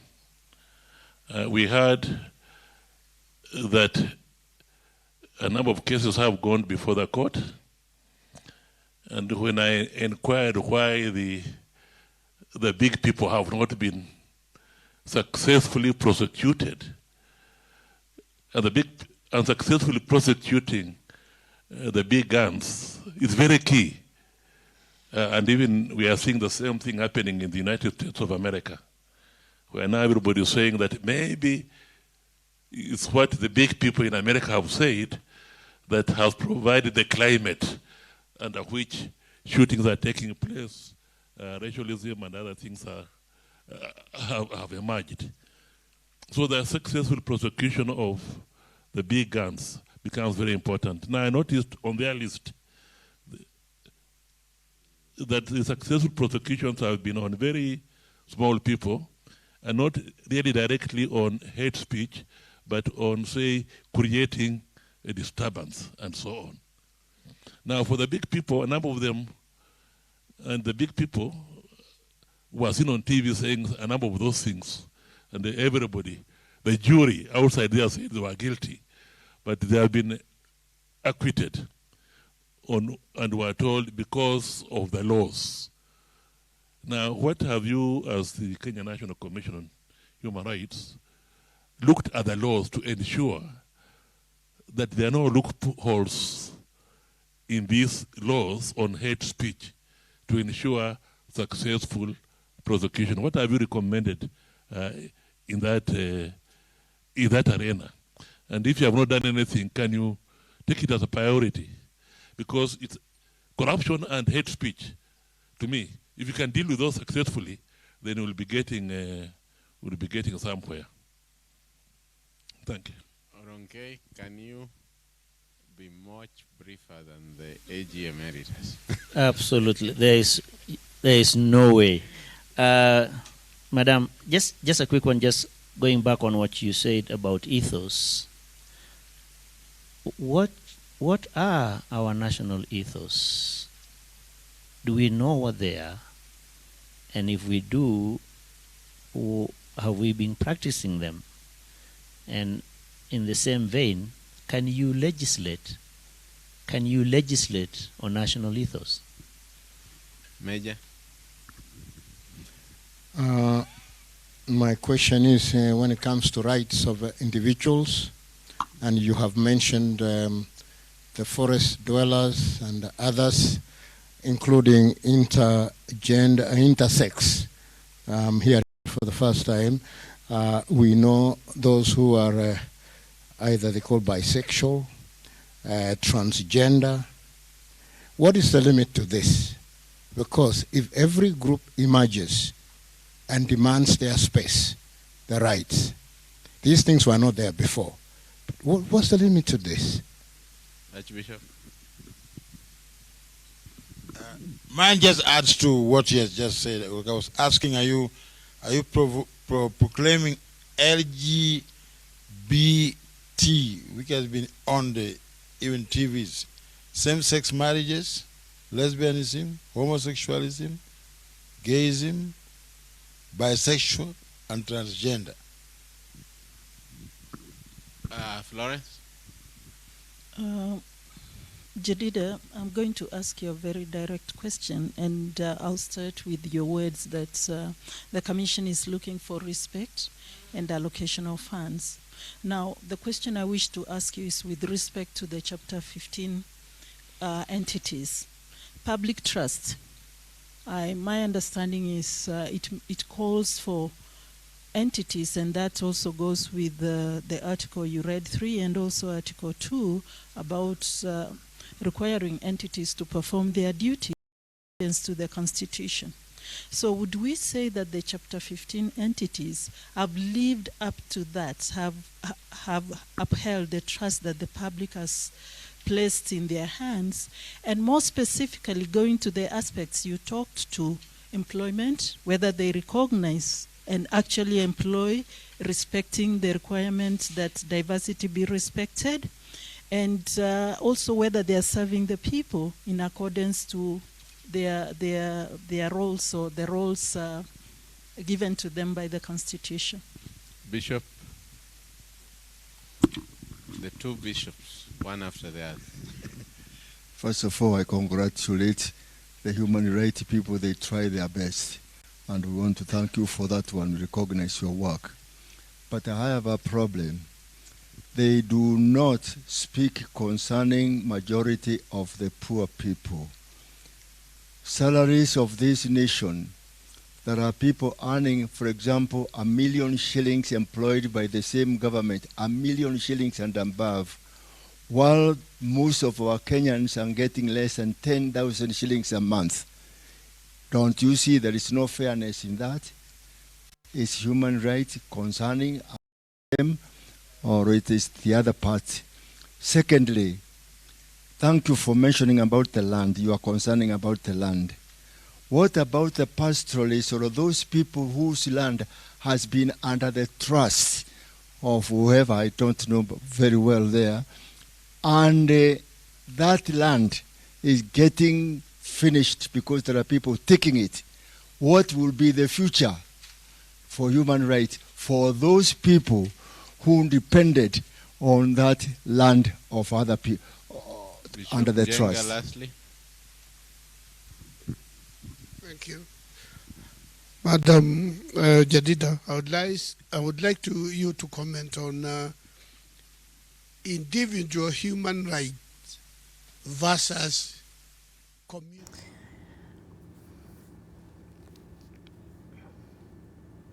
You've been listening into the Building Bridges initiative, and the Human Rights Commission has been addressing the press there, and followed by a Q&A session. Let's though cross over now to Mombasa. NTV's Kevin Mutai is at the dogs section at the police station there in Kisauni, where police chiefs are addressing the press in regard to the attacks last night in Bamburi. Let's listen in.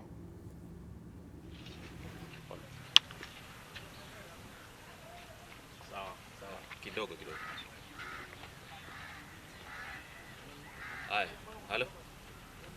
Ya, chukua. Sawa. Hiyo mic ni. Sawa.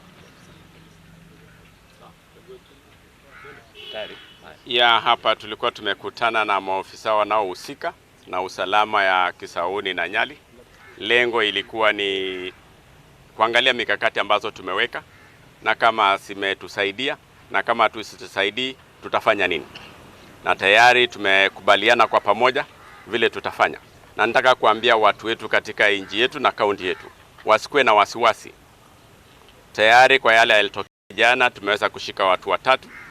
Hao watu 3 waliweza kupatikana na simu 2 ambayo tunashuku zinaonekana ni za wizi, na ilikuwa pia na power bank moja.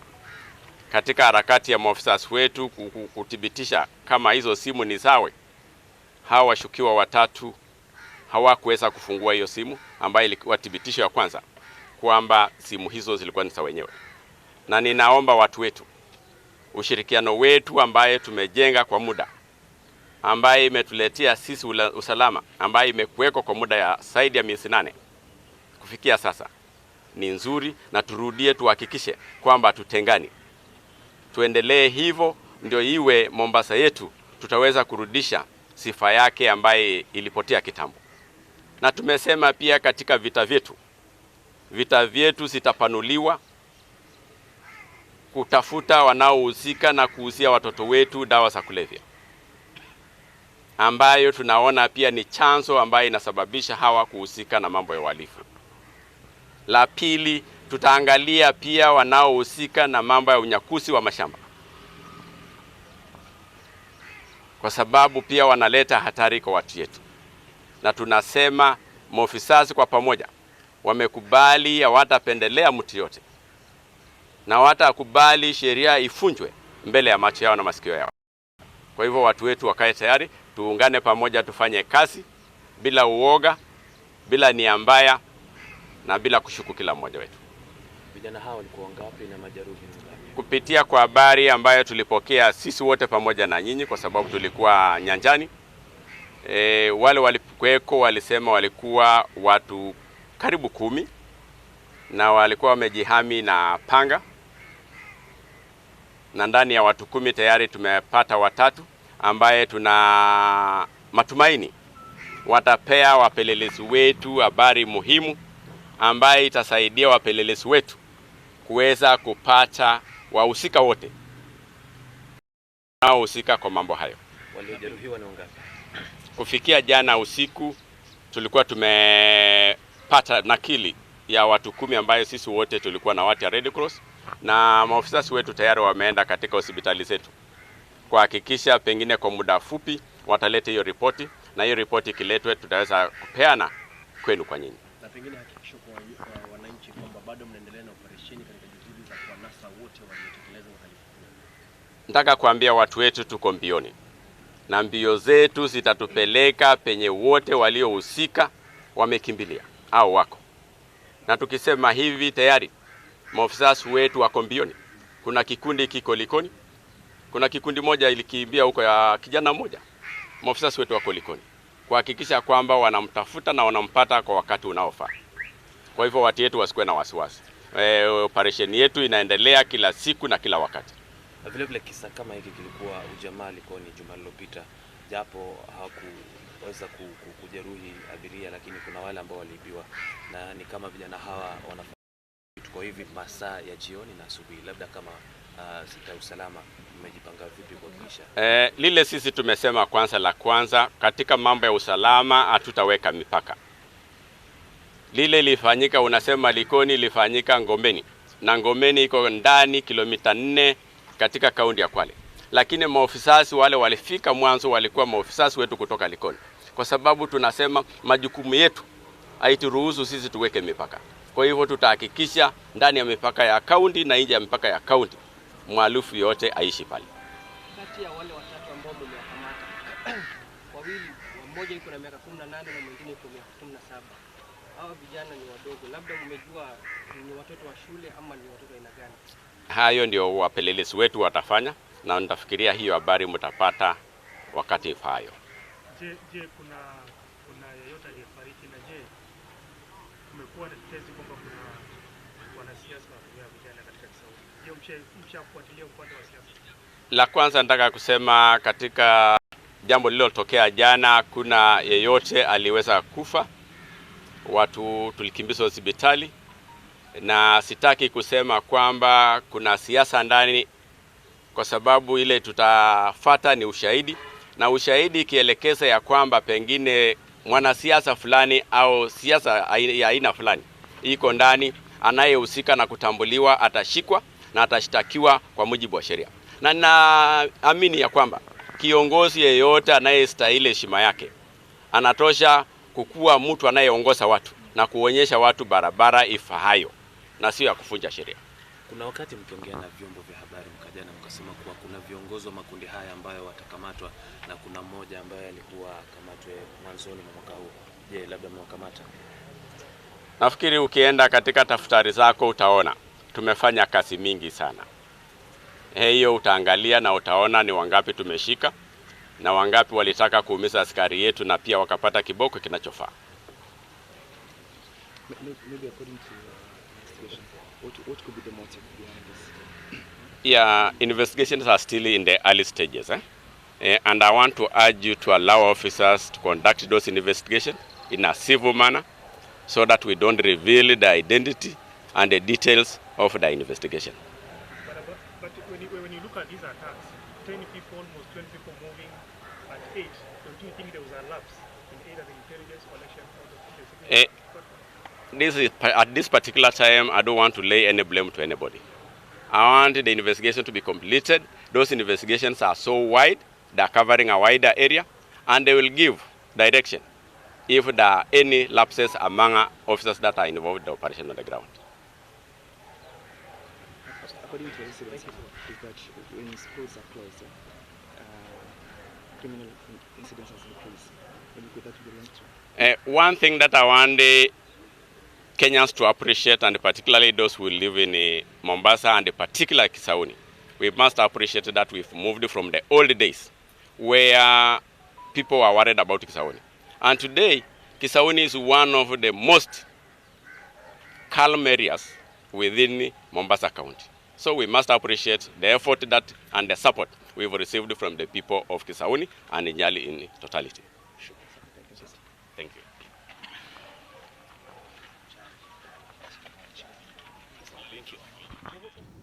You've been listening in to a press briefing there taking place in Kisauni in Mombasa County as police bosses speak to the media about the incident that took place last night where attacks took place by rival gangs. 3 people have been arrested. The operation to find the suspects or other suspects is still ongoing. NTV's Kevin Mutai is on the ground and we'll connect with him later on this morning. He's staying on that story. All right, let's continue our discussion now here in studio where we are talking about the Service Delivery Indicator Survey for the year 2018 that was put together by various organizations, including the Ministry of Health and also the National Council for Population Development, amongst others.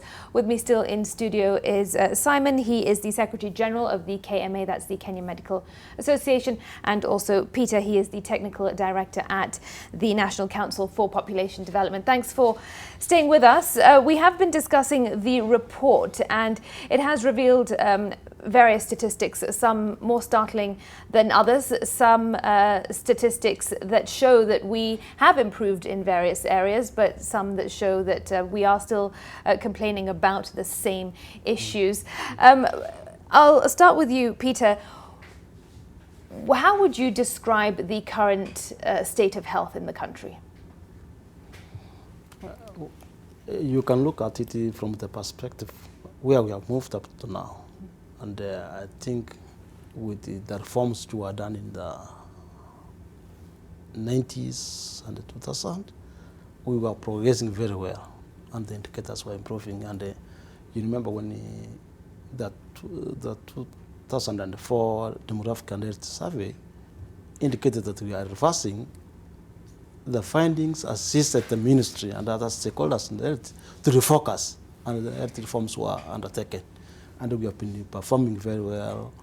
If you compare Kenya indicators across the region, we are doing very well. We are doing well than many of the other countries. But with this result, there seems to have been a slow progress. That pace we were having, we were interrupted, kind of. And I can say we need now to refocus again, bring the stakeholders on board, so that we fix those small things. Some of the things which are there are very easy to fix if there is that concerted effort. And the issue of human resource, and that's one of the things we are saying. With this study, now we need to focus. We meet in charge, those who are in the human resource for heritage. What are those quick gains we can make? Improve. Like one of the things in the report is the issue of adherence to clinical guidelines. The ministry developing a lot of guidelines which they don't have. Right. It's something which can be done if there's partnership with KMA and other stakeholders to disseminate and widely those guidelines, so that we put at the center the client. When you are offering the service, you are adhering to the guidelines. Right. That's what's lacking. And that's an area we need to look at. I can say there's room for improvement, and there is opportunities and goodwill from all actors in the health sector. Okay, I will come to the point of partnership and collaboration in the profession. You are a doctor. You mentioned earlier that a lot of what's in this report, you as medical personnel know. How would you describe the current state of health from where you sit? So healthcare service provision is, is teamwork and has to be looked at holistically. So traditionally, we have characterized health service under various headings. So we have governance and leadership for us, which is the most important. The person who gives policy direction in leadership. Then we have human resource. Then we have pharmaceuticals and pharmaceutical supplies. Then we have health service delivery indicators. Then, so those are the aspects that you need to assess. So human resource, generally my line of interest. From the time of devolution, there has been, from 2013 onwards, 60 plus strikes of human resource. You cannot say that is teething here. The doctors are on strike. The governors have decided to have a lockout. And the health indicators, as he has put it, of Kirinyaga, have gone down. And like Ipa, they used to be top performing governors. So what is the problem? The problem is management of human resource. So the management of human resource is not as it was before. And who's responsible for that management? Is it the county governments, the national governments? And that's the problem. So previously it was clear. You have the Public Service Board is in charge of all workers, both civil and, how do you call it, uniform, similar. If I am a gynecologist in Murang'a, for instance, which I am, and a gynecologist in Mombasa, there is no reason why their terms of condition should be different. And but currently, in the devolved state of governance, one, employment of doctors has stopped from 2013. As the population of Kenya increases and the UHC takes place, the population of people coming to hospitals has increased, yet the policy direction in a devolved governance is not to employ. Two, the natural progression of a doctor is become a medical officer. I'm using doctor as an example, but this can be escalated to all other health workers. Work for some time and improve both your, how do you put it, experience, and you become more. The more you see and more exposure you have. So work for 3-4 years. Then now when you now have the holistic picture of how health is, specialize in an area which you have already covered. So that helps solve two problems. One, service delivery at this point. So these 3 to 4 years, you're serving as a general doctor, medical. Then when you go for further training, you see, that died. And therefore, and I saw Building Bridges initiative, as we made our presentation, want a health service commission. Why? Currently, and we are facing a situation where doctors want to go to school. But the governors are saying, no, you've seen the fight with with the national government. They're even marching in the street. Our governor says, no, we don't have money to pay you to study while you are in Kenyatta for 5 years. You are not providing service. We say that's well and good. What you need to fight for is a health service commission whereby it's controlled at a central level because we know the needs of the whole country. When time comes for you to go to school, you are given back to that body.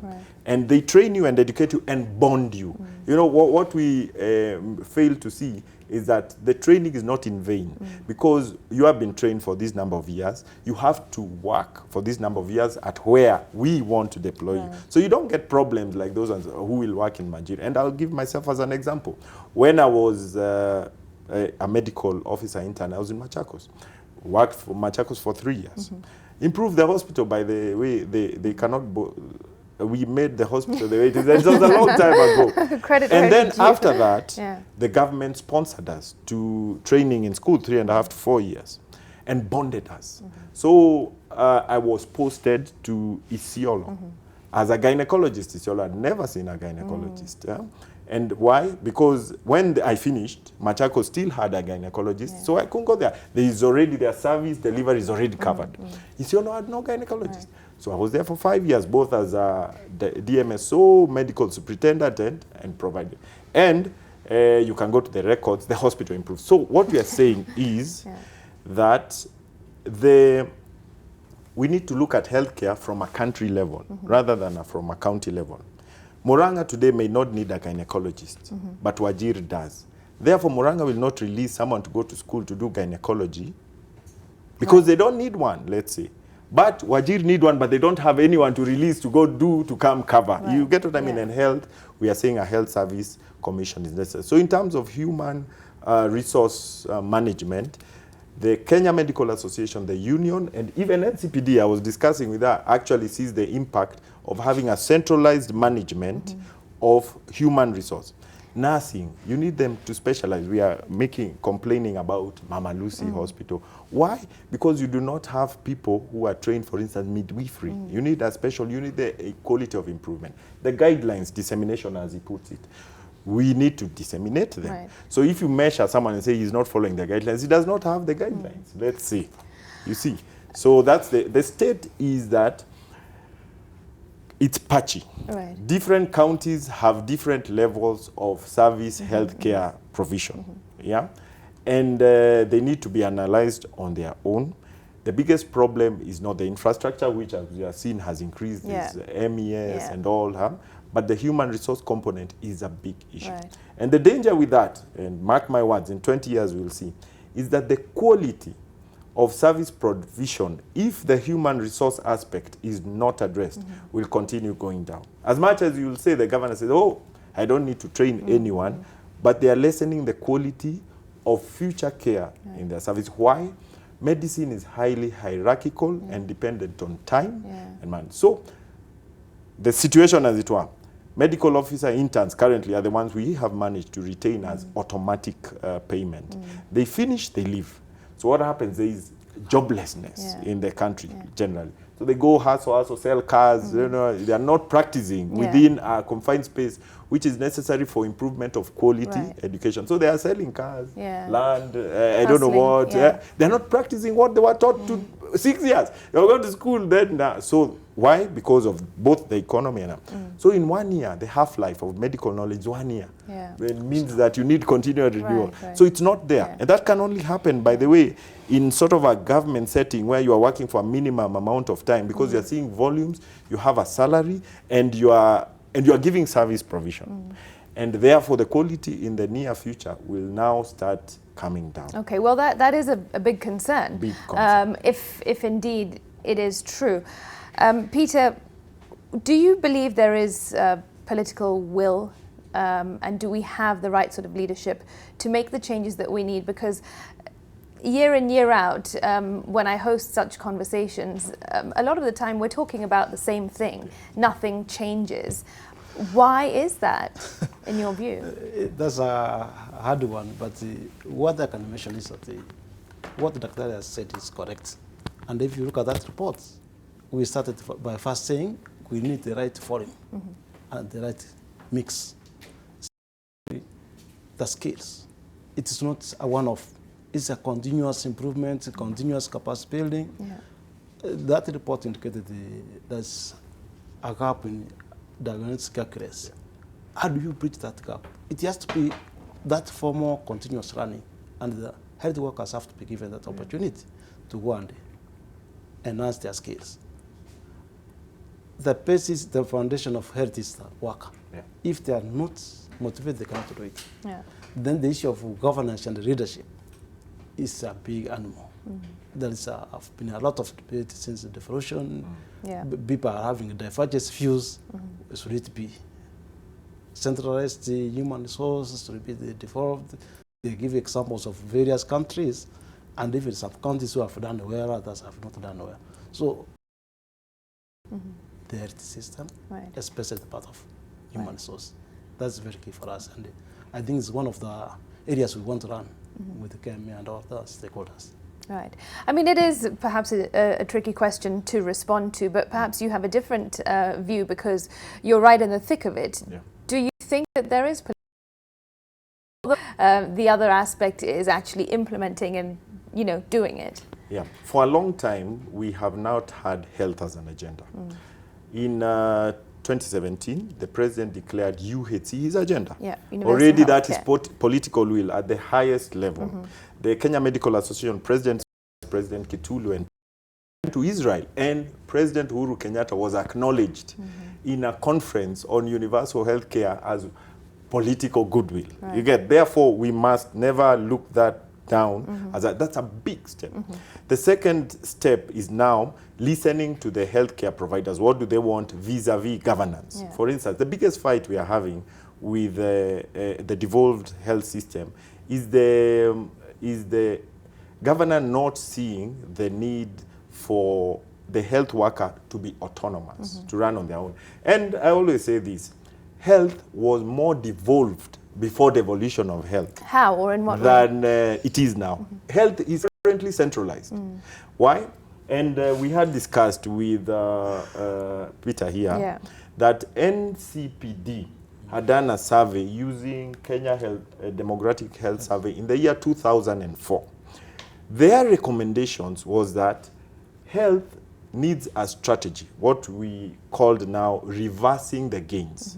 And they said we need autonomous health units, centralized performance policy, but run by the health workers.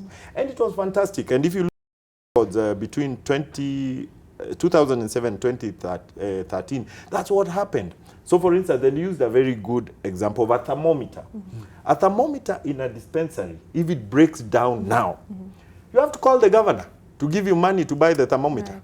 Previously, before 2013, there is a hospital or a health facility management team. Yeah, someone reports, and there is a fund that has been budgeted for in 3 monthly budget cycles.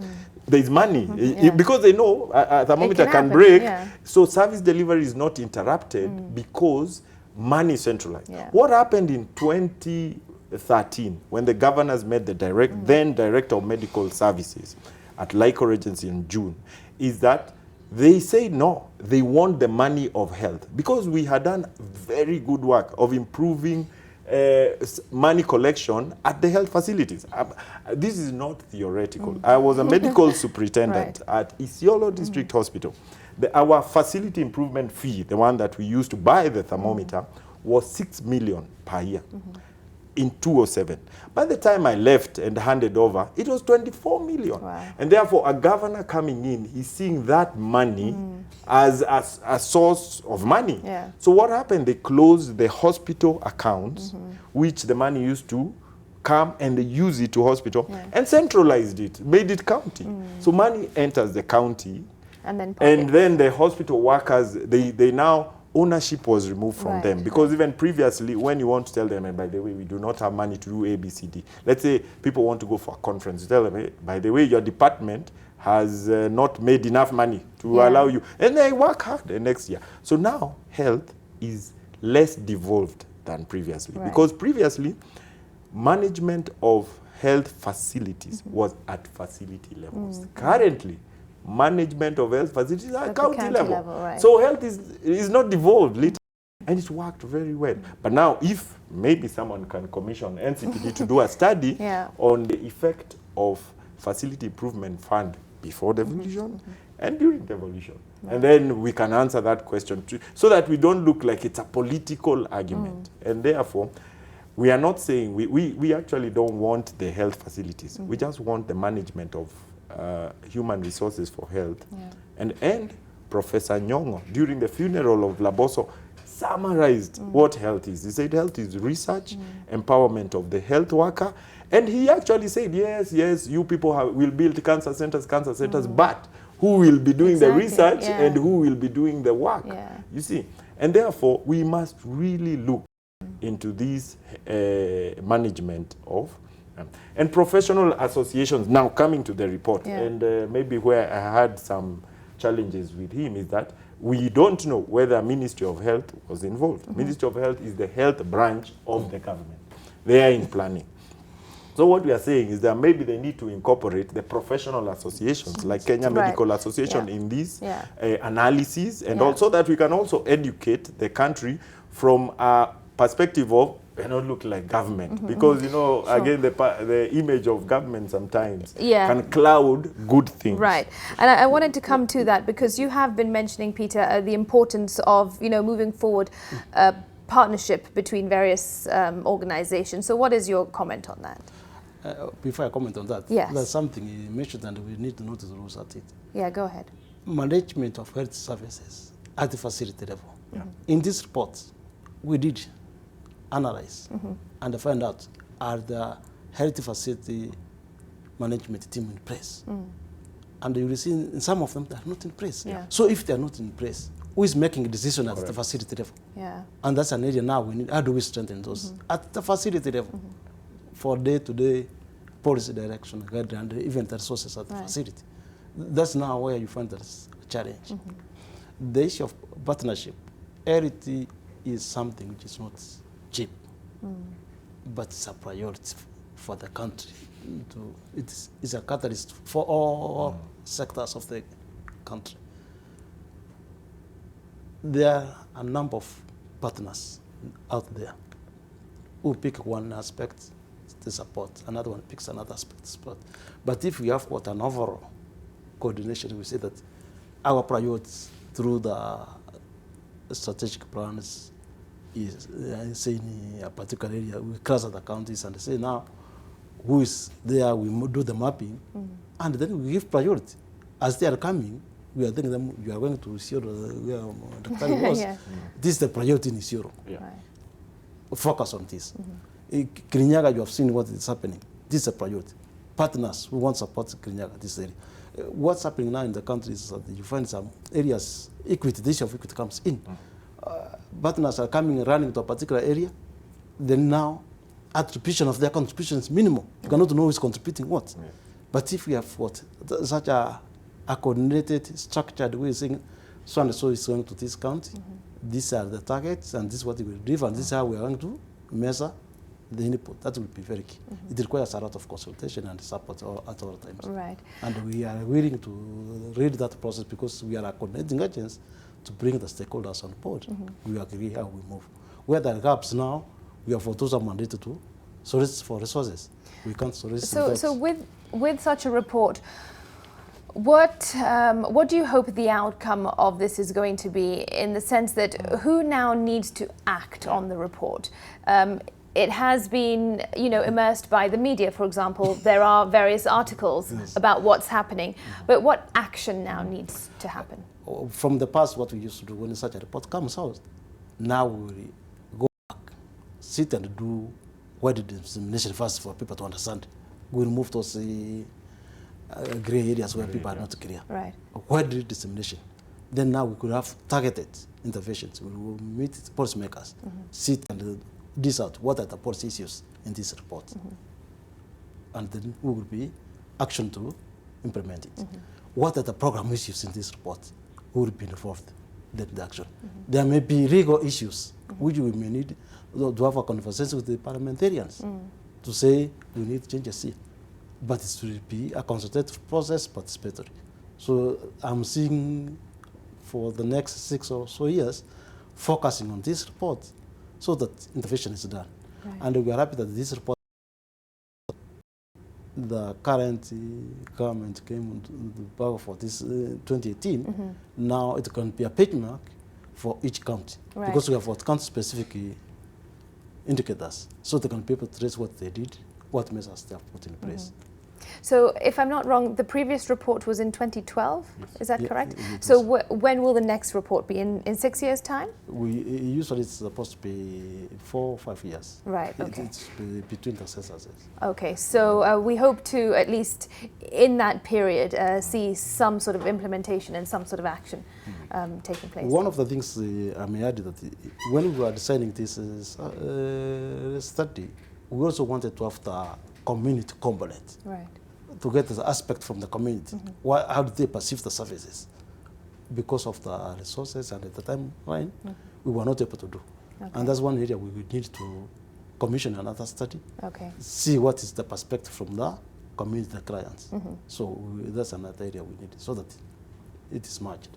Okay. We will do that. All right. And just as I get your final thoughts, what is your view on the way forward? Or before I go to that, as someone from the medical profession, how do you interpret the report in the sense that is there any action that will be taken on your part, or is it purely for just internalizing the data? As I said, having analyzed the data away from screaming headlines, the summary is simple, is what we have been saying, and he has alluded to it. There's an issue with human resource, clear shortage, which is in various places described as absenteeism. But it's not absenteeism, it's just shortage. If it's shortage, you won't let go of that. Two, there is an issue of the tools the health worker uses to treat. You see, the equipment and things like the that. equipment is not there. Then there is the issue of pharmaceuticals and all. And then there is the issue of, I think those are. So when you look at when you summarize the whole report, we say that these issues need to. So how do you address the human resource component? And ours is very clear.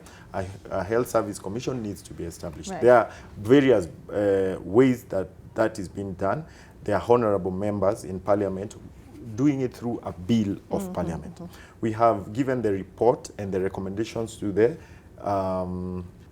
BBI, Building Bridging Initiative. We continue to advocate as Kenya Medical Association for the same, and we have also, we are in court. We went to court opposing what I call unconstitutional devolution of health, because when we crafted, because during the crafting of the constitution, the Kenya Health Strategic what is it called?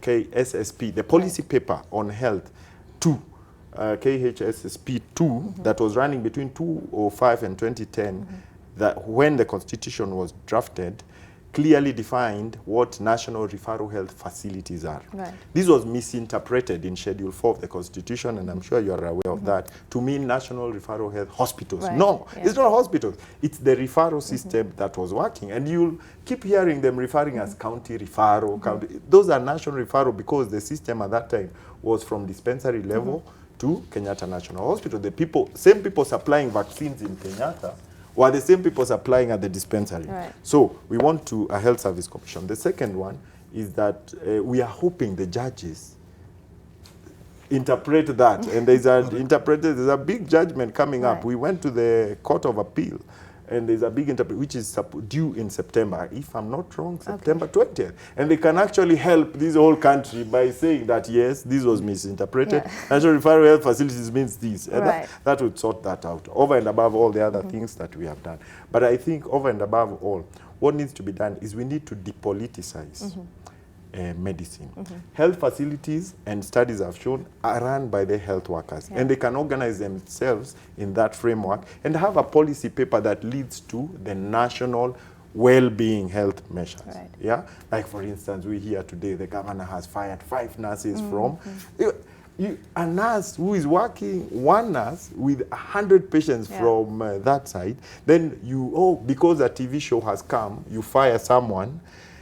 That's the problem. Right. That's political interference for health workers. Yeah. That one, a long time ago, as the medical superintendent, I talked to the gynecologists that they said they have written 100 reports to county about staffing, about the workload, about all these things. They have not listened. But when a show comes, the governor is the one happy because he has power. Actually, if you look at it, it's misuse of power.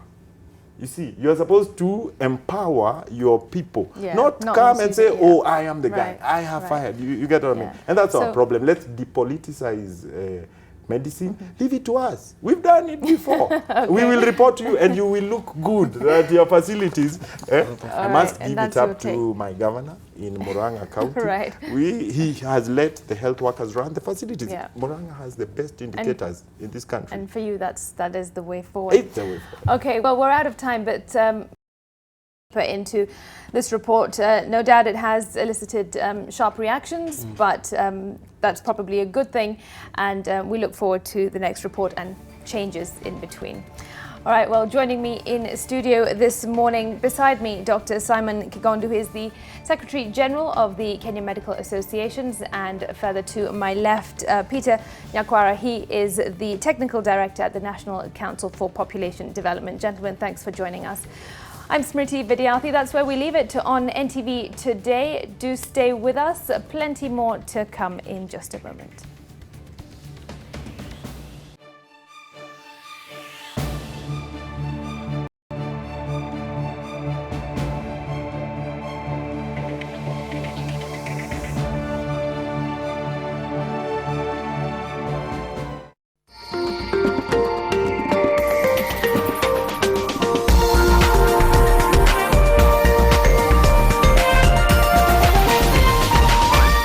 This is NTV.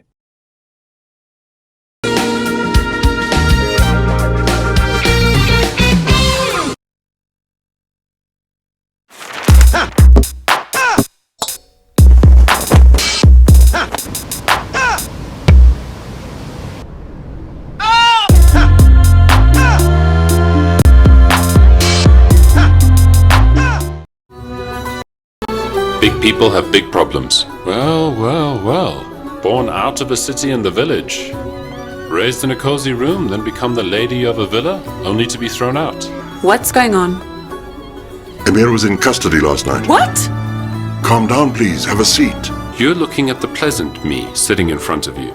But when you throw my sister away, when you label her a divorced woman, then you will have the misfortune of seeing my real face.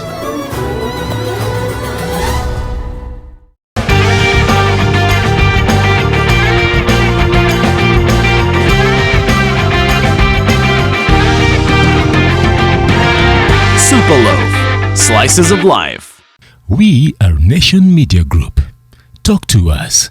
Send us your feedback on any of our products, availability or content to help us serve you better. A member of our team will ensure your issue is resolved within 24 hours and you receive a response. Go ahead, SMS 40684 or WhatsApp 0748 150 634. SMS is absolutely free of charge. Nation Media Group cares.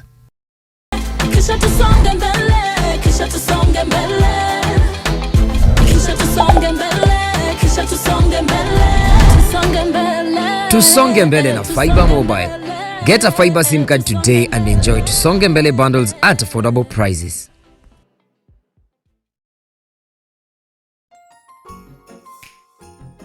Well?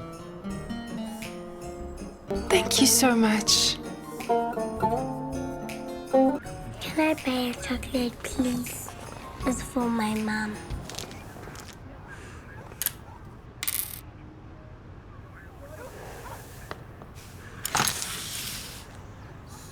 Happy birthday, Mom. Thank you, Bella. There's a class and a half in everyone. Nisikia kwa redio watu wanasita hiyo pesa. Mtu amekula milioni 10, milioni 1, milioni 10, hata mtu mpaka na sina mpaka gari.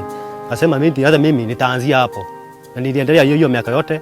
2016 hapo nilianzia tu mwezi ya 8 ya 9 ngaenda 17 na 18 na 19 mpaka sasa hizi. Mimi hiyo siku nilikuwa nimeenda hospitali. Baba yangu alikuwa amelazwa hospitali mpande ya Mwea. Mimi kutoka huko kurudi, kufika kwa nyumba, nasikia mtu amenipigia simu usiku. Na akawaambia, wakaniambia, wewe unaitwa so and so Felix Smriti Vidyarthi? Nikamwambia sasa wewe ndio winner wa milioni 1 today. Nasikia raha kabisa, hata sikulala. Nasikia roho yangu inapiga kupiga hivi tu. Mimi vile ninaweza kuelezea, wasikufe roho. Sasa wamekuja leo kushuhudia ni ya ukweli. Wale watu walikuwa wanasema si ya ukweli, wameona mpaka kwetu. Asante sana Lotto, kuzidi pamoja. Win every day with Lotto and join over 30,000 winners this month. Plus, win over 1 million shillings on Wednesday or a guaranteed 1.2 million shillings this Saturday. Cheza tuzidi pamoja. Send 50 shillings to paybill number 77700. Account name NTV. Over 18s only. Gaming can be addictive. Play responsibly. This message has been approved by the BCLB.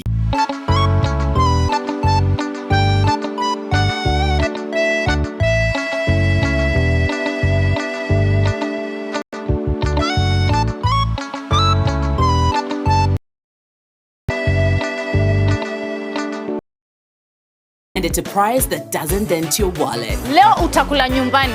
Salt, siri ndio hiyo. Somalia cannot move anywhere, neither can Kenya move anywhere. The Kenyan people know that their sons and daughters who came to Somalia to fight against Al-Shabaab, their efforts was not in vain.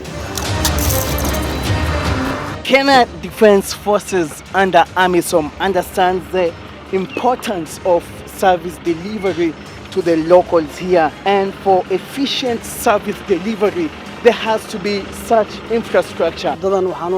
Barabara itasaidia wao upande wa biashara. 2012 it has been very difficult, but now she can do her business. We hope that by 2021 they will be able to take up.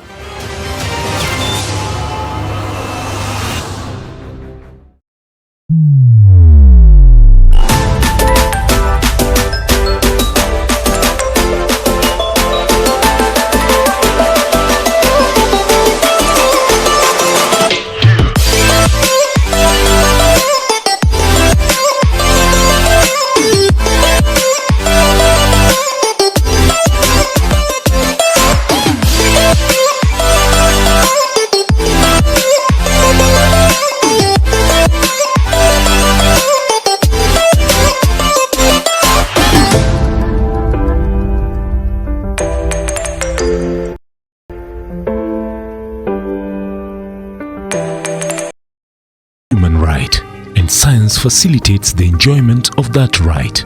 Healthy Nation is an informative and insightful pullout on matters health and science. Join the conversation. Get your copy of Healthy Nation this and every Tuesday, only in the Daily Nation. Powered by Nation Media Group and the Bill and Melinda Gates Foundation. Your mother is fighting for her life in the hospital. Ina, you have to understand that your mother is a threat to... Threat? Do you know what you're saying, Eva? Are you saying my mother is going after your family's money? She has her own money, Ina. She doesn't need any of yours. And you actually believe her? Yes, that's right. She's so my mother. What, I'm not allowed to believe my own mother then? Your mother is a huge criminal record. Yes, I know my mother isn't perfect, but I know my mother is not a killer. So now my mother's the killer. That's right. Wow. Why, you think she isn't?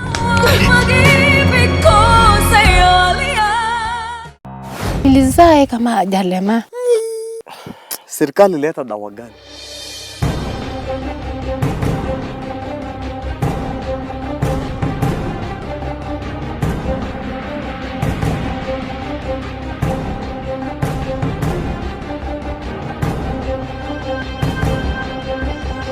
It's almost a year, nothing has been done. I just need some form of information. Soldier. Dr. Mugo Wairimu first hit the headlines when a video clip showing him raping an unconscious female patient in his clinic. With the puzzle surrounding the sugar saga yet to be cleared. How many times were you sexually abused? Like 3 times. How was a convicted child molester allowed to set up a children's home in the country? NTV News. Bold, balanced, authoritative. This is Hadithi Yangu. My name is Kale Chemumo. I'm your host, and today I'm joined by none other than the amazing Dr. Magnificent, phenomenal, magnanimous. Karibu mdosi wangu. Mbona unasmile bwana yangu ati hivi? Ukimpe maji unamtaka, si ndio? Where you are seeing that pit latrine, Yeah. This was our backyard, which also happened to be the city's garbage site. Unampikia hii favorite ndio akupende. Madam yeye ndo alisema anataka sembe na maine. Pika githeri. Na usiweke chumvi.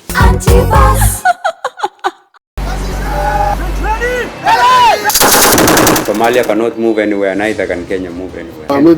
The Kenyan people know that their sons and daughters who came to Somalia to fight against Al-Shabaab, their efforts was not in vain. Kenya Defense Forces under AMISOM understands the importance of service delivery to the locals here, and for efficient service delivery there has to be such infrastructure. Barabara itasaidia wao upande ya biashara. 2012 it has been very difficult, but now she can do her business. We hope that by 2021 they will be able to take up.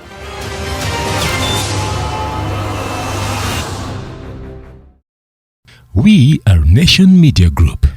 Talk to us. Send us your feedback on any of our products, availability or content to help us serve you better. A member of our team will ensure your issue is resolved within 24 hours and you receive a response. Go ahead, SMS 40684 or WhatsApp 0748 150 634. SMS is absolutely free of charge. Nation Media Group cares.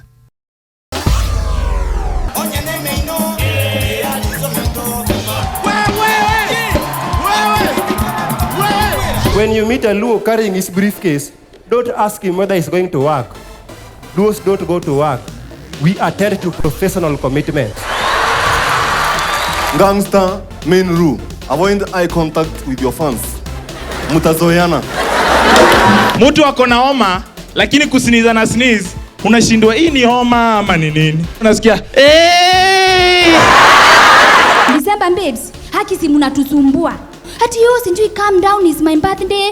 Sijui all people were born the same but legends were born in December. Mbona mnajisikianga hivyo ama mnaonanga mkikaa kale kamkate ka mwisho? Nani? Shetani matana yeye. Shetani mugani? Shetani mugani? Tebu tuonyeshe shetani mugani? Johnny. Oh, kametokwa ho.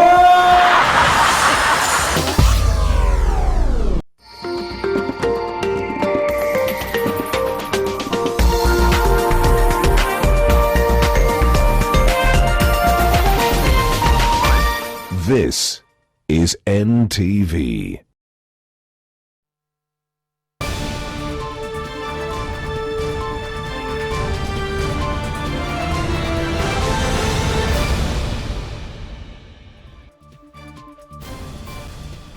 Na hujambo mtazamaji, natumai ubuheri wa afya na siku yako imeanza vyema, ikiwa ni tarehe 8 mwezi wa 8 mwaka 2019. Karibu kwenye NTV sasa. Naam, na kuna mengi ambayo tumekuandalia mie na mwenzangu Nuru Abdulaziz, tutakuwa tukikuletea hapa katika NTV sasa, na pia hapo baadaye kuna mada yetu ya siku. Kumbuka siku ya Jumanne masuala ya tijara, tunazungumzia leo masuala ya uvumbuzi. Kumekuwa kauli nyingi tu tukisema kwamba hakuna kazi za kutosha, lakini kuna mojawapo mapendekezo kwamba masuala ya uvumbuzi na ubunifu ni mojawapo ya nafasi ambazo zinaweza kuleta nafasi za ajira.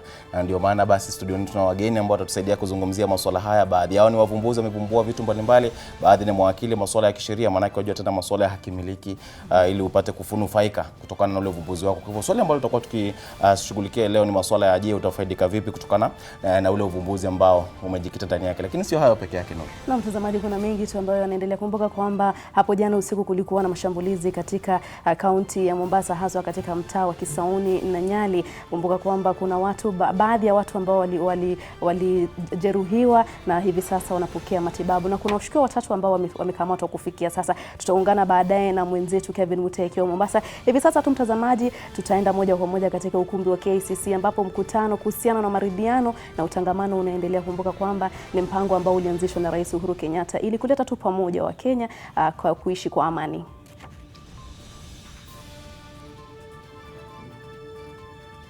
Yeah. Why? Daktari with your team can answer those. Okay.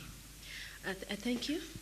I will not answer all of them. I'll request my team members to handle some of the questions. And I'll invite the first one on the question of an independent treasury.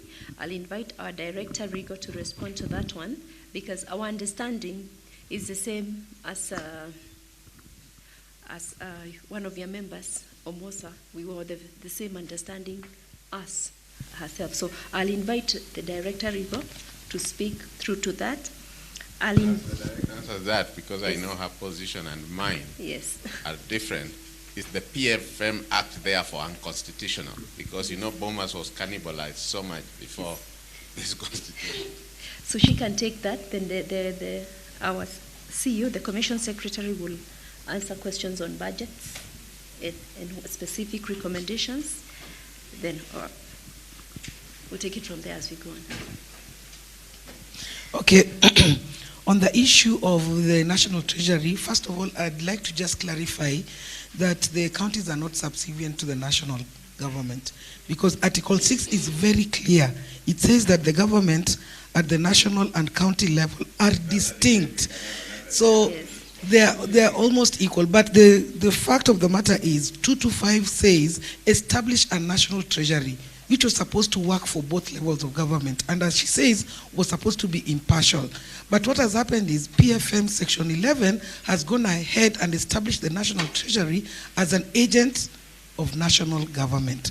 So what was required by the Constitution in 225 was a national treasury that catered for both levels of government without any biasness. So PFM is unconstitutional, and we need to change that so that national treasury does not tend to lean towards national government, because it has been created as an agency of the national government under Section 11 of the PFM.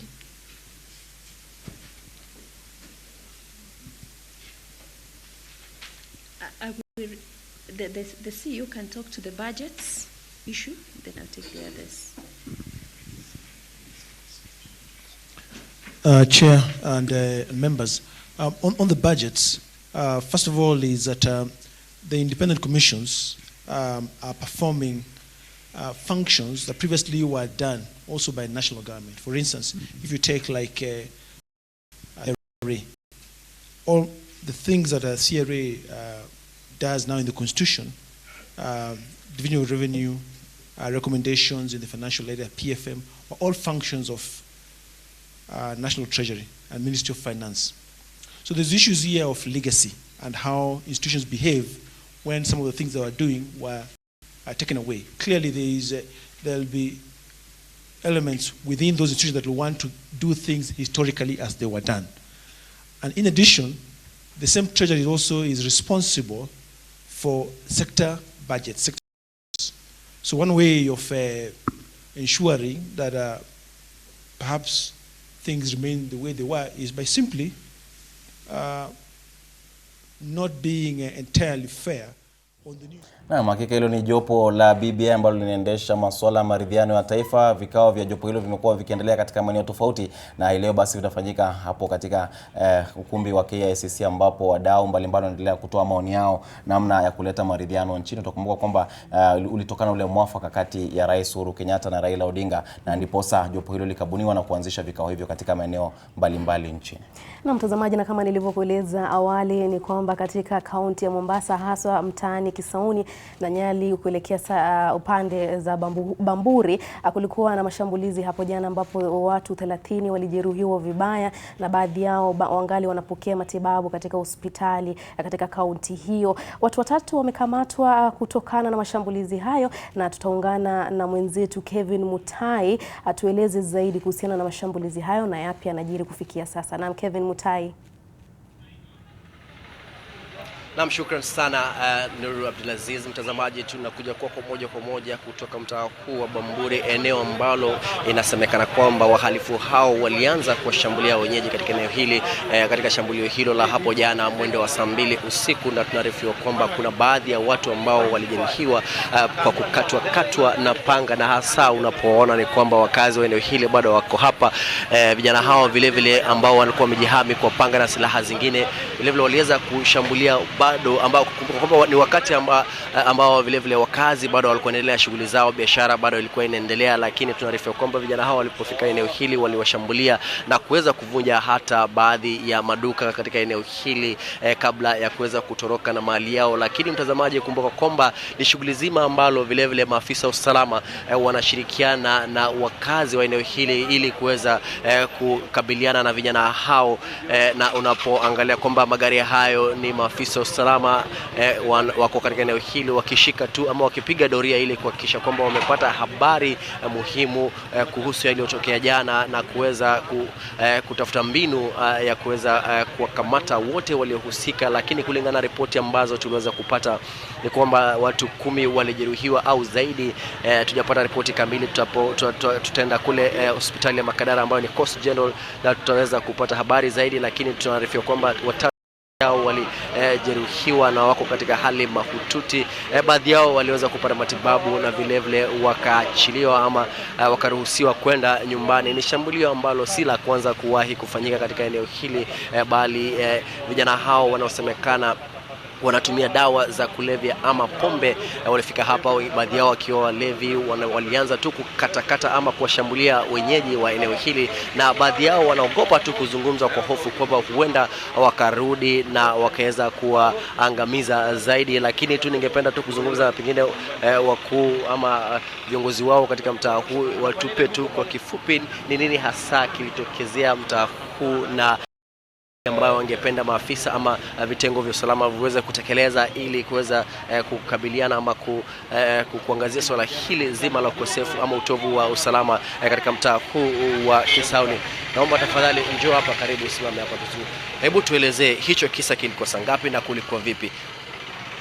Mimi sikuwa niko around, lakini tukapigiwa simu huko Lakeview wa vijana wanakata watu. Sasa kuna msana hapo jirani yangu pia alikuwa anafanya kwa hiyo duka hapo, amekatwa, tumempeleka hospitali Makadara, tumemtoa saa 9 na amekatwa vibaya sana. Lakini yote ni siasa, hakuna kitu kingine, kwa sababu hawaibi kitu, ni kukata alafu wanaenda zao. Unaona? Na je, tunaarifiwa kwamba vijana hao wako katika umri wa miaka 14 hadi hapo 20. Je, hao vijana ni saizini, vijana wadogo sana, 14 kurudi chini. Si vijana wakubwa, ni vijana wadogo sana. Alafu panga wanaficha huko, ni vijana wadogo. Na wanakata na kwenda, hawakai, wanakata na kwenda. Je, ukiangalia hali hiyo imeweza, kama nyinyi wakazi wa eneo hili mnahisi vipi kwa sasa? Maafisa usalama wamejitokeza wakisema watakabiliana nao vilivyo, lakini kama wakazi, je, mnaendelea kuishi kwa hofu ama mnahisi kwamba ni nini inafaa kutekelezwa ili kuhakikisha kwamba hali ya usalama imedumishwa na hali ya kawaida imeweza kurejea katika mtaa huu? Tayari kuna hofu, hata sasa hivi huwezi fanya biashara kwa sababu hujui tena watarudi leo. Unaona? Though maafisa usalama wameanza kushika doria, lakini hatuna imani nao, kwa sababu mbona inafanyika na walikuwa wako wapi? Kwa sababu lazima wao kuna watu tuko hata mainforma wako hapa ndani. Unaona? Kwa hiyo maafisa usalama pia wamelala mahali fulani. Wanatakana saa 1 ifika usiku na doria. Ukijana yuko sasa shule zimefungwa. Kwa hivyo ni kitu ambacho ilipangwa, kwa sababu ni vijana wanajua mpaka mtaa ndani na wakatoroka na hakuna mtu alishikwa. Sawa. Tayari maafisa wa polisi wanasema kwamba wamewakamata vijana 3.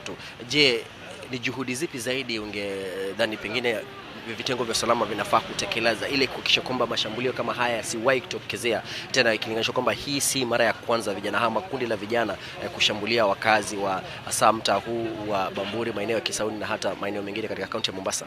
Kwa kweli viongozi wa usalama wamefanya majuhudi, wanajitahidi sana wakishirikiana na community policing hata na nyumba 10. Lakini sasa hao jamaa wanapokuja huwa mtu huwa hayuko tayari, sasa wanavamia tu na kwenda. Sasa kwa hivyo sisi tumengeliomba tushirikiane na community policing na nyumba 10. Tukishajua mtoto fulani nyumba yao, yule mtoto ni kufuata moja kwa moja na akapelekwa. Kwa sababu hata hivi sasa unaweza kukamata watoto ukampeleka police station, apende kotini, mara anatoka pale police station. Wale watu wanaenda toa pesa, anaenda, anaachiliwa.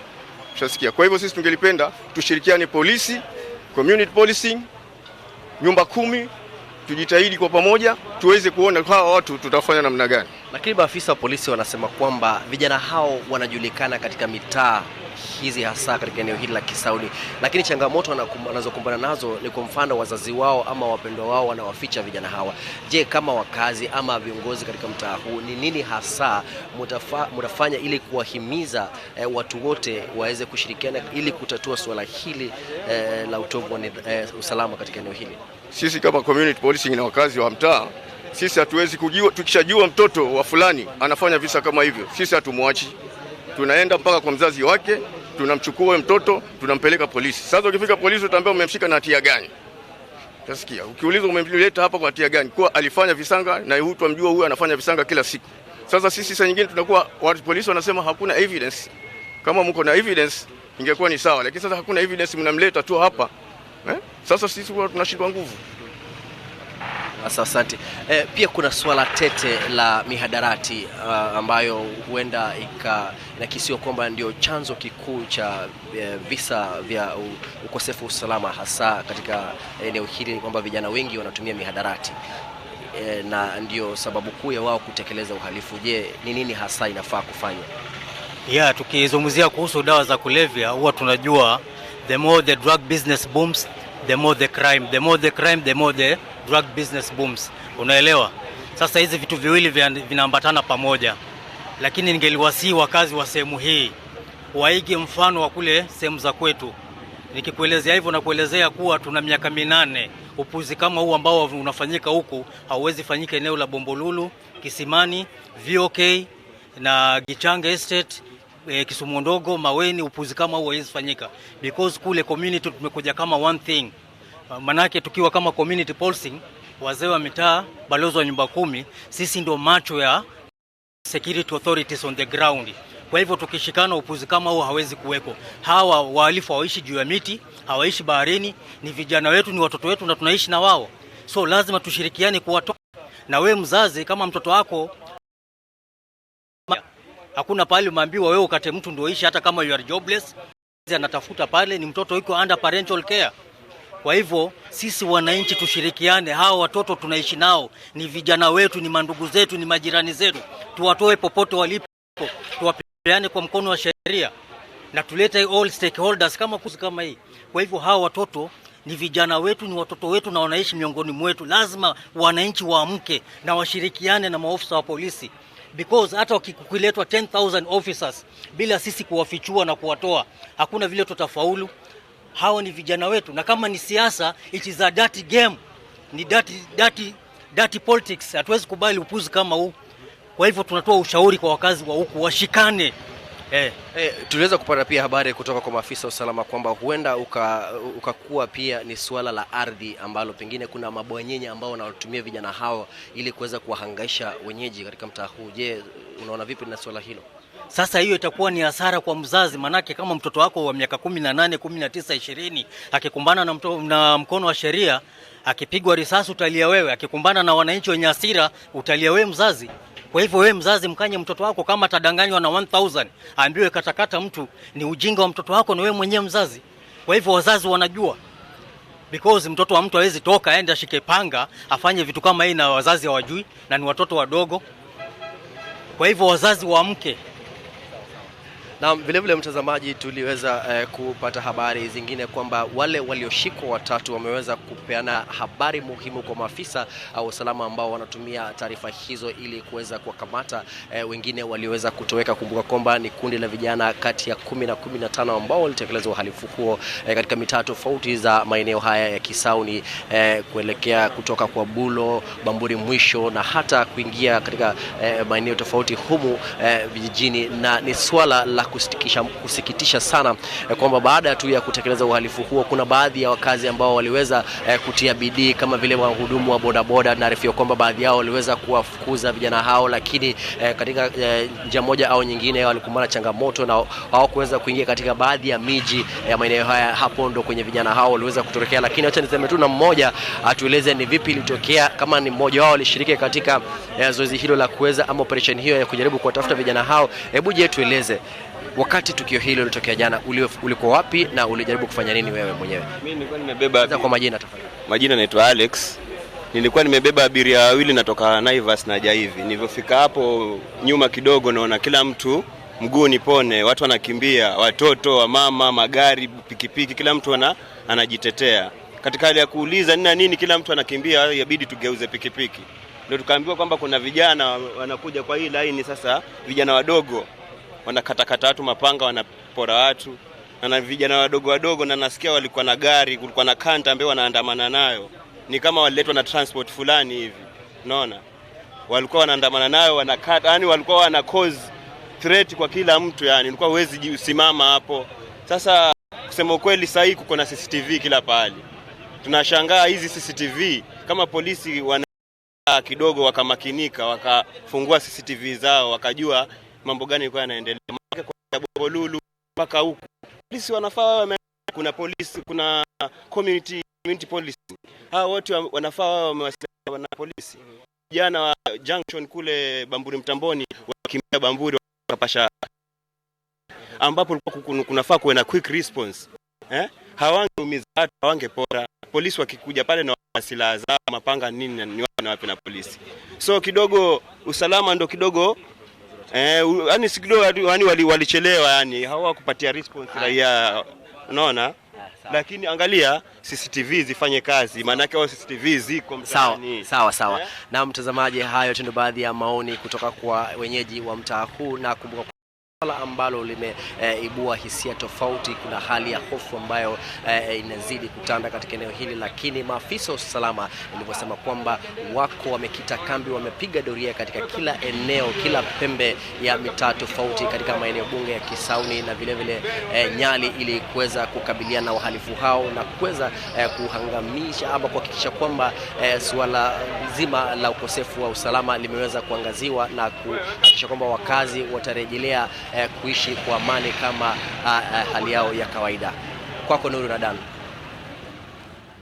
Na shukrani sana Kevin Mutai akiwa katika kaunti ya Mombasa, hasa katika mtaani Bamburi ambapo mashambulizi yalitekelezwa hapo jana, ambapo baadhi ya wakazi walijeruhiwa na hivi sasa wanapokea matibabu. Kumbuka kwamba amesema kwamba washukiwa 3 wamekamatwa kufikia sasa na wanatarajiwa kufikishwa mahakamani. Mtazamaji, tukisonga tu mbele ni kwamba mahakama ya upeo imetupilia mbali kesi ya rufaa dhidi ya gavana Anne Waiguru. Kumbuka kwamba Martha Karua aliwasilisha kesi kupinga uchaguzi wa gavana Anne Waiguru kama gavana wa Kirinyaga. Na mtazamaji, ni hayo tu, na tukiendelea kwenye swali letu la leo, kumbuka kwamba hapo awali Mule aliweza tukueleza kwamba tutakuwa tunazungumzia swala la uvumbuzi humu nchini. Swala hili ni swala ambalo labda vijana wengi wangekuwa na maswali kuhusiana na uvumbuzi humu nchini. Kuna sheria labda inaangazia swala hili, kuna sera kunradhi ambazo zinaangazia swala hili. Ni swala ambalo linawasumbua wengi, ni swala ambalo ukiangazia hasa uvumbuzi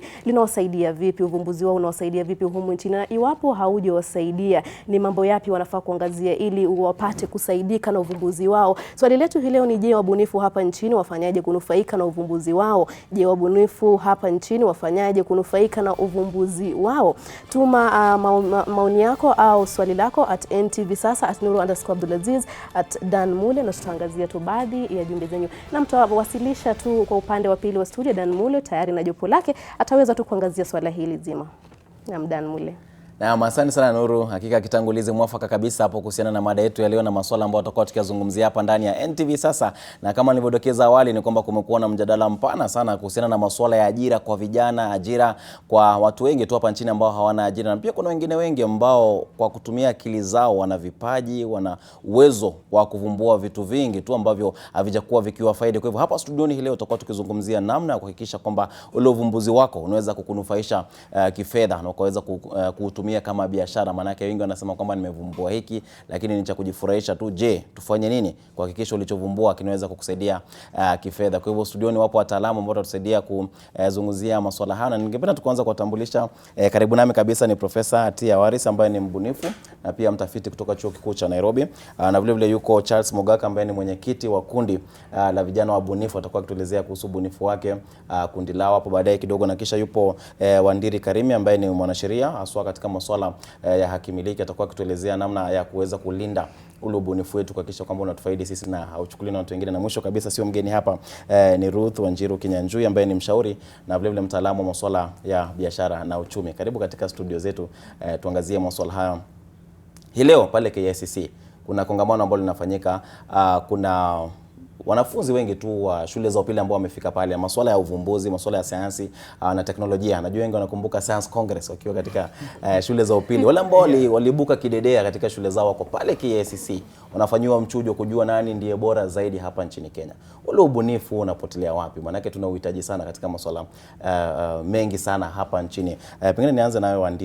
Kwa mtazamo wako unahisi kwamba ule uvumbuzi ambao upo pale na wanafunzi wale wa shule za upili wakitoka nje, ule uvumbuzi wewe unapotea ama unafikiri tunautumia vizuri kujiendeleza? Nafikiria Kenya yenyewe tuko na watu wengi wakiwa na hiyo talanta ya kutengeneza vitu, lakini tunapotoka tunaanza kutafuta kazi. Hiyo ndio kazi tunafanya kwanza. Lakini kazi ya kutafuta kazi. Kazi ya kutafuta kazi. Lakini hata tutaposema uvumbuzi ya upotei, ile shida iko ukiniuliza ni hatuna ile uchumi lazima uingizwe ndani ya uvumbuzi. Hauwezi fanya innovation bila pesa. So tukiwa na system ambayo inakuja kusema ukiwa na talanta hii umetengeneza kitu namna hii, kama vile wanavyofanya Silicon Valley. Ukiona wanavyofanya huko, ukipata innovation ya aina software wanavyosema huko, unachukua pesa unaziingisha huko ndani, alafu sasa mnaweza kukuza hiyo innovation. Sijui kusema Silicon Valley unamaanisha nini? Maana yake nimesikia wakisema Kenya is the Silicon Valley of Africa. Walikuwa naita Silicon Savannah. Silicon Savannah. Silicon Savannah. Silicon Savannah. Na unamaanishaje ile kusema? Silicon Savannah. Watu walienda Silicon Valley, waliona vile walikuwa wanafanya huko, wakasema tunaweza fanya kazi hii. Lakini kazi ya uvumbuzi si sheria peke yake na si uchumi peke yake, ni watu ni sheria, ni shule, alafu watu wanaotumia hizo innovation. So si kitu kimoja peke yake. Na asante sana. Tukisalia katika hilo swala Ruth, pengine tukiangazia, hata nilikuwa natazama mojawapo ya orodha, mojawapo ya mashirika ya kufanya utafiti, na nikaona kwamba Kenya imeorodheshwa kama namba 6 kati ya mataifa ambayo yana uvumbuzi mwingi hapa barani Afrika na ubunifu. La kwanza lilikuwa nadhani Mauritius, kisha sikumbuki la pili lilikuwa lipi. Sijui kwa mtazamo wako na kwamba huu uvumbuzi wetu unatufaidi kibiashara ama unaishia tu pale uvumbuzi watu wanafurahia, wanacheka na ndio hivyo inaishia? Asante sana Dan.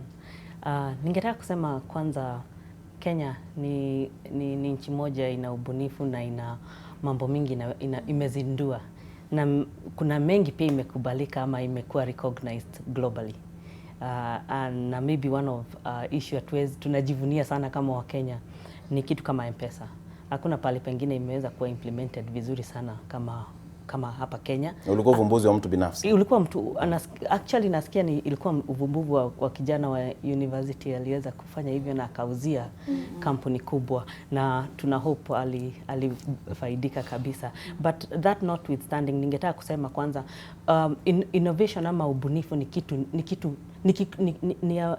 ni spectrum kubwa sana ama wide kiasi, na ningetaka kusema kwanza kuna ile time kama sasa venye umesema Congress zenye zinaendelea pale za mashule, kuna ile conceiving ya ile idea. Umeangalia mambo na base na venye unasoma una conceive ka idea. Ya pili kuna kuwa na ile issue sasa ya kuweza kudevelop. Kama sasa wameweza kudevelop, wametest, wameona inafanya kazi.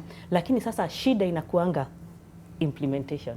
Si wameshafanya hiyo mambo yote ya masomo, wamedevelop, wamekuja kutushowcase hapa KCC, but implementation nani yako interested? Yeah? Na inapotelea hapo. Lakini wenye wameweza kwenda implementation na pia wakakatch, because the other thing also ya innovation ni kuweza kukatch a market yenye inaweza uza, because that is very clear, then utaweza kuimplement. Then ukiweza kuimplement, then sasa pesa zitaanza kuingia. Na one thing about innovation ni kuwa unajua innovation unafanya kama ni passion ama hobby. Si kazi unaamka asubuhi unaenda 8 am to 5 pm. Hapana. Si asubuhi na jioni. Hii ni kitu hata wanasemanga sijui kama ni wahenga wanasema hata saa 9 ya usiku hii kitu hauwezi lala bila kutaka kufanya hiyo solution. So ni kitu unafanya na roho yako yote, unasikia inatoka, it's the whole, wewe mzima wote unasikia uko dedicated na hiyo kitu. Na kitu kingine tungetaka kujua pia, innovation siku hizi in terms ya innovation, unajua siku yenye tulikuwa shule, sijui nyinyi mlikuwa shule siku gani, lakini sisi tukiwa shule tulifunzwa sana about kuhusu product na services, meaning vitu zenye goods na services zinaitwa huduma na mahuduma zenye tunaweza produce. Lakini katikati hapo saizi as we tukiprogress tumeanza kuona michakato, processes, pia zinakuja as part of innovation. Kumaanisha si goods and services, na sasa innovation imespan. Kumaanisha watu wanaweza bainika kwa nini kubwa sana. Na mtu yoyote kila mtu akona opportunity. Lakini before tutoke hapo, wacha niseme kitu moja yenye inaendelea KCC saa hizi. Tunaonanga watu wakiwa na ile nguvu wakiwa primary school, na kwanza ikiingia secondary school because ya laboratory na physics na chemistry, watu wanakuwa very dedicated, na unaona hiyo mixture na kufanya hiyo mixing up, watu wako very dedicated kujua hii color ina change kwa nini, na wanaanza kurelate with the physical life. But na hao ni watu wachanga, lakini tunaona watu wakiendelea kwa miaka hata wanakuwa much better, minds zina broaden up, na because ya experience unaweza kurelate with what is happening kitu yenye inaendelea kwa society, na unakuja kufill those gaps. So kumaanisha ati innovation tu ni ya watu wako wachanga, venye unaendelea kwa maisha pia inaenda ikipanuka. Na just before u take over, na ikipanuka hivyo ni kumaanisha kama sasa, because nataka kuleta issue ya how you benefit from it, na how hata mambo ya employment, ni kumaanisha watu wenye wameandikwa kazi leo, ni kumaanisha wako supposed kuona gaps zenye ziko kwa society, na waweze kuzitake na kuinnovate, ndio waweze kutoka hizo kazi. Wakifika hata certain level, wanaachia watu wengine wachanga wanakuja na wao but ni culture iko supposed kuwa enacted kwa the society and our country as we go ahead. Na asante sana. Umesema si jambo la vijana pekee, pia mtu anapokuwa, maana kama profesa kwa mfano amefanya utafiti na amekuwa akiendelea kufanya masuala ya uvumbuzi, atakuwa akituelezea kuhusiana na uvumbuzi wake ambao pia unajihusisha na masuala ya kidijitali, kama ulivyosema ni masuala ambayo yanakuwa na yanabadilika ulimwengu unapobadilika. Lakini kabla hapata Mogaka, kabla ya kuzungumzia uvumbuzi wako, pengine kwa mtazamo wako, unahisi taifa la Kenya, pengine serikali, viongozi mbalimbali na taifa tu kwa jumla, wananchi, swala la uvumbuzi linachukuliwaje, na masuala ya ubunifu ni swala ambalo linapewa uzito kama jambo ambalo linaweza kutumika kama kitega uchumi ama kitu cha kusaidia mtu kujichumia riziki? Asante sana Muli. Mimi kitu ningesema kuwa taifa bado halijafikia kiwango ya kuwatafuta wale wafumbuzi. Haijafika kiwango, kwa sababu katika ufumbuzi kuna wale ambao wanawaleta mbele, sababu unaweza kuwa na jambo fulani unalolifanya, lakini nani anajua unalifanya? Kama uko Kilifi, uko Turukana, bado unaendelea kutengeneza vitu fulani pale, nani atatoka hapa aende mpaka kule akulete hapa? So lazima serikali ichangamkie hili jambo vile imechangamkia vitu zingine, kama vile unapata watoto wadogo dancing. Unajua hii iko kila mahali, una Google unapata mtu ana dance. Ingekuwa hivyo, ukitafuta wafumbuzi na hiyo moyo, talent show inakuwa kila wakati, competition serikali inafanya zinakuwa kila mara kurudia, wakati huu wakati mwingine tungepata wafumbuzi. Na wafumbuzi wengi lazima wawe chini ya miaka 40 ama 45 hapo, sababu ukiangalia wale wafumbuzi tunaowafuatilia kama vile Microsoft aliwacha chuo kikuu. Ukikuwa chuo kikuu unaweza kuwa na miaka ngapi? Hiyo sasa inaweza kuwa kama 30. Kuna wale ambao Sujabag walikuwa na rafiki yake, kamwambia kabla tujaenda mlo, hebu kuna kitu. So lazima serikali jaribu kufuatilia hili jambo na ilipe uzito, iweke hela mingi pale. Ukiangalia katika serikali yetu imeweka sijui ni 1% kwa total budget ya the state kwa wafumbuzi. Kwa hivyo kuna mambo wanapitia, wengi wanakufa bila kuyasema yale mafumbuzi yao. Hiyo ndio siri hujawahi gundua, kwa sababu kama sasa tuko na vijana saiti ya 4, wengi na wajua bado hawajasema chenye wanafanya. Kwa hivyo unamuuliza hii inaenda aje, anakuambia iko hivyo. Wengine bado. Na nini kinawafanya wasalie kimya pengine? Bado serikali haijaja mbele kuwa I say kuwa protect, yani is to protect them. Endelea. Unajua wewe kusubiri serikali ije, wewe mwenyewe ulijitokeza, kazi yako ikaonekana, watu wakajua unafanya. Sikatai kwamba ni kweli inafaa ifanye pengine zaidi anavyofanya, lakini udhani kwamba pia wakati mwingine pia mtu anafaa ajipe msukumo, kazi yake ionekane, izungumze kama yako ilivyofanya. Mimi nilianza kitambo, sio sasa hivi umeniona. Kama miaka mingapi? Nilianza hii kazi nimeifanya na inaanguka. Unajaribu inaanguka. Mara kwingine unaenda kwingine unafungiwa mlango, unaambiwa hii kitu kwanza inafanya aje? So tumetoka mbali. Hii kazi tulianza 2012 na aliyekuwa Profesa Saukati, sasa hizi ako Vietnam. So nilikuwa tunaenda kwa mtu anakuambia hii kitu haiwezi fanya. So tukaifanya, lakini Mungu ni mwema. So ifapaka huyo mwaka wa 2013 mwanzo hapo serikali kulikuwa na competition ilikuwa ina land, tukaingia pale. Tukawa mmoja wao ambao walishinda ngine na hiyo. Tumejisukuma, unajua tangu mwaka mpaka 2018. Nitakupa fursa uzungumzie. Nataka tu kwanza utuambie unadhani tumefikia wapi, alafu nitakupa fursa uzungumzie uvumbuzi wako tuelewe kisha safari yako kwa kifupi. Pengine Profesa, nawe una mtazamo gani hata kabla kuzungumzia uvumbuzi wako? Unahisi masuala ya uvumbuzi na ubunifu yanachukuliwa kwa uzito hapa nchini? Nafikiri siku hizi serikali wanaanza kuichukua kidogo, lakini shida ni bado hawajapea pesa ya zaidi ya kuwasaidia.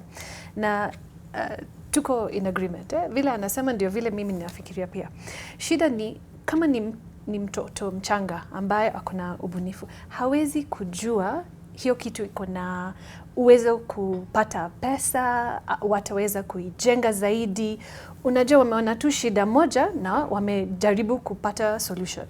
Sasa lazima sisi tuwasaidia hao ambaye wameanza na hizo shida ambaye wamepata solution, alafu tunawasaidia kujenga, kwa sababu hao watoto kama hata students wangu, wanafunzi wangu university wako na mawazo mzuri, lakini ni sisi ambaye tuko kidogo older, wazee ambaye wanaweza kuona kama ukiweka hivi miaka 10 utafika huko. Lakini wanafunzi bado hawajaona hiyo. Na hiyo ndio shida ambaye hatujaanza pole, lazima tuanze kujenga hizo mawazo. Na Science Congress, mimi pia nilifanya Science Congress. I think kila mtu amefanya. Lakini Science Congress ni pahali ambaye watu kama sisi ambaye tuko kwa serikali ama tuko walimu, lazima tufike kule. Tuone sio kama yeye atakuwa number 1 ama number 2.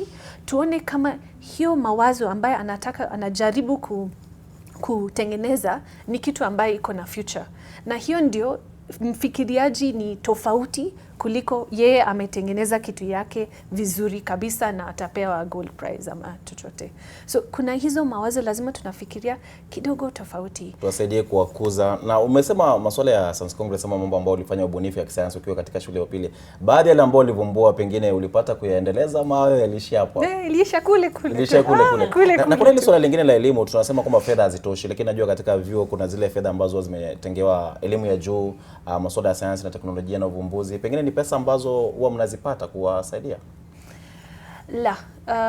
Kufanya utafiti? Naam. Ni kidogo sana. Miaka 2 mbeleni Kenya walianza National Research Fund. Kwa hivyo sasa wanaanza kutusaidia. Lakini mbeleni hatukuwa na chochote. Kwa hivyo kama unataka kufanya ubunifu yoyote, unaenda kutafuta mtu Ulaya ambaye ako na hela, na shida ni wakili ako hapo, mimi pia ni wakili, patent inaenda. Kwa sababu huyo mtu ambaye atakupea pesa kufanya development atasema hiyo ni yangu sasa, nimekupea pesa. Na hiyo ndio shida ya M-Pesa pia. Ya M-Pesa wamefanya registration Germany ya patent yake. Kwa hivyo hata serikali haipati ushuru kuhusu hizo developments na ubunifu. Walikosea pale kabisa. Na pengine jambo ambalo Wandira anaweza kulizungumzia ukatueleza, kuna wavumbuzi wengi hapa nchini ambao wanavumbua vitu na wakagundua kwamba hawafaidi pengine kwa sababu mtu mwingine alisajili ubunifu kama wake. Na sio vifaa tu vya kuvumbua pekee, hata waandishi wa vitabu tumekuwa tukiona mtu akisema kwamba akimiliki yake imechukuliwa na mtu mwingine. Pengine ni masuala gani ambayo mtu anafaa kuanza kuchukua hatua kujua kwamba uvumbuzi wangu nitaulinda vipi ili ukianza kuleta mapato unifaidi mimi? ukiwa mvumbuzi lazima ujue kwamba lazima ukuwe na system utaweka, kwa sababu usipokuwa na usipo-register hiyo uvumbuzi. Sasa hii ni patent, trademark, patent ni ile ya product ama process kama Mogaka hapa. Copyright huwa ni za vitabu za wanaotunga nyimbo, hata NTV wanao broadcast. Hizo watu wao wote lazima ujue pale unaketi in the IP laws. Si kwani utasema mimi niko na kitabu nataka kupatent kitabu yangu. It's the wrong way of looking at it. Lakini saa ukishajua what law applies to you, alafu sasa unatafuta ile njia ya utaregister hiyo kazi yako vipi. Copyright is you don't have to register, lakini kitu kama patent. Sasa mnaongea juu ya Science Congress. Ile system ya kuregister patent utaanza kwanza na do you have an inventive step? That's number one. Is it new? Kama ni kitu mpya kabisa, if you publish it, ukionyesha watu wengi, basi inaacha kuwa new.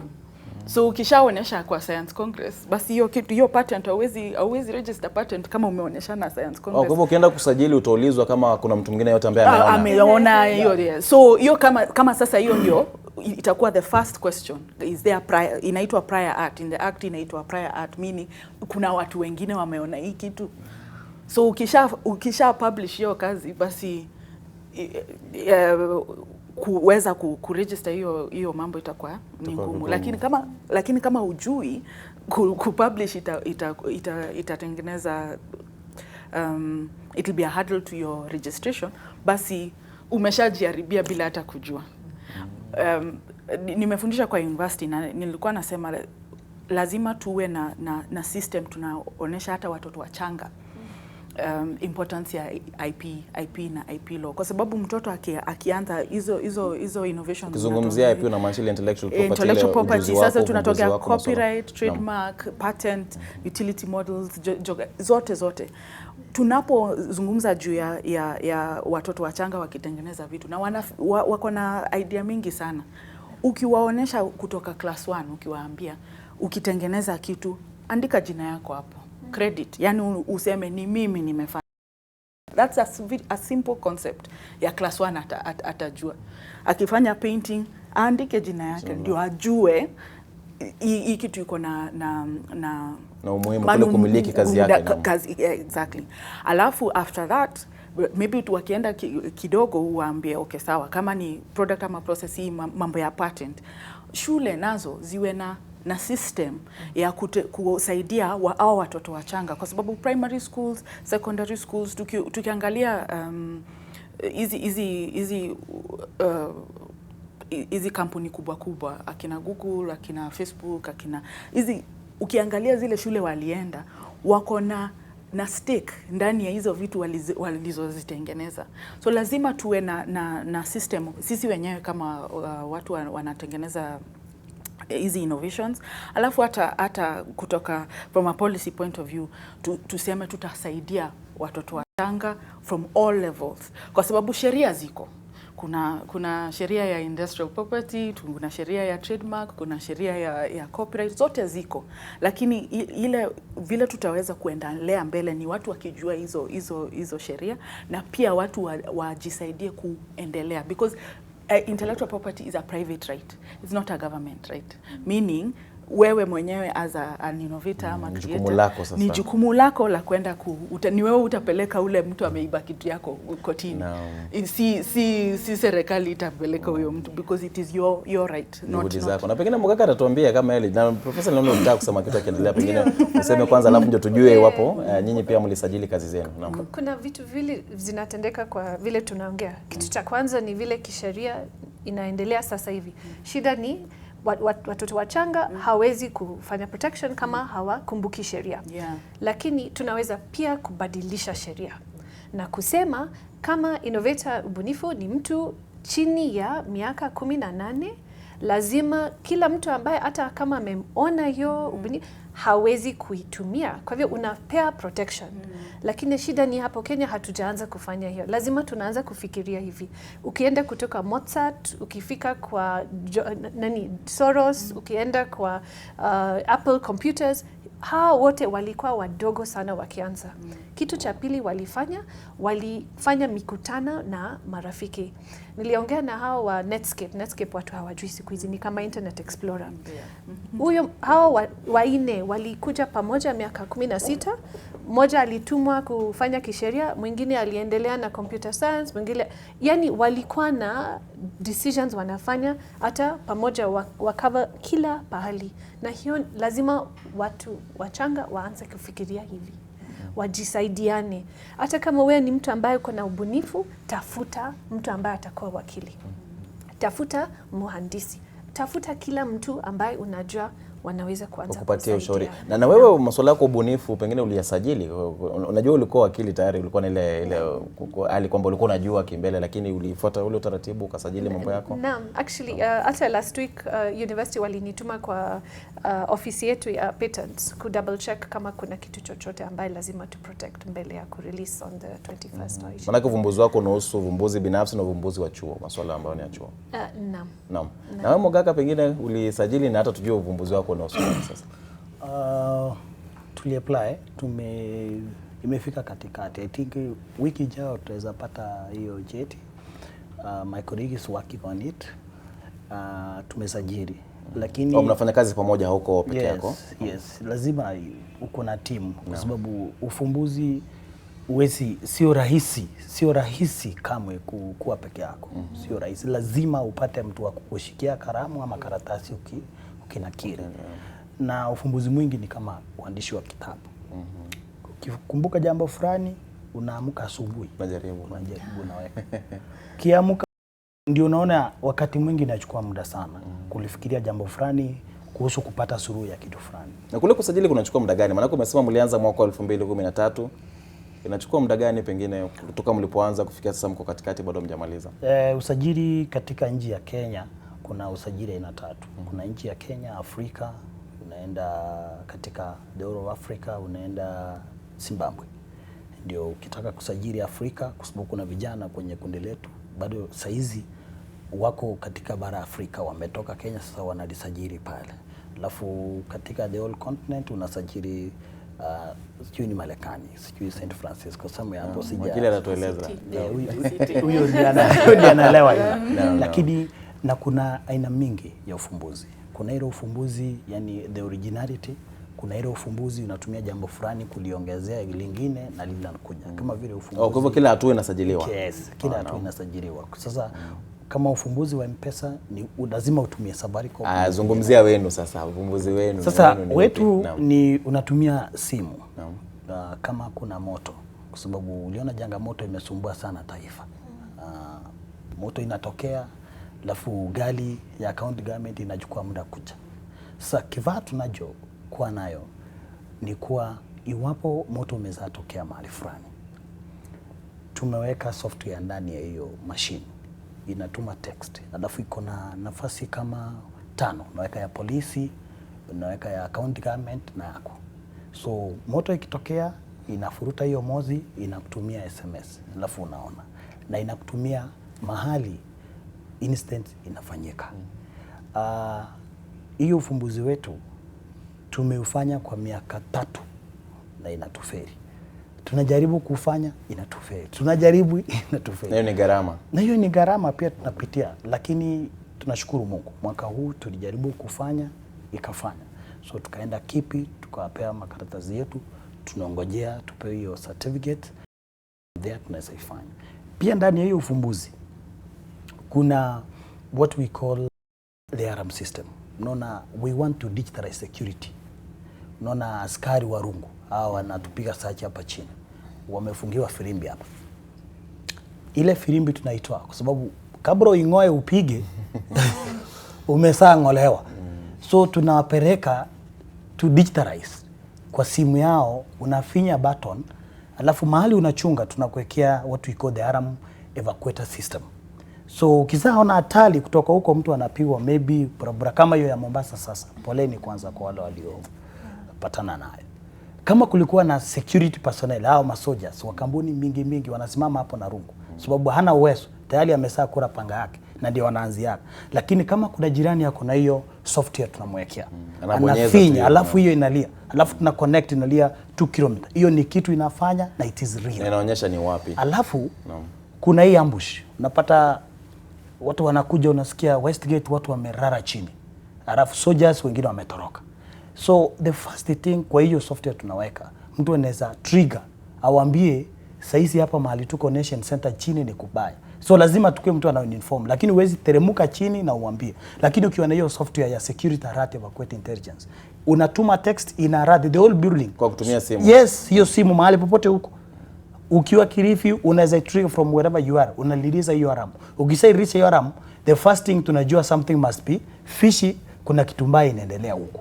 So ukisapatana na hiyo, sasa unakuwa unajipanga. Alafu unapata serikali inachukua muda mrefu. And I really thank the president. He's very positive. Ako na ile roho ya kutaka kuleta kufanya innovation na hii state iende. And that's very Matiang'i. They are really working to make the security watu wanakaa peaceful. So what is there is that in case hiyo ambush ifanyike mahali fulani. So what kitu tuna advise watu hata sisi in case tukue ambushed, unawacha data bundles zako zikiwa on. Unaacha wifi ikiwa on. In case you can conscious, saa zile operation inafanyiwa, kuna watu iko the wifi router. So unatafutwa mahali huko. Hiyo software inakutafuta, wana connect, wakisha inajua kuna mtu pale chini ambaye amelala na hii simu yake imesoma Nokia 2. So kupitia hiyo system, utatafuta ndio kupata. Wanaweza jua ni watu wangapi wako trapped kwa hiyo building. Unaona? Kwa hivyo unachomaanisha ni kwamba inatumia ule mfumo wa internet ile ambayo inawezeshwa. Kwa hivyo kama ni maeneo ambayo hayana ule uwezo wa internet itakuwa vipi? Kama hakuna maeneo yako na uwezo wa internet ile ya 4G ama 3G, si bado simu inafanya. Na unasema kwamba kuna ile maeneo ambapo hakuna kabisa. Bluetooth haitaki internet. Ni kuconnect. Kwa hivyo unaweza kutumia Bluetooth. Saizi tukiwakisha Bluetooth, someone akuje na hiyo password, anaweza jua ni watu wangapi wako hapa, ni vile simu hasta connect because lazima wewe uamuke ufanye nini. So ukitumia na hiyo ufumbuzi na hiyo teknolojia ikiwa pia inaweza kama mtandao hapo. Yes, tukimaliza kutengeneza hiyo software it will be very easy. Wewe tu ni kufika Nation Center, askari wanachukua hiyo, wewe kama someone ya unconscious anaweza chua. It can now be alafu pengine kuna mifumo mingi tu ya alarm system ama ile mifumo ya kupiga kingora wakati ambapo kuna hatari ambayo ipo kwa sasa. Huu wenu uko tofauti kivipi? Pengine mtu anaweza penda kujua tofauti ya mifumo iliyopo na huu wenu ni gani? Ulioko wa zamani ni analog. Ndio sababu nimekuambia imeenda digital. Unaweza tumia simu kama uko na details, saa hizo password ya hiyo tumekupatia because once tukizaa develop hiyo kitu, tukianda hapo tunakupatia rights. Sasa wewe mwenyewe ndio unacheza na simu.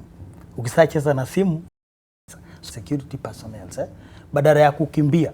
Unaona kama samani ukienda jeshi, kambi la jeshi, kuamsha watu inakuwa ni ngumu sana, lazima ugonge hiyo king'ora. So mahali huko kama wewe unataka it's an emergency, maybe it's an emergency, you are a police officer na watu wamelala, unaponyesha tu mahali huko hivi, alafu kila mtu anajua something na ana wake up. Akisa wake up anakuja akiwa in full uniform, sio ile atio. Abuni kuuliza mwishowe kabla tuendelee na wageni wengine. Mshafikiria tayari pengine ni pesa ngapi ambazo iwapo mimi ningetaka kuwekewa kitu kama kile, pengine kwangu ni kama hela ngapi kuwekewa kifaa hicho, kitu kama hicho? Bado tunaendelea work on the figures pesa. Lakini tukipata in mass production sikifanywa nyingi, kwa sababu hizi innovation uwezi kaa nacho, lazima uachie watu si wasaidie, sababu uwezi kufa na hiyo akili yote uko nayo, lazima uiachilie. So lazima irudi chini. Tukisapata, tukisaitengeneza ikikuwa, tutaenda kwa value. Tujue hii inaweza kuwa kama 1275 ukiongeza na VAT ama milioni 1 na kwenda juu. Ina depend ni mahali ngapi wanaweka. Kama vile uliona pale Somalia walikuwa ambushed. Ikiwa kama uko na hiyo password, ungewaamusha ukitoroka. Ungefinya hiyo kijidute, then hiyo software iende, alafu hao watu waamke wajue there is something an alert for evacuator system. So tunaendelea kujaribu and kwa hivyo hajatumika bado, ni majaribio tu mmefanyia. Tumejaribu, tumeitumia mahali kujaribu na imefanya. Katika eneo kama gani pengine? Tumefanya pale Kisii tumeweka shule moja. Pale Migori tumeweka shule moja. Alafu na pale Kisumu pia kuna shule moja tumeweka. So hiyo ya moto. Hiyo ya moto tumezaweka na mwalimu mkuu ameza angalia, amepata ujumbe. Tumeweka kwenye dormitory. Akikaa kwa ofisi alifinya, akaona inalia. Tukatest na moto kama domu inaungua. Akapata SMS nyuma. So tunaendelea kuimaliza. Hivyo inatambua kuna moto baada ya muda gani wa moshi kufuka pale? Moshi ikidetect moshi inachukua 10 seconds. Sekunde. Yes. Na najua tuna baadhi ya hizo picha tutakuwa tukizionyesha hapo baadaye kidogo. Mtazamaji, tunaendelea kuangazia masuala ya uvumbuzi na vile vile ubunifu, na huyo ni Mogaka akizungumzia uvumbuzi wake. Tutakuwa tukienda mapumzikoni kidogo, tukirejea Profesa Atieno atakuwa akizungumzia uvumbuzi wake, alafu wageni wetu studioni na wataalamu wengine watakuwa wakituelezea wanafikiri nini kuhusu masuala hayo, na pia wewe tutakuwa tukikupa fursa kusema nasi moja kwa moja kupitia laini za simu. Lakini kwa sasa endelea kuziweka kauli zako katika mtandao yetu ya Twitter na Facebook @NTV Sasa, Dan Mule na vile vile @Nuru Abdulaziz. Tunaenda mapumzikoni, tutarejea hivi punde.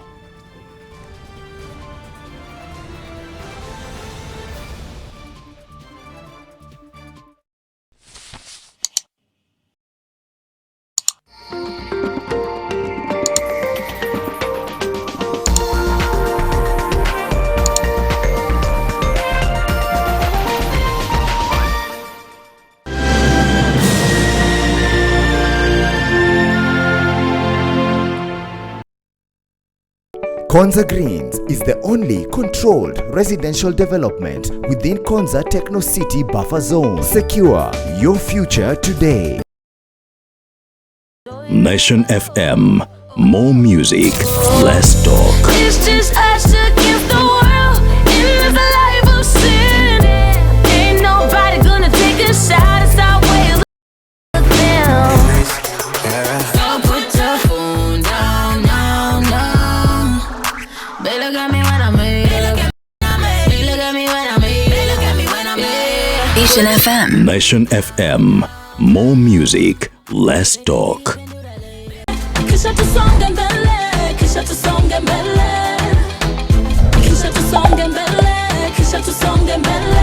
Tusonge mbele. Tusonge mbele na Fiber Mobile. Get a Fiber SIM card today and enjoy Tusonge mbele bundles at affordable prices.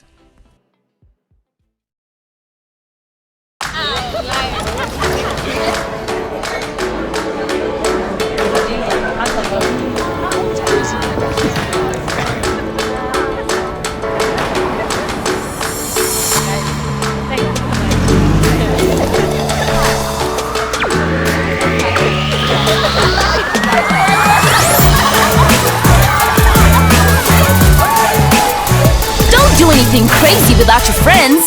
Drink Fanta, taste fun. This is Hadithi Yangu. My name is Kalechi Mumo. I'm your host, and today I'm joined by none other than the amazing Dr. Magnificent, phenomenal, right. Magnanimous. Karibu mdosi wangu. Mbona unasmile bwana yangu ati hivi? Ukimpe maji unamtaka, si ndio? Where you are seeing that pit latrine, eh? Yeah. This was our backyard, which also happened to be the city's garbage site. Unapikia hii favorite ndio kupende? Madam yeye ndo alisema anataka sembe na maini. Pika githeri. Chumvi.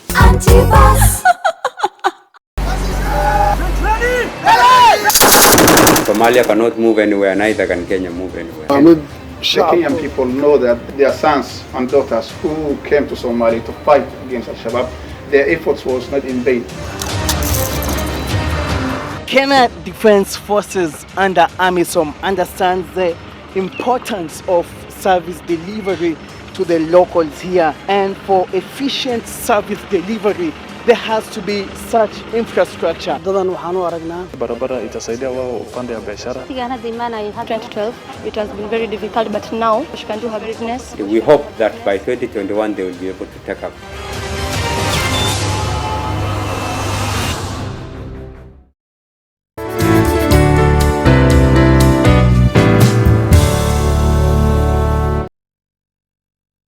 It is always on the edge, it is always football time. Get an HD decoder, dish kit, plus 2 months of DSTV Family for only 4,999 shillings.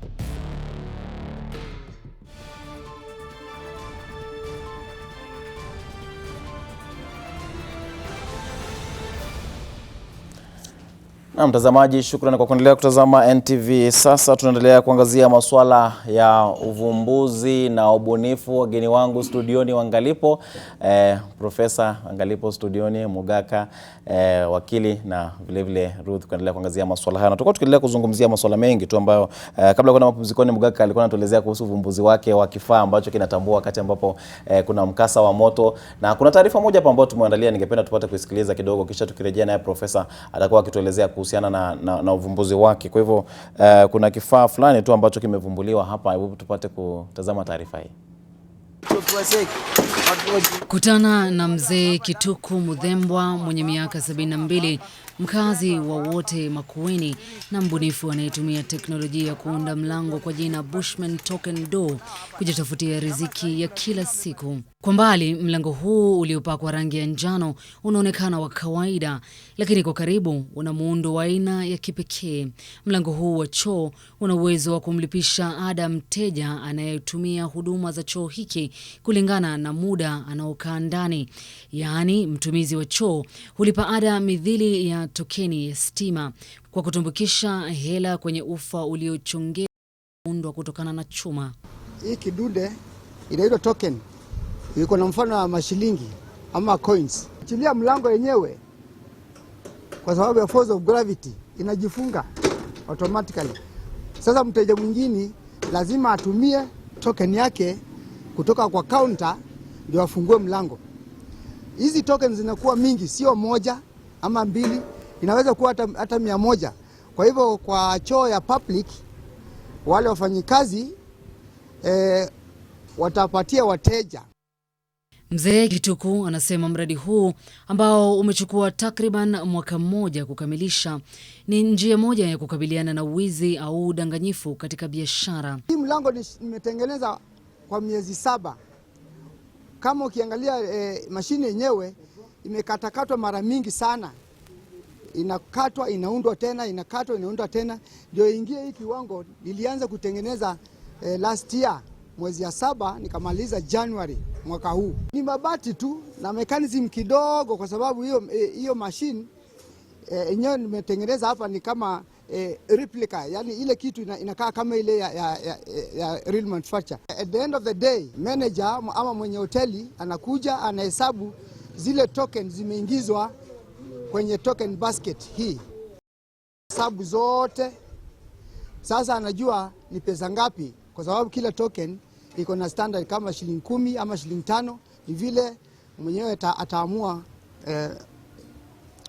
kulipisha token moja. Isitoshe, anasema teknolojia hii inazingatia usafi hasa katika vyoo vya umma na huduma yake ni ya gharama nafuu. Hii mlango iko manufaa mingi sana. Kwanza ni hygienic. Sio kama funguo ya zamani unachukua funguo kwa counter, alafu unaenda kwa choo, unarudisha ikiwa chafu. Na saa hiyo huyo mtu unampatia funguo, anauza mandazi ama chai ama pombe. Contamination inaweza kuwa hapo, watu wanakuwa wagonjwa. Lakini ukitumia token, hakuna ugonjwa utafikia wateja wengine, kwa sababu token inachukuliwa mara moja kwa counter na inaingizwa hapa, na hakuna vile itarudi kuingia kwa choo, kutumika kwa choo. Kwa hivyo hiyo manufaa moja, one advantage. Ile ingine, hii token inaweza kusaidia wewe kukusanya pesa ya exhaust. Kama unalipisha shilingi 5 ama 10, at the end of the year mwishowe utapata pesa ya kutoa exhaust choo yako. Mradi huu unalenga vyoo vya umma, bafu na hata viwanja vya michezo.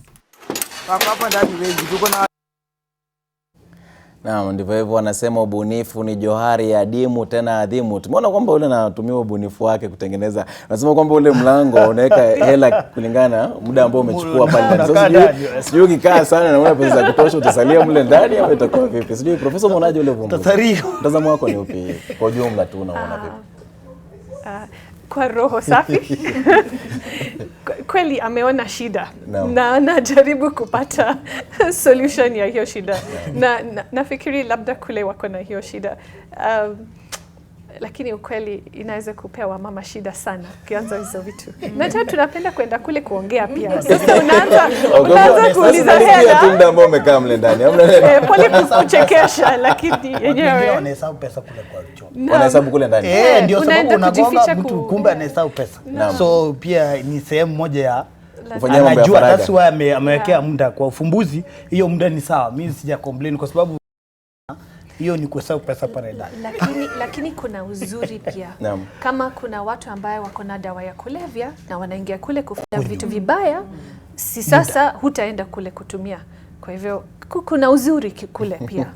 Nafikiri lazima ongea na patent, wakili ya patent, waende Tanzania kule pia watengeneze hiyo, tutaonesha yeye kodi ni ngapi, ushuru ni ngapi, atakuwa cross border. Kwa jumla wakili unaonaje pale ule ufumbuzi wake? Ufumbuzi naona ukiwa na kazi kwanza hapa Nairobi ukiona wale watu wa 10 bob ukitumia choo ya umati ya mimi hivi vyoo vya umma. Kwa ni area ambayo hakuna mtu akusubiri pale unaweka hela unamaliza unatoka na uongee na mtu unachukua tu hiyo token yako unaingia unatoka unamaliza.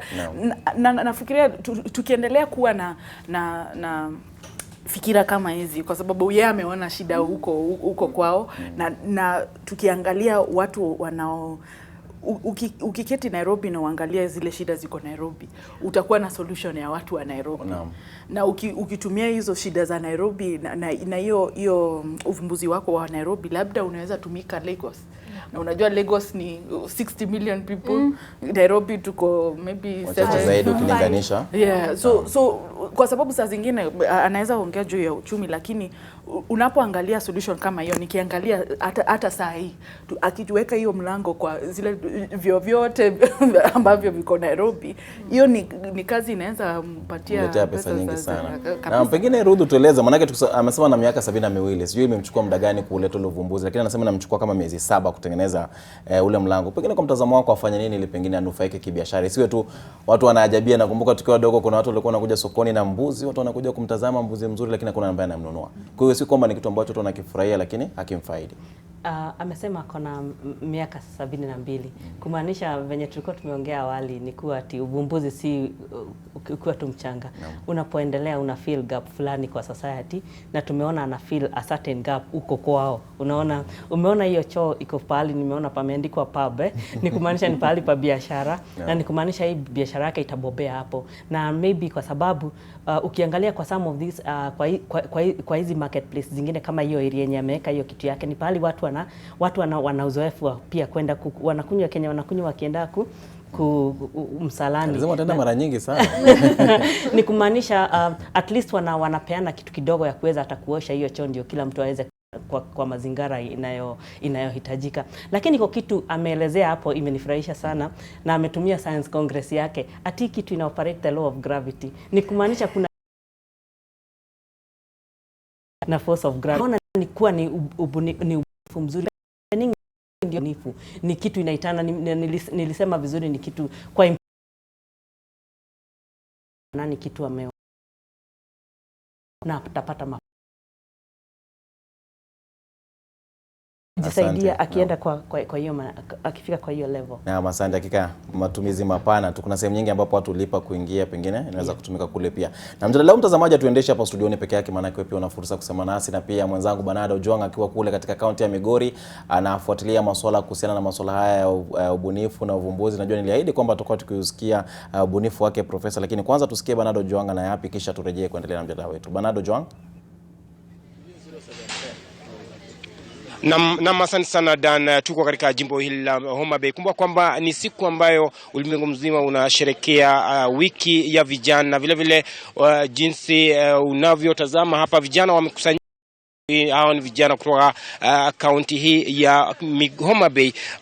Kile wanachofanya hapa, wanafanya usafi katikati mwa mji huu na vile vile upanzi wa miche za aina kadhaa. Na mara kadhaa tumeweza kusikiza Rais Uhuru Kenyatta akishinikiza swala la ubunifu, huku akihimiza vijana wengi humu nchini ili wawe wabunifu. Na kwa upande mwingine unasikia vijana wakisema kwamba wao ni wabunifu, ile tu wanakosa hela za kuendeleza miradi kadhaa. Na kwa sasa niko na baadhi ya vijana ili watueleze swala la ubunifu. Wao wanasema kwamba wao ni wabunifu, na Rais Uhuru Kenyatta pia wanasema wao wabunifu ili kujiendeleza kibiashara. Na njoo hapa umeweza kusikiza Rais Uhuru Kenyatta akisema kwamba muwe wabunifu kama njia moja ya kujikimu kimaisha. Na hebu tueleze ubunifu nyinyi mnajichukua namna gani? Asante sana. Kwa majina najulikana kama Zara Hassan, nafanya na shirika la Women Fighting AIDS in Kenya, Homa Bay County. Na tuna furaha zaidi kwanza kwa kusherekea pamoja na vijana wetu siku ya leo. Ya pili, ubunifu tunataka kama county imeweza kupatia mipangilio kadhaa, lakini ya kwanza ni wameweza kuwashirikisha vijana kwa mambo ambayo yanawahusu sana sana. Upande wa ajira tuwaelewa vizuri sana. Kenya haswa Homa Bay County vijana wengi hawana kazi, lakini kwa siku ya leo tunaweza kusema wa vijana wana talent, wa vijana wana upaaji tofauti na wako hapa. Wamesema tayari si lazima waweze kufanya kwenye ofisi, wanaweza kuwa na mipangilio tofauti humu nje ya kuweza kujinufaisha. Umesema kwamba vijana wengi humu katika jimbo hili la Homa Bay wana vipawa tofauti.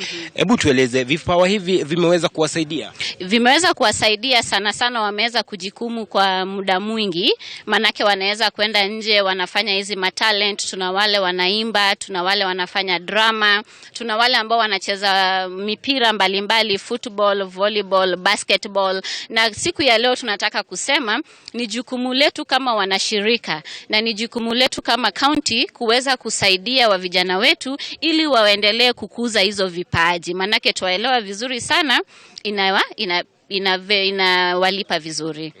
Na asante sana. Nitazungumza na mwingine, njoo hapa karibu. Kila mara umeweza kusikiza vijana wanasema kwamba wanajaribu waweza, lakini hawana hela za kuwezesha kuendeleza biashara zao. Okay, asante sana. Mimi naitwa Frederick Odero. Mimi ndo waziri wa vijana kwa hii county ya Homa Bay. Vile umesema shida ni pesa. Na even though rais alisema that youths lazima wakuwe innovative, but it's difficult. Huwezi kuwa innovative na kuna supplementary fund yenye ina supplement hiyo ujuzi uko nayo. Sasa mimi kama waziri wa vijana, this is my plea. Kama serikali kuu hawezi leta hiyo pesa yenye itatosha vijana kuendelea na hizo ujuzi yao mbalimbali, then wakubali hii mambo ya youths ikuwe devolved. Ikuje hapa tuiwekee budget so that kila county wajipange kivyao. Kwa sababu saa hii ni ngumu, unapata tu like kama budget yetu tumeweka tu a supplementary budget, something small of just 1 million. Hiyo vijana are the majority kwa hii county. Tuko na 70% ya vijana. Wengine ni wazee na vijana wanaume na vijana wa kike. Je, unaona kwamba vijana wanaweza faidika kutokana na ubunifu? Wanaweza faidika kwa sababu unajua kazi ni chache. So hakuna spaces, sijui county government imejaa. Sasa ubunifu ukuendelezwa na pesa ikuwe ya kusupport vijana. Kila mara ikuwe place ya talent searching, watajiendeleza kwa sababu kutakuwa na pesa ya kusupport. Ikiingia kwa mambo ya mpira, sasa hii tulikuwa tunacheza inaitwa Governors Cup mashinani kwa kila ward. Tuko na talents nzuri. Tuko na Olunga anatoka hapa. I hope unajua. Na tukiendelea na hiyo kusearch talents, tutakuwa na vijana wengi hata Olunga 10 wakicheza out of Kenya. Na asante sana. Nitazungumza na wa mwisho. Dan, njoo hapa. Njoo karibu. Mnasema kwamba kila mara mnalalamika nyinyi kwa vijana, mnasema nyinyi wabunifu na hamfaidiki. Yeah, thank you very much. Allow me to actually do English. A lot of issues are hindering youth to their success. That is why when we are having this kind of events, like now we are gearing towards celebrating the National Youth Week, we want to address some of these issues. And we also want to focus on giving opportunity into developing policies that can enable us budget for youth activities or youth programs that can develop youths in terms of issues of their talents and even to enhance their educations. The president focuses so much on innovation. We cannot have innovation when we lack resources. When we need to do innovations or focus on developing youths or nurturing youths towards innovation, itabidi ya kwamba serikali ya juu ihakikishe ya kwamba departments za vijana wamepata resources ili waendeleshe such kind of programs. Yeah. Na kwa sasa shida gani ambapo mwingine mnapitia nyinyi kama vijana? Well, one of the challenges baadhi ya shida tunazoona ni lack of resources. For example, ukiona kijana mwenye anafanya biashara, ni ngumu yeye kuenda pale kwa rasilimali ya serikali kupata fedha ili afanye biashara yake ama aendeshe biashara yake. Na ukienda kwa banks ama private sectors wenye wanapeana fedha, wameweka vikwazo mingi na vijana hawezi tatua vikwazo kama hizo. So tarehe 12 tutakuwa na round table yenye tutaleta those who are in the bank industry, those who are in financial institutions to engage the young people. Waambie kuna fursa gani ama kuna nafasi gani inapatikana wapi ili wapate pesa kwa rahisi waendeleshe biashara zao. Na asante sana. Dan, umeweza kusikiza kutoka kwa baadhi ya vijana kutoka jimbo hili la Homa Bay. Wanasema kwamba wao wanaomba serikali la juu ili kuhakikisha kwamba hela za vijana ziletwe mashinani kama njia moja ya kuwasaidia, kuwawezesha kufanikisha mradi zao mbalimbali ambazo wameweza kuanzisha. Na kwa sasa wanasema kwamba ili shinikizo la Rais Uhuru Kenyatta kwamba kuhusiana na ubunifu, wanasema lazima wale wahusika katika idara ya vijana wajitokeze, waje mashinani kufundisha vijana hawa kuhusiana jinsi wanaweza weka hela zao, wanaweza tengeneza miradi mbalimbali, wanazalisha miradi mbalimbali kama njia moja ya kujisaidia kimaisha. Kwako Dan. Na asante sana Bernardo Joango kuangazia masuala haya. Tumepata kusikia kauli zao zinashabihiana sana na kauli ambazo walikuwa wametoa Mogaka na wageni wetu hapa studioni kuhusiana na masuala haya, uvumbuzi na changamoto zilizopo, na swala ambalo wamelizungumzia kuhusiana na fedha za kuanzisha. Pengine Mogaka, kutuambia umetumia kama fedha kiasi gani kufikia sasa katika ule uvumbuzi wako ambao bado hujaanza kupata matunda yake? Maana umesema kwamba wewe umekuwa na uvumilivu sana. Kwa saizi tumetumia milioni 1.5. Naam. Na bado hujaanza kulipa ule uvumbuzi? Bado. No. Lakini hapo mbeleni tumeona matunda yapo.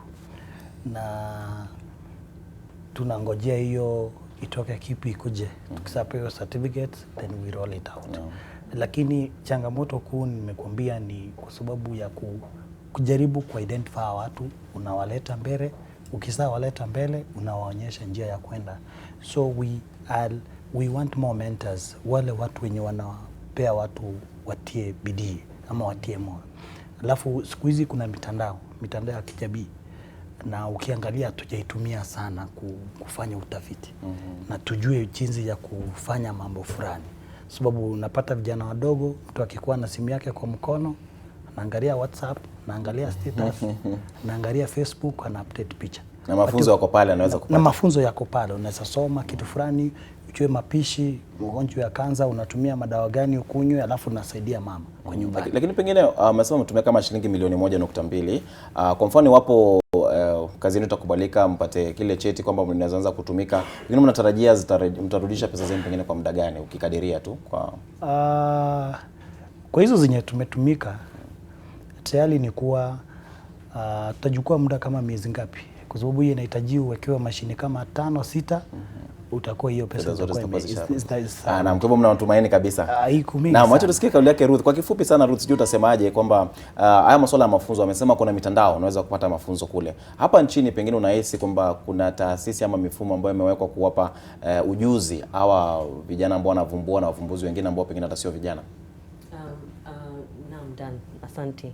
Ningetaka kusema kama tukiweza kuangalia saa hizi, tukiangalia vijana na especially kwa the Kenyan context, vijana wengi actually wakianzia umri wa miaka 15 to 30 ni hao wanaelewa hizi hata simu zaidi kuliko wazazi.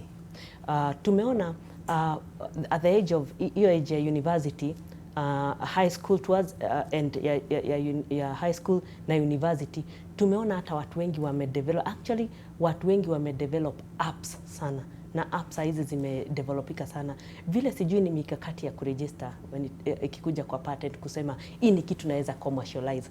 Na the reason nataka kusema hivyo ni kwa sababu hiyo age group ni kubwa sana, ni watu wengi sana countrywide, na hizi uvumbuzi ni vitu zinaweza tumika even to spur economic growth, because ni asset kubwa sana imefichika hapa. Tukiangalia kwa Kenya, for example, compared na hata nchi zingine za Afrika Mashariki, Afrika Mashariki, Kenya tuko mbele. Hatuwezi in terms ya internet, kila mtu siku hizi yako internet. Service providers wametuprovidea internet kuanzia nyumbani, na wamejaribu kuleta rates zao very available and affordable. Ni kumaanisha hawa vijana wadogo wako very busy. Na ndivyo tulikuwa kusema the other day, no wonder wako hata busy hata kwa betting, because wako very engaged na hii gadget ni kitu inawahusisha, inawaweka busy. So in terms of research, one thing, the apps are all there. Wanaweza kuresearch na a lot of information unaweza pata. Ni kumaanisha mtu mwenye tukiweza, kuna kitu pia labda tuko supposed kuweka from a culture perspective in terms ya uvumbuzi. Tena wasikue kwa hii internet wakifanya vitu zao ama research vitu zenye hazitawasaidia. Mtu akiweza jua ati naweza hata tunajua Kenya watu wengi hufanya hizo internet job na wanaweza kupata hata earnings zao. Tunasikianga watu wanafanya internet jobs throughout. Ni kumaanisha internet iko infrastructure, wacha niite infrastructure iko ya kuweza kupata uvumbuzi yoyote, na ni mingi sana actually apps zimekuja nchini. Nikukumbushe juzi kidogo tulikuwa tukiongea mambo za apps za digital movement na taxi na vitu kama hizo. Ni kumaanisha Kenya hata labda kuna mtu pale akona app ni venye hajui kuidevelop, kuifikisha hiyo place anaweza kuwa user, because tumesema process ya have a conceive an idea is very easy, kudevelop is very easy, ile place inakuwa ngumu sana ni commercialization of it na kuanza kuikulia. Sasa kwa hapo kuikulia ni hapo in terms ya policy formulation na mikakati inaweza wekwa in place ya kuweza kupea hawa vijana opportunity. Ati nikikuwa na kitu nimesikia, cause tunajua Kenya mtu akipata kitu kadogo unaambia friends zako, unajua ule hata wa karibu sana ni wewe ataenda hapo nyuma na iregister mbele yako out venye atajipanga. So pia in terms venye lawyer alikuwa akisema ni nani unaweza ambia na utaendea nani ndio waweze kukusaidia. So hiyo pia ni process iko supposed kusaidia, cause wavumbuzi tuko nao wengi Kenya sana. Na ndio tunaona hata kwa Congress tunaona bado wanaendelea. So pesa iko. Na asante. Kwa hivyo unachosema ni kwamba tusiketi kusubiri mtu aje kutupa mafunzo, tutumie mitandao na mambo kama yale. Wakili, sijui ni masuala gani pengine ambayo katika kesi nyingi ambazo umeshughulikia kuhusu masuala haya uvumbuzi, sijui kesi nyingi ambazo umeshughulikia zinahusu nini haswa?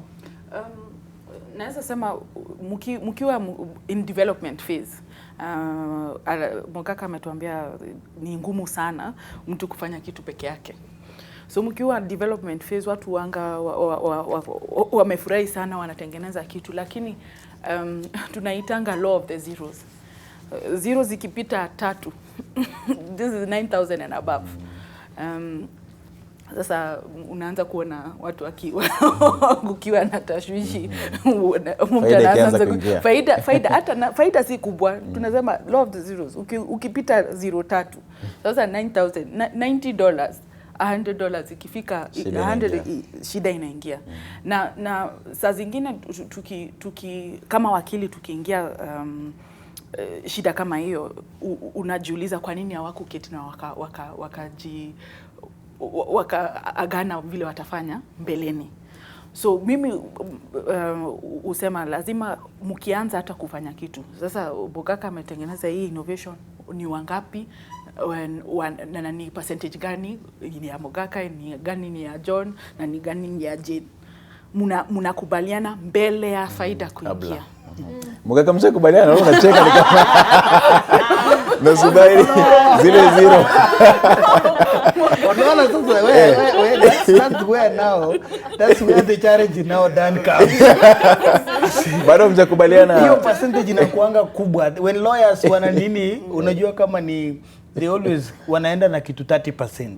So kama ni 10,000 wanachukua 3,000.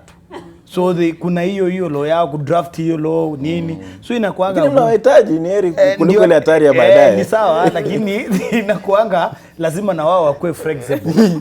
Hiyo sasa unasikia. Nimejua ni kwa nini wengi wanakosa lakini usiingie. Acha tu wakili amalize. Nasema hata si kulipa wakili. Ni kujilipa nyinyi wenyewe. Msipokubaliana nyinyi wenyewe, ule corporate atakuja ataongea na Bokaka kando, atachukua hiyo innovation ataenda nayo na mtaachwa hapo mkishika damu mkubaliana. Na kitu kingine pia ni kuwa na vision ndefu. Na si kusema unataka upate faida. Amesema alianza innovation yake 2013. Tukisema anataka faida sasa hii tumefika 2019. Labda ataona ile faida kubwa 2020. Sasa hiyo itakuwa ni miaka 8 amekuwa akifanya hii kitu. Lakini ukiangalia hata hizi kampuni kubwa hawakuanza 2015 alafu wakakuwa kubwa 2019. Walianza huko 2000. Apple computers ilianza I think in the 80s.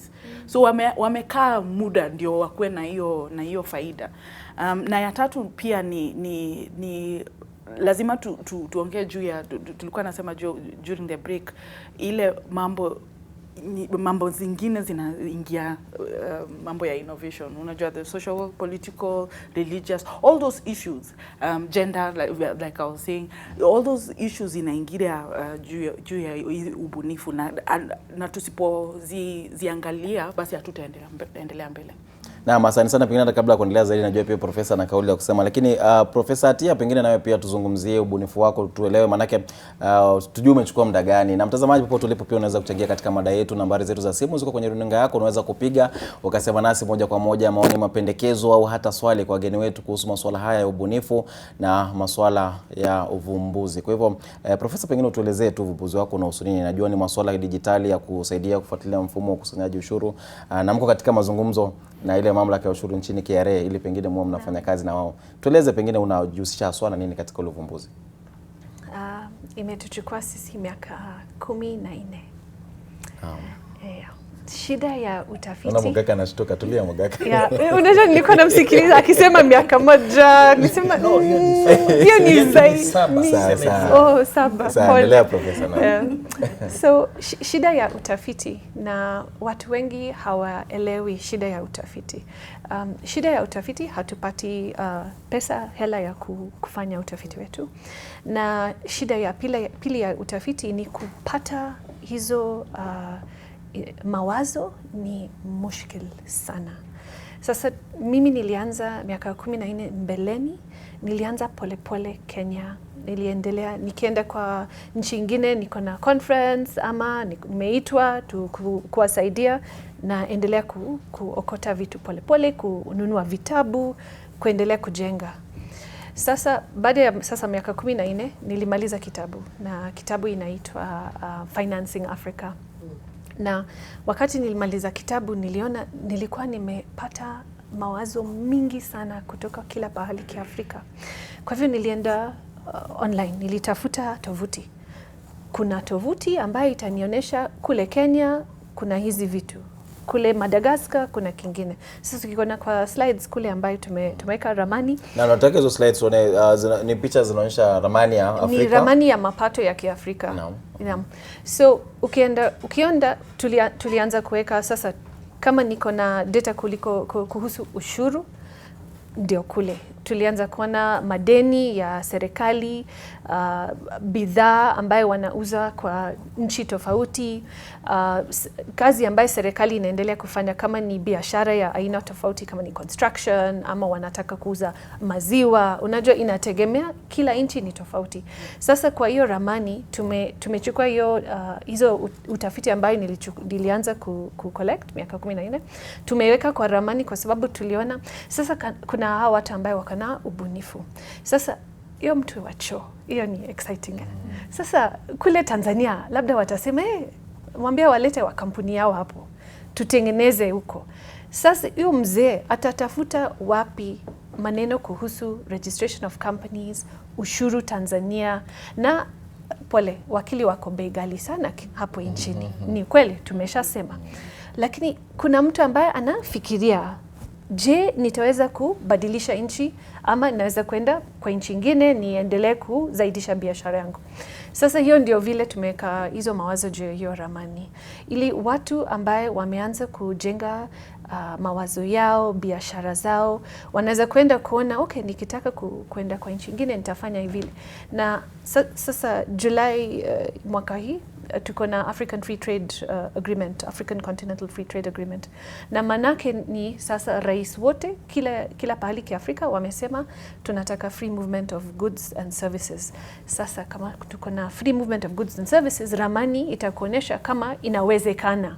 Sasa kama corporate tax Tanzania, ukienda kwa ramani ya pili sasa ramani. Na najua mwelekezi wangu hapo anaweza kutusaidia kuiweka hiyo ramani tukapate kuiona ili tuweze kuelewa hizo picha. Endelea tukaeleza, najua tutakuwa kitokea muda wote. Kwa hivyo ukienda kwa ramani ya pili, ramani ya pili? Naam.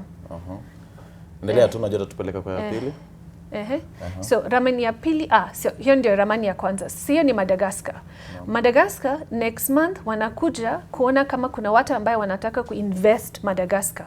Sasa kama we ni mtu biashara hapo Kenya na unajua Ministry of Madagascar wanakuja, lazima ujue. Sasa hii ni ya pili. Sasa inaonyesha? Na hiyo inaonyesha Chad.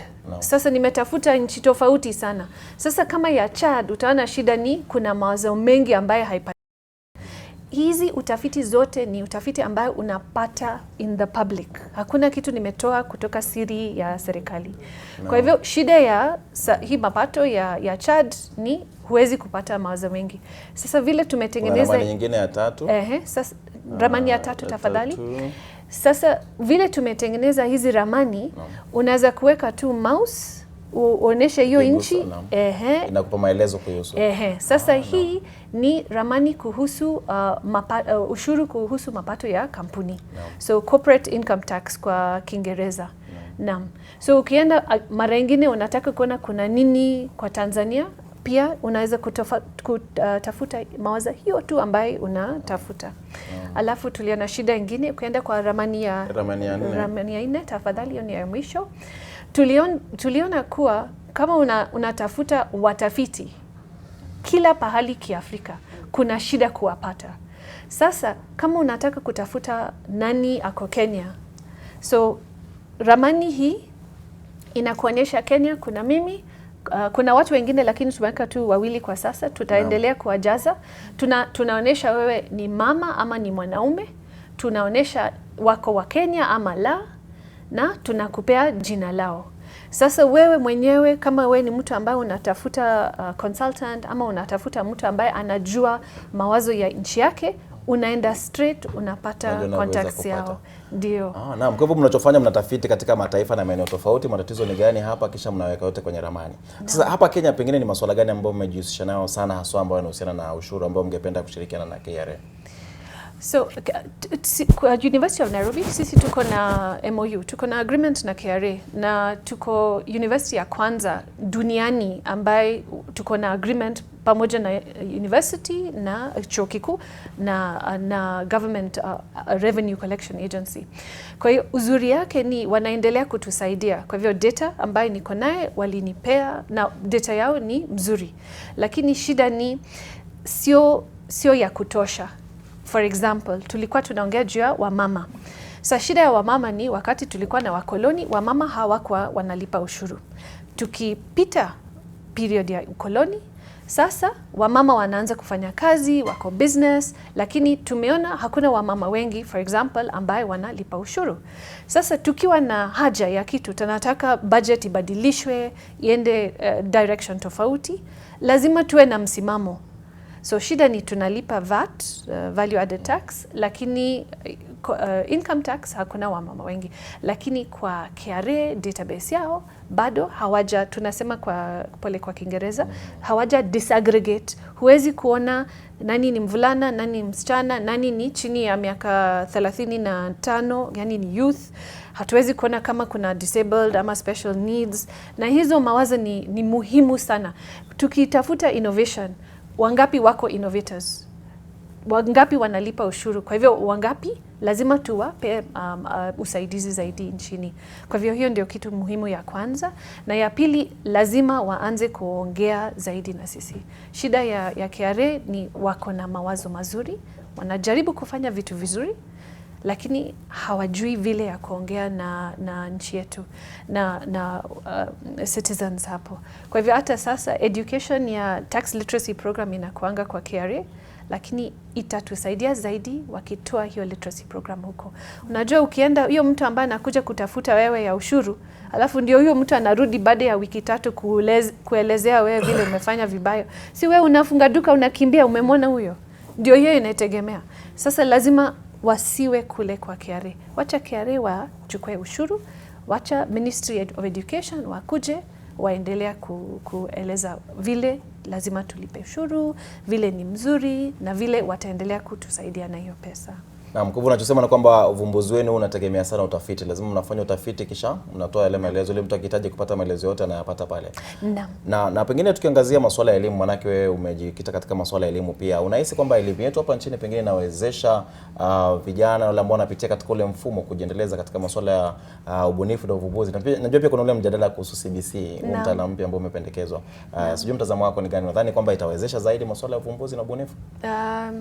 Okay, ninaweza kueleza kuhusu University of Nairobi. Kwa hivyo kwetu tuko na iHub, tuko na Innovation Center ambayo tunawasaidia. Lakini kila pahali nchini lazima tuwe na watu kwa chuo kikuu na pia kwa shule, tumeongea kuhusu elimu, ambayo wanaweza kueleza kwa upole sana, hata kwa karatasi moja tu, ukiwa na hii ubunifu, hizi ni steps ambayo lazima uchukulie. Sasa vitu kama hivi hapatikani bado nchini kwetu. Lakini naona serikali wanaendelea kuelimisha zaidi. Sisi kwa School of Law, kwa kisheria, tunaanza program mpya, short courses pamoja na masters program. Na itasaidia watu ambaye wanataka kujua zaidi kuhusu financing na mapato na vile wanaendelea. Kwa hivyo tuko na moja kuhusu digitalization finance, tuko na ingine kuhusu wamama na finance. Kwa hivyo tutakuwa tunawaletea wamama ambao wanaweza kukuja, wanasikiliza, alafu tunawasaidia kujenga biashara yao. Lakini pia kama unatoka kwa umma na pia unataka kujua tu, pia unaweza kuingia pia. Na hiyo swala la elimu pengine tamkaka utueleze, najua hujajihusisha na CBC pengine kama mzazi kusaidia watoto na mambo kama yale, lakini mfumo ambao uliupitia wewe ule wa 844 naamini ndio huo, ulikuwezesha wewe kwa njia yote katika masuala yako ya uvumbuzi, ama yote yanatokana na kipaji chako kando na elimu uliyopata shuleni? Mimi tunaweza sema ni kuwa ulinisaidia. Lakini kuna baadhi ya vitu zilikuwa pale baada ya muda fulani zilingolewa, kama art and craft. Mtoto akiwa mchanga ananakiri sana kitu anaona kuliko chenye anaandika na kitu anasikia. Mtoto akiwa mdogo anaiga anachoona zaidi. Ndio naona anafanya hivi, anafanya hivi. Sasa mtoto ukizoea ile mazoezi ya kuona kitu kizuri, unajua, ndio unaona, kwa sababu ya mitandao na kuacha watoto kuona vipindi zenye hazina maana, ndio unaona baada ya miaka 15 watoto wanajinyoka kwenye chuo kikuu, kwa sababu walikuwa wananunuliwa nguo zenye zimeandikwa Tiger, filamu zile za kunyonga. Sasa ndio unaona kama hizo. So mimi ningesema kwa huu mfumo ulinisaidia. Lakini baada ya na chuo cha anuai Technical Institution, sasa ndio nilipata ile wazo la kufanya ili jambo. Ndio sababu nilifikiria I must do something kuendelea. Kwa hivyo kwa sasa mimi ni mwanafunzi katika chuo kikuu cha Mount Kenya, na kitu nasema kuwa huu mfumo kuna mahali unaficha, kuna mahali unafikia mahali fulani unafichika, kwa sababu serikali ya Kenya kwa sawa watu. So tungeona kuwa ukienda nchi kama Syria, China, Japan, ni chenye unaweza fanya, inaweza kukufanya uongee. So kile unachokifanya vizuri ama kitu fulani unaweza fanya vizuri, inaweza kukufanya usimame na kuongea. Nataka wacha, unaona papers, they bought their papers. Kama ni daktari alinunua, akasema mtoto wangu amepita vizuri, nitafutie nafasi, akaenda. Mwalimu wote walionunua baadhi, lakini wengi engineers sio mlishafanya utafiti, lakini sikataka kwa yako wapo. Lakini ndio unaona mtu mwenye anafanya kazi with passion, yani anapenda kazi yake ya journalism, uwezi patana na shida naye. Ndio unaona kuna mchanganyiko. Mtu unaweza ambia mtu nisaidia kuambia mimi sitaki. So kulingana na hiyo masomo, wacha watu wafanye chenye wanafikiria ni muhimu kwa maisha yao. Wacha wafanye. Kama mtoto wako amepata alama ya dereva, acha ya kwenda nzuri duniani, ambaye anaendesha abiria, anaweza fanya kampuni kubwa, anaendesha watu. So ile grade yenye walimu wamesukuma walete haiambatani na maisha hapa nje. Naona naambiwa kama wewe ni mzazi, unaambiwa nataka mtoto wangu akuje na A-, lakini mtoto ni wa C+ na anaenda kuwa engineer mechanic. Lakini ukimsukuma anakuletea A-, unampeleka alafu kuna vitu fulani hapa na miss. So vile tulikuwa tukiendelea, kuna marafiki zangu walijiunga na chuo kikuu direct, lakini sisi ilibidi tufuate chenye tunataka. So inakuanga ni itabidi nimekatiza kwa sababu muda unaelekea ukingoni. Ningependa tu kwa kifupi sana ambapo uvumbuzi wa mtu binafsi unapojitokeza na kutumika. Ina manufaa mengi sana ndani. Na ningetaka kusema kama venye nilikuwa nimesema earlier, uvumbuzi ni kitu inaendelea at any stage and age, kumaanisha umri wowote mtu so ni kumaanisha ikiendelea inatuma watu wapate hizo uvumbuzi, inatuma watu waweze at least wako busy. Kuna kitu wanafikiria, wako na kitu, wacha niseme si patriotism, but wako na kitu wana look forward to. Ni kumaanisha wana look forward to a daily bread kesho yake or in future, na kupea hawa especially tukiangalia age group ya youth ya 35 and under, ni kumaanisha tunawapea opportunity mzuri ya kuweza kujisimamisha hata masiku ya jazo. Na tukiangalia kwa watu wazee, ni kumaanisha hata wenye wameemployiwa wanaweza, hiyo shift inaweza toka, watu waache kushikilia kazi sana na wapea watu wengine opportunity. Ni kumaanisha kutakuwa na certain kind of circle. Hiyo sako itaweza kuweza give back even to the government in terms ya economy na pesa zenye zitaweza kuzunguka. Tueleza vizuri sana, hata nimepata ile picha namna ambavyo yale masuala yanaendelea. Na mtazamaji, manake tulikuahidi kwamba tangazia mawili matatu kutoka kwako. Tuna kwake Nuru Abdulaziz, angazie kauli mbili tatu kutoka kwa watazamaji wetu, kisha turejee hapa wageni wetu watupe kauli zao za mwisho. Nuru. Na shukrani sana mwile mtazamaji. Awali tulikuuliza tu swali, je, wabunifu hapa nchini wafanyaje kunufaika na uvumbuzi wao? Abdalla Mdamba anasema serikali yetu inafaa kutambua uvumbuzi juu ni njia moja ya vijana kujiajiri, lakini shida unapata hao wavumbuzi wanachukuliwa na nchi zingine. Na Jacob Abere Matlala anasema hili linahitaji sera ambazo zinalinda dhidi ya kuiba au kuchukua uvumbuzi wa mtu mwingine, na zaidi wavumbuzi wajaribu kuwa wa kwanza, yani wawe na uvumbuzi wao wa kwanza, wasiige au kuchukua uvumbuzi wa mtu mwingine. Siku nyingine kuna siku ambazo zimepita hivi, siku ya awali kuna wale watoto ambao walijitokeza wakisema kwamba huduma namba au kama software kama hiyo walisema kwamba ni hao ambao walivumbua, lakini Waziri Musheru puuzilia mbali. Abdalla Mdambo tena anasema sana ughaibuni hapa Kenya, hata uwe na kipaji aina gani, sio rahisi utambulike, na hata ukiunda vitu vyako wengine wetu huvidharau. Baada kuangazia tu bado Jacob Abere Matlala anasema tukiangazia tu namna tunavyoangazia talanta au vumbuzi humu nchini, vituo kama hivyo vinafaa kuwa salama, haswa ukiangazia kwamba tunapata wengine wanaipa na kuipata kunradhi na kuuzia wengine kabla wenyewe kuiweka sokoni. Anaangazia mambo kama muziki hivi. Na mtazamaji tu ni hayo, na mdan mwile. Na mtazamaji, kuna kauli mbili kutoka kwenye simu zetu. Kuna mtazamaji kwenye laini yetu ya simu. Kimathi, wapo unatupata, tupe mchango wako. Naam, naelekea Kimathi, tumempoteza pale katika laini zetu ya simu. Mayabi, wapo unatupata nawe katika laini yetu ya simu, na mtazamo gani? Naam, na inaelekea pia naye kumekuwa na itilafu pale katika line zetu za simu. Asante sana Nuru Abdulaziz kwa kauli hizo, na mtazamaji wapo zako hatujaangazia leo, basi kesho pia ni siku, najua zimekuwa nyingi sana.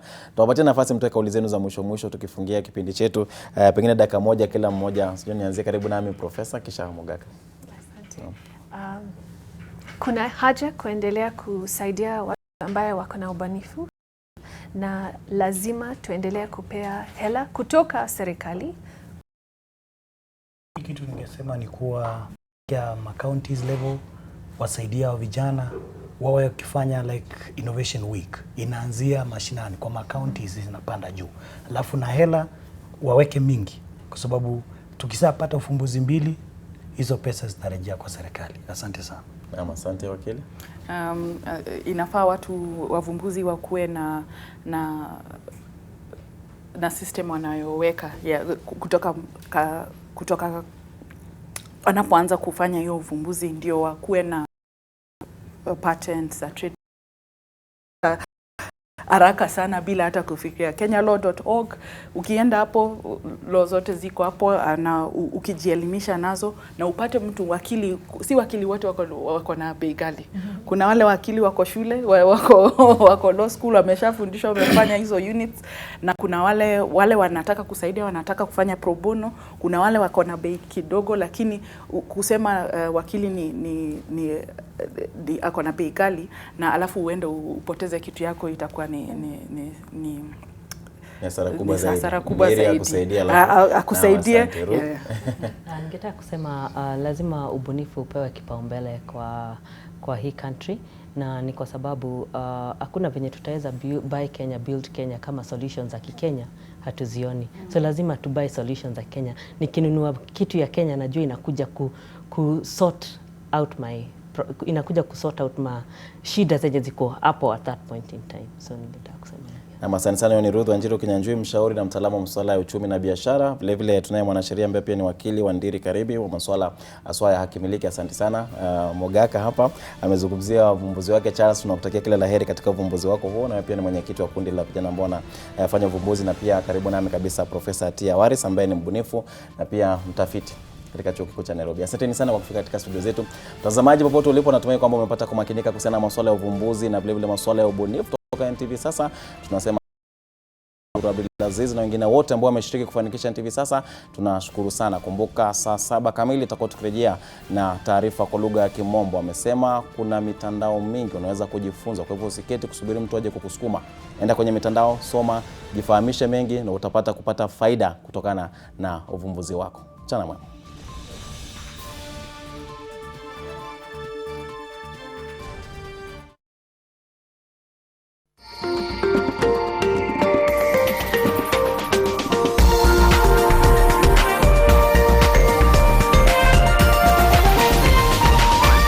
This is NTV.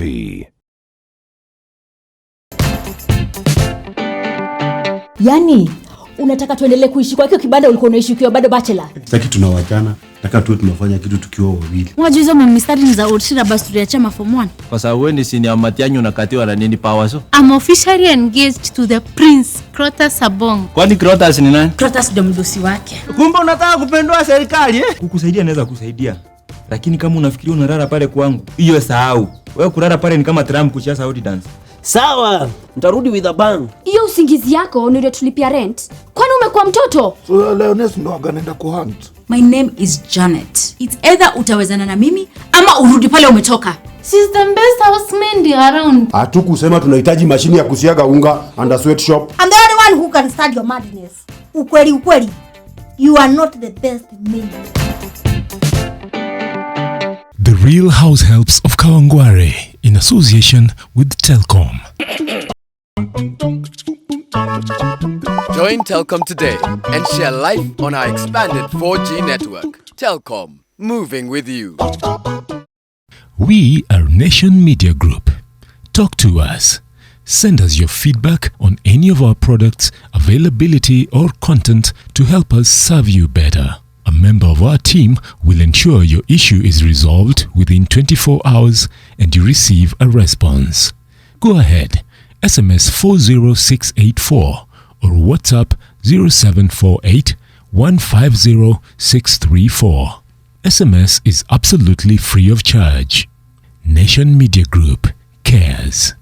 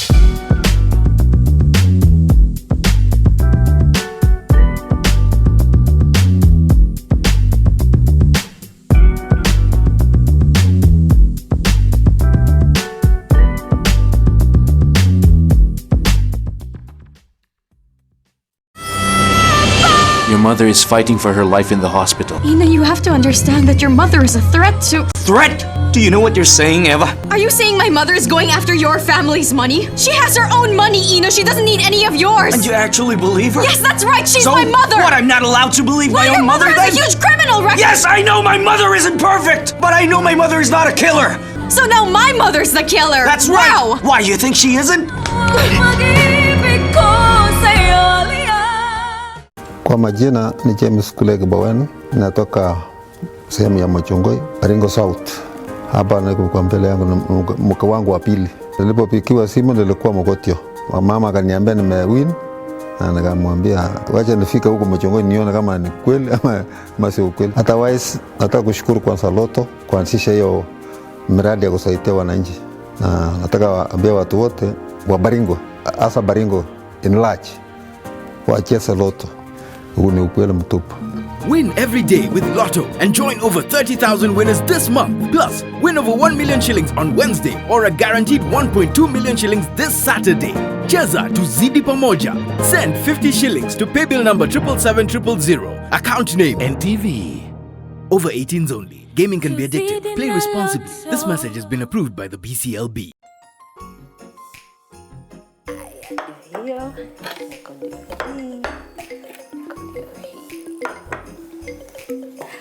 Can I buy a chocolate, please? It's for my mom.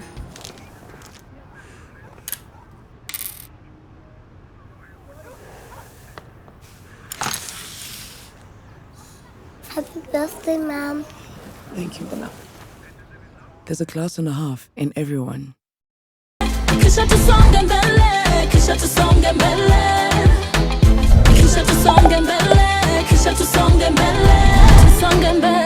Tusonge mbele na Fiber Mobile. Get a Fiber SIM card today and enjoy Tusonge mbele bundles at affordable prices. Rough and tough quality textured coating gives your walls a tough and beautiful finish. Available in over 6,000 shades. It hides surface imperfections. Now is your time to dance and rejoice. It's time for the Great Gospel Crusade with evangelist Daniel Kolenda and the ministry of Reinhard Bonke Nakuru. That Jesus Christ is Lord to the glory of God the Father. Come and receive your miracle from God at the 4-day power-packed crusade from Thursday 8th August to Sunday 11th August 2019. The venue is Afraha Stadium Open Grounds from 3 p.m. daily. Come and be blessed. Jesus is Lord. This August 16th, join us for a night of praise and worship as the 3 times Grammy Award winners Soweto Gospel Choir perform live at Sitam Karen. Grab your tickets now for only 2,000 bob on www.ticketsasa.com and get ready for a worship experience like never before. Also performing will be Paul Clement from Tanzania, Pitson, Evelyn Wanjiro, Karura Voices, Nikita Kering, Redforth Chorus and Spellcast Choir. Proudly brought to you by Aster Eden Planners and NTV.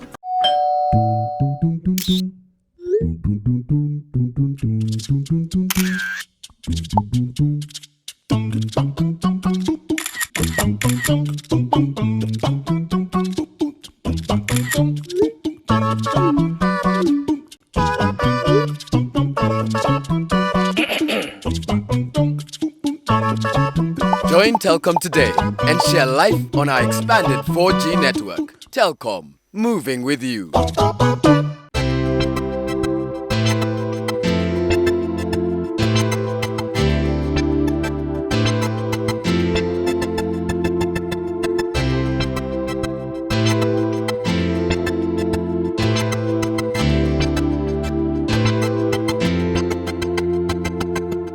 Get tested, get vaccinated, and if infected, get the right treatment. For more information, visit www.kickthevirus.com.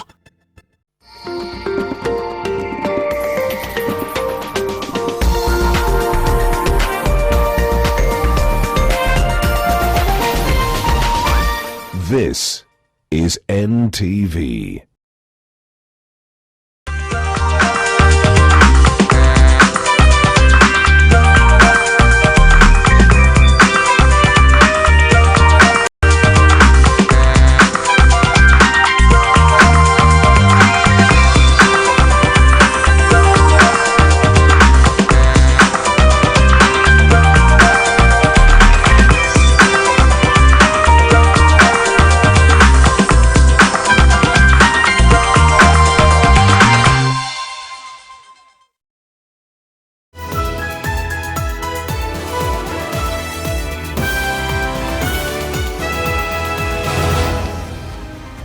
Very good afternoon to you. Welcome to NTV at 1 with me, Smriti Vidyarthi. Tension is still high in areas of Mtopanga and Bamburi in Mombasa County following Monday evening's attack that led to the injuries of 13 people. The Coast Regional Commissioner John Elungata has, however, indicated that the attack was orchestrated by drug dealers in the region who are resisting police efforts in dealing with the suspects. Our reporter at the coast, Kevin Mutai, brings us the latest live now from Mombasa. Kevin. Well, thank you so much, Smriti. Those are just some of the reports that we had just received a few minutes ago from the Regional Commissioner, John Elungata, who is currently in the areas of Mtopanga and in Kisauni, trying to engage members of the public and understand exactly where the entire situation, or rather the attack, occurred. And of course, from other reports that we've also managed to gather, especially from Mombasa Police Commander Johnson Ipara, he said that this particular attack was orchestrated by a few individuals who are trying to resist efforts by police officers in the region to deal with various issues. Of course, Ipara coming out clearly saying that it could also be a matter connecting those people, or involved in the land cartel in the areas of Bamburi, but it is something the security officials are saying that they are uniting, and they will of course come together to ensure that sanity and calm is restored in the areas of Kisauni and of course other areas that have been experiencing this series of attacks. Just to recap on what happened is that a gang of around 10 to 15 boys aged between 15 years and 24 attacked several places between in Kisauni constituency, and the areas that they largely injured several victims, or areas of Kwabulo and Bamburi Mwisho, where we're told several victims sustained serious panga cut injuries from these particular boys who were on a rampage, attacking and cutting residents indiscriminately. This shortly before this broadcast, we managed to speak to one of the victims who was discharged yesterday after receiving treatment from the Coast General Hospital. She was just among the 13 people who were rushed to the hospital to receive treatment, and of course we are told that who are still in critical conditions but are being currently attended to at the Coast General Hospital. We're told that the security officials from all the divisions, from Directorate of Criminal Investigations, the normal police officers are currently combing the entire area of Kisauni, because we are told 3 suspects have been arrested and are believed to be members of the Wakali wa Kwanza. That is a criminal gang believed to have orchestrated and conducted the raid that left scores of people injured. We are told that the 3 have, however, also given police crucial information that the authorities believe will help them in apprehending the other suspects who are still on the run. But also, police are also key on something that are saying for them they are doing their part. They are up and about ensuring that sanity is brought to those areas affected. But of course, they're also throwing the ball to members of the give the information. What is really coming out clearly is that even the residents themselves from those particular areas are very upset, and they are willing to volunteer these informations. But of course, there's also a concern that some parents, some relatives of these particular youngsters are allegedly protecting their own and their kins, and they are not willing to come up with information that will be crucial to make sure that they will all be arrested and prosecuted.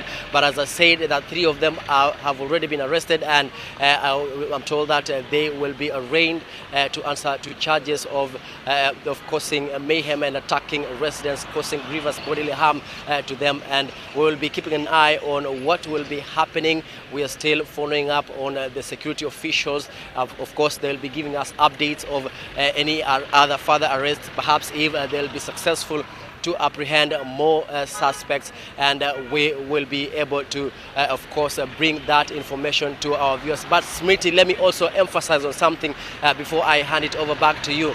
There's also something that has come out very clearly from both the police and, of course, the residents as well. They're saying that these boys are using drugs, and it is one of the the major contributors to such kind of cases of insecurity being experienced and in Mombasa County, especially in areas of Kisauni, Nyali and Likoni. But as I said, the authorities are upping their game to ensure that all those cases will be put to an end, and ensure that all the culprits and the perpetrators will be brought to book. Back to you, Smriti.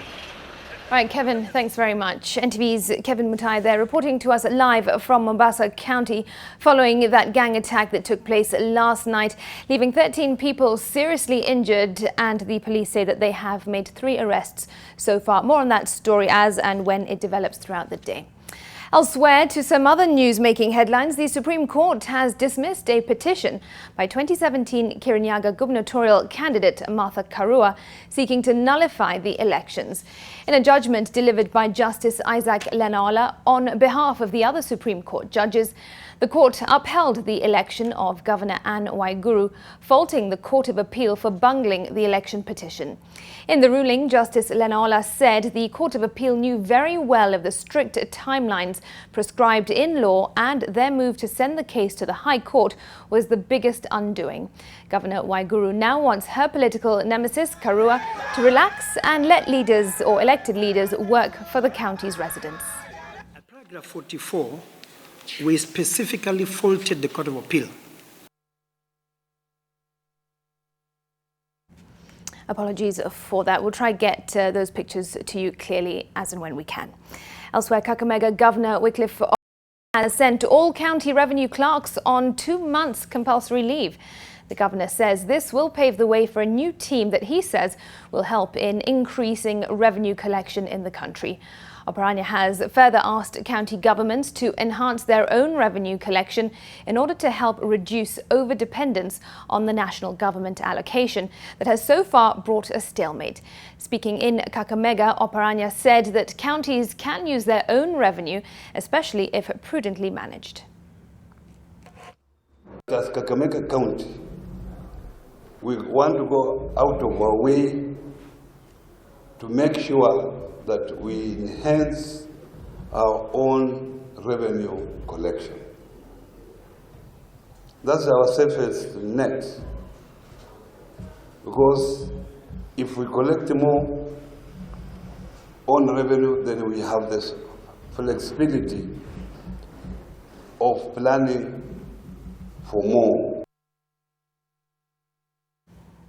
The Commission on Revenue Allocation wants a review of the Public Finance Management Act to ensure that recommendations it gives on the division of revenue are binding. Now, the Commission says that this will help avoid scenarios where it makes recommendations on how much funds should be given to counties, but which are then slashed either by the Senate, National Assembly or even the National Treasury. The proposal is in response to the ongoing tussle between the National Assembly and the Senate on the division of revenue for the year 2019-2020 that has so far seen governors head to the Supreme Court. The Commission chairman, that's Jane Kiringai, said that while appearing before the Building Bridges Initiative. Listen in. The Commission recommendations, and again the Constitution is clear, the Commission makes a recommendation. The gap there is whether the recommendations of the Commission are binding, because there's been such a significant variation or deviation between, on one hand, what the Commission recommends and what then the National Treasury puts in the division of revenue. And again, then we see the differences between the National Assembly and the Senate, and the National Assembly on one hand, and the Commission on Revenue Allocation and the Senate on the other hand. So year on year, we've seen such deviations between the recommendations of the Commission and what the National Treasury then puts in the division of revenue. All right, to the referendum debate or divide now. Third Way Alliance Party leader Ekuru Aukot has called for a sober debate on their Punguza Mizigo initiative. Aukot faults the political heavyweights who have dismissed the bill simply because it's sponsored by what they perceive to be a small party. Speaking at the Baringo County Assembly, Aukot asked political leaders to treat the Punguza Mizigo referendum push with the seriousness it deserves and consider Third Way's bill on its merits. Aukot says the party will not be intimidated into backing down by established politicians and will not relent in its effort to garner support for the bill. Well, Raila Odinga, Musalia Mudavadi and Aden Duale are among the national leaders who have taken jibes at the Third Way's referendum push, dismissing it as a non-starter. Or monopoly of ideas. They don't. All of us are Kenyans in equal measure. The Constitution of Kenya allows all of us to invoke any of the provision of the Constitution, either Article 256 or Article 257, to suggest any amendments to the Constitution. So the idea that other people should not do it, I think is very wrong. Failure by the County Assembly of Elgeyo Marakwet to slash its budget for the financial year 2019-20 now threatens to paralyze operations in the county. According to Governor Alex Togos, the County Assembly has refused to reduce its allocated expenditure by 100 million shillings, something that is bound to derail development projects. Well, Well, Tolgos says the executive has already adopted a 174 million shilling cut in its allocation, and it's only fair that the Assembly follows suit to help fund development projects. We had appealed to the County Assembly to bridge this deficit by considering a budget cut on the allocation, but regrettably, our appeal to them was rejected. The deficit we are talking about or refer to are one, in our the budget approved by the County Assembly, they reduced 70 million for existing staff salaries, 40 million for staff medical insurance, and 89 million for replacement of critical staff occasioned by natural attrition. Now, the excavation work of the controversial 12.7-kilometre Northern Water Collector Tunnel in Moranga is nearly at 89% completion. According to the Chief Executive Officer at the Athi Waterworks Development Agency, that's Engineer Mwangi Thoita, work should be completed by the end of this year. Well, in 2016, Raila Odinga accused the government of being, quote, secretive about the project and said that it would, quote, turn counties into deserts, terming it a tunnel of death. Northern Water Collector Tunnel is still far from serving its purpose of boosting water supply to the capital city. The lead engineer assures that the tunnel will soon be operational. This project, the tunnel itself, has two other components.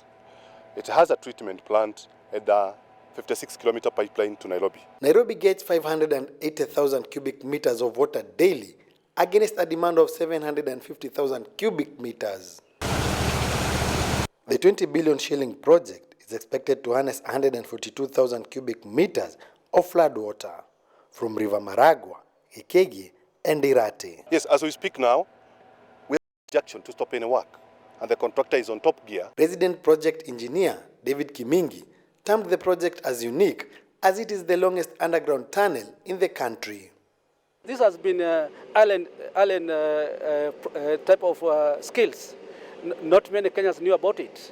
So we want to build the capacity. So we'll have some arrangement with the university. We'll have a museum here so that in future it can continue training the generation which will come. Moranga County supplies 75% of the water consumed in Nairobi, and the residents are asking the government to ensure locals are the first to get connected to the new water supply. According to Athi Water boss, the tunnel, which is meant to increase water levels at Ndakaine, is expected to be complete by 2020. Martin Mora, NTV, Moranga County. The Nation Media Group has today launched the Media Lab Class of 2019. The 4-month program will see graduates trained extensively in broadcast journalism, print and also radio.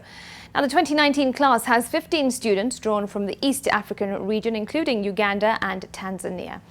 The launch of the Media Lab class comes at a time when the industry is shifting towards digital journalism. The graduates will be taken through rigorous training for 4.5 months at the Aga Khan University here in Nairobi.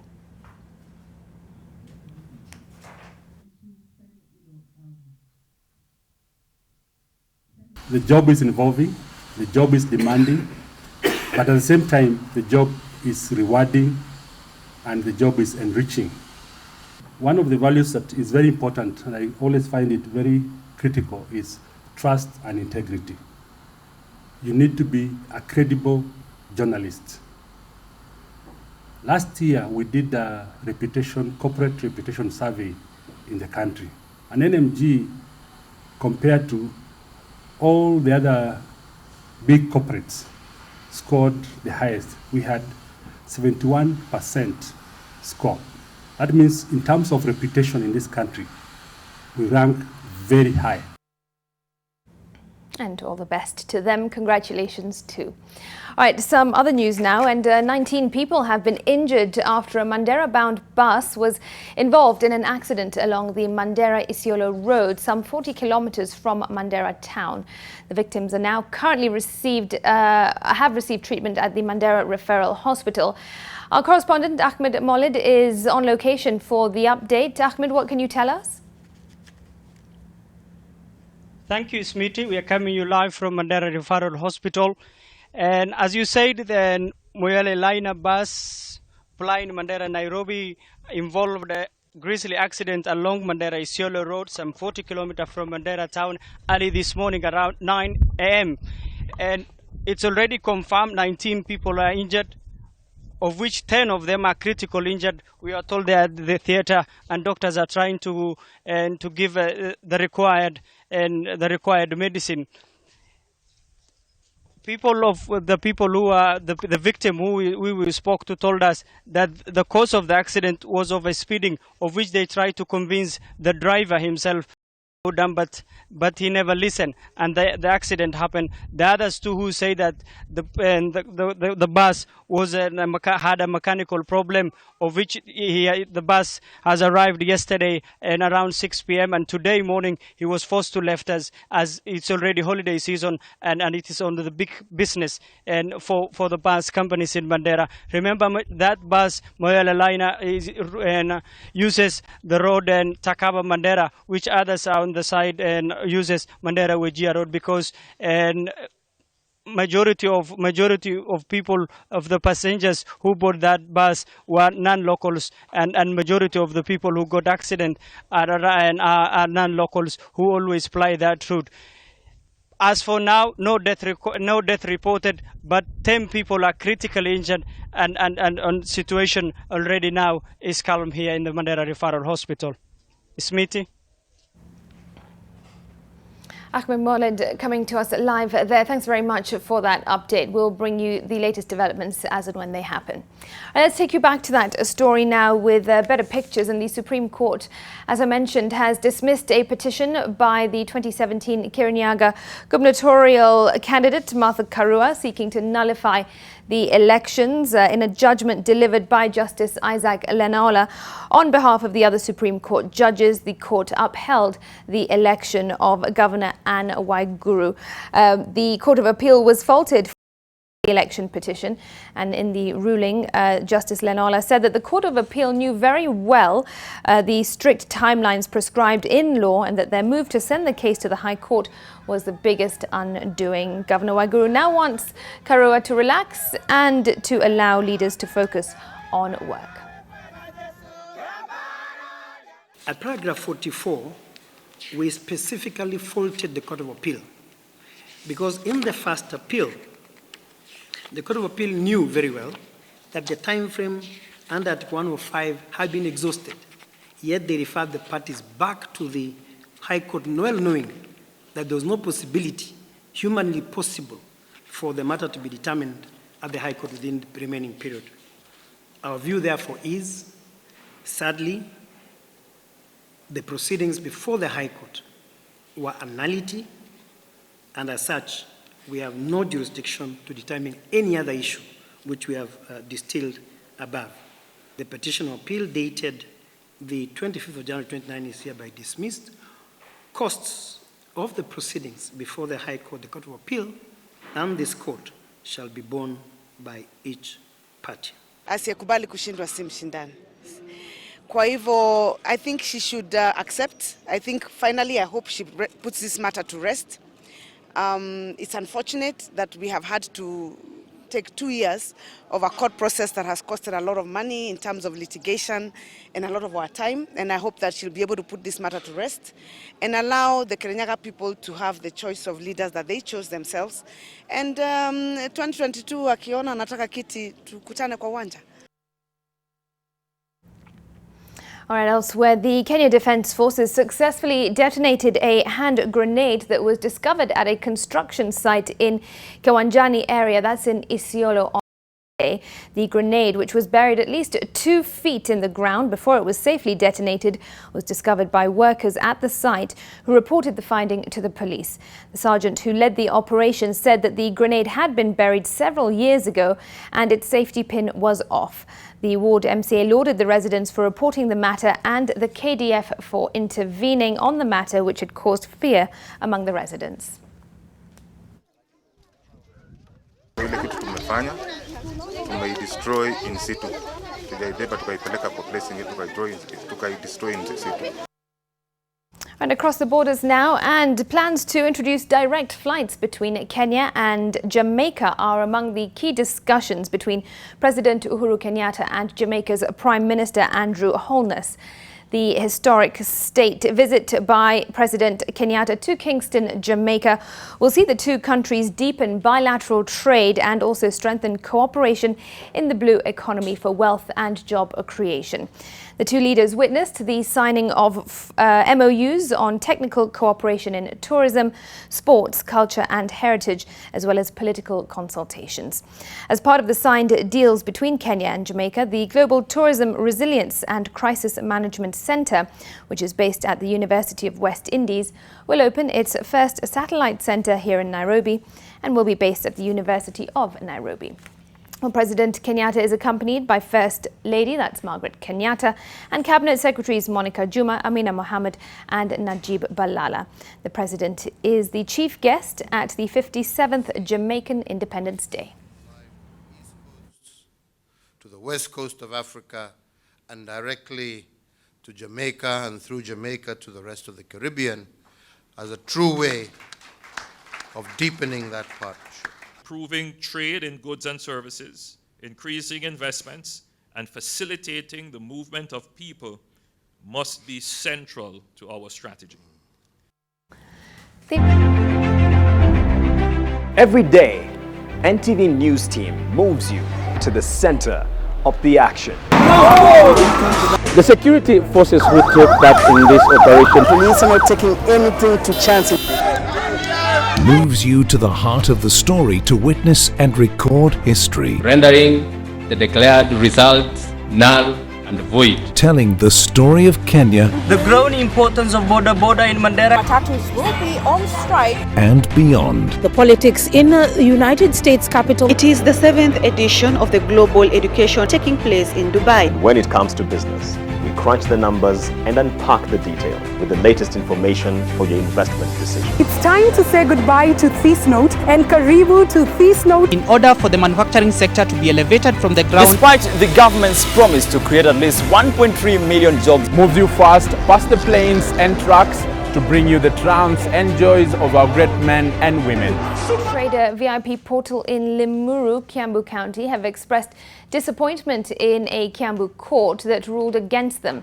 About 100 people invested their money in the Forex trader back in 2013 and 2014, but it turned out to be a Ponzi scheme. The investors are now in fear of losing millions of shillings after a court dismissed their compensation claim, citing lost files. The court, however, ruled that only 2 of the investors whose files had been presented in court will be compensated. The investors now want the DCI to reopen their case and get them back their money. In 2016 and lately this year, and yet the files have not been brought to law courts. Reasons we do not understand. Is the problem the law court? Is the problem DPP? Or is the DCI the problem? Would want this case handled very carefully. We are investors who invested knowing very well that whatever we are doing is right. Top Tanzanian journalist and outspoken government critic Eric Kabendera has officially been charged. The journalist was charged with an array of economic crimes differing from the initial claims that Kabendera was arrested for matters relating to his citizenship. The charge sheet lists Kabendera as being involved with leading a criminal gang, failing to pay taxes and laundering money, with all charges stemming from January 2015 to June 2019. While his lawyers maintain the belief that Kabendera's charges are related to an internationally published article about President John Magafuli's infringement on civil liberties. Kabendera, who has been in detention since his arrest last week, was denied bail and will remain in custody until his case is heard.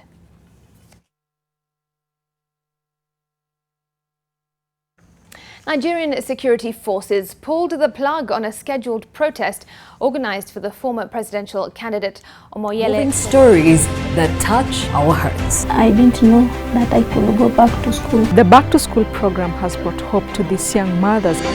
NTV News. News that moves you. Every day, NTV News team moves you to the center of the action. The security forces who took part in this operation. Police are not taking anything to chance it.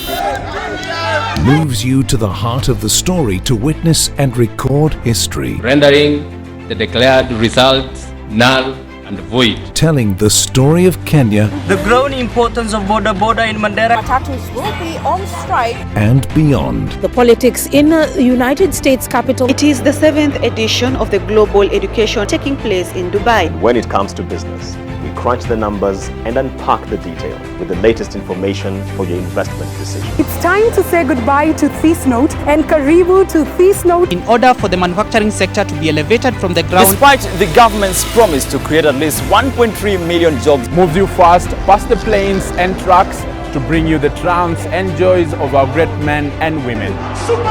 Moving stories that touch our hearts. I didn't know that I could go back to school. The Back to School program has brought hope to these young mothers.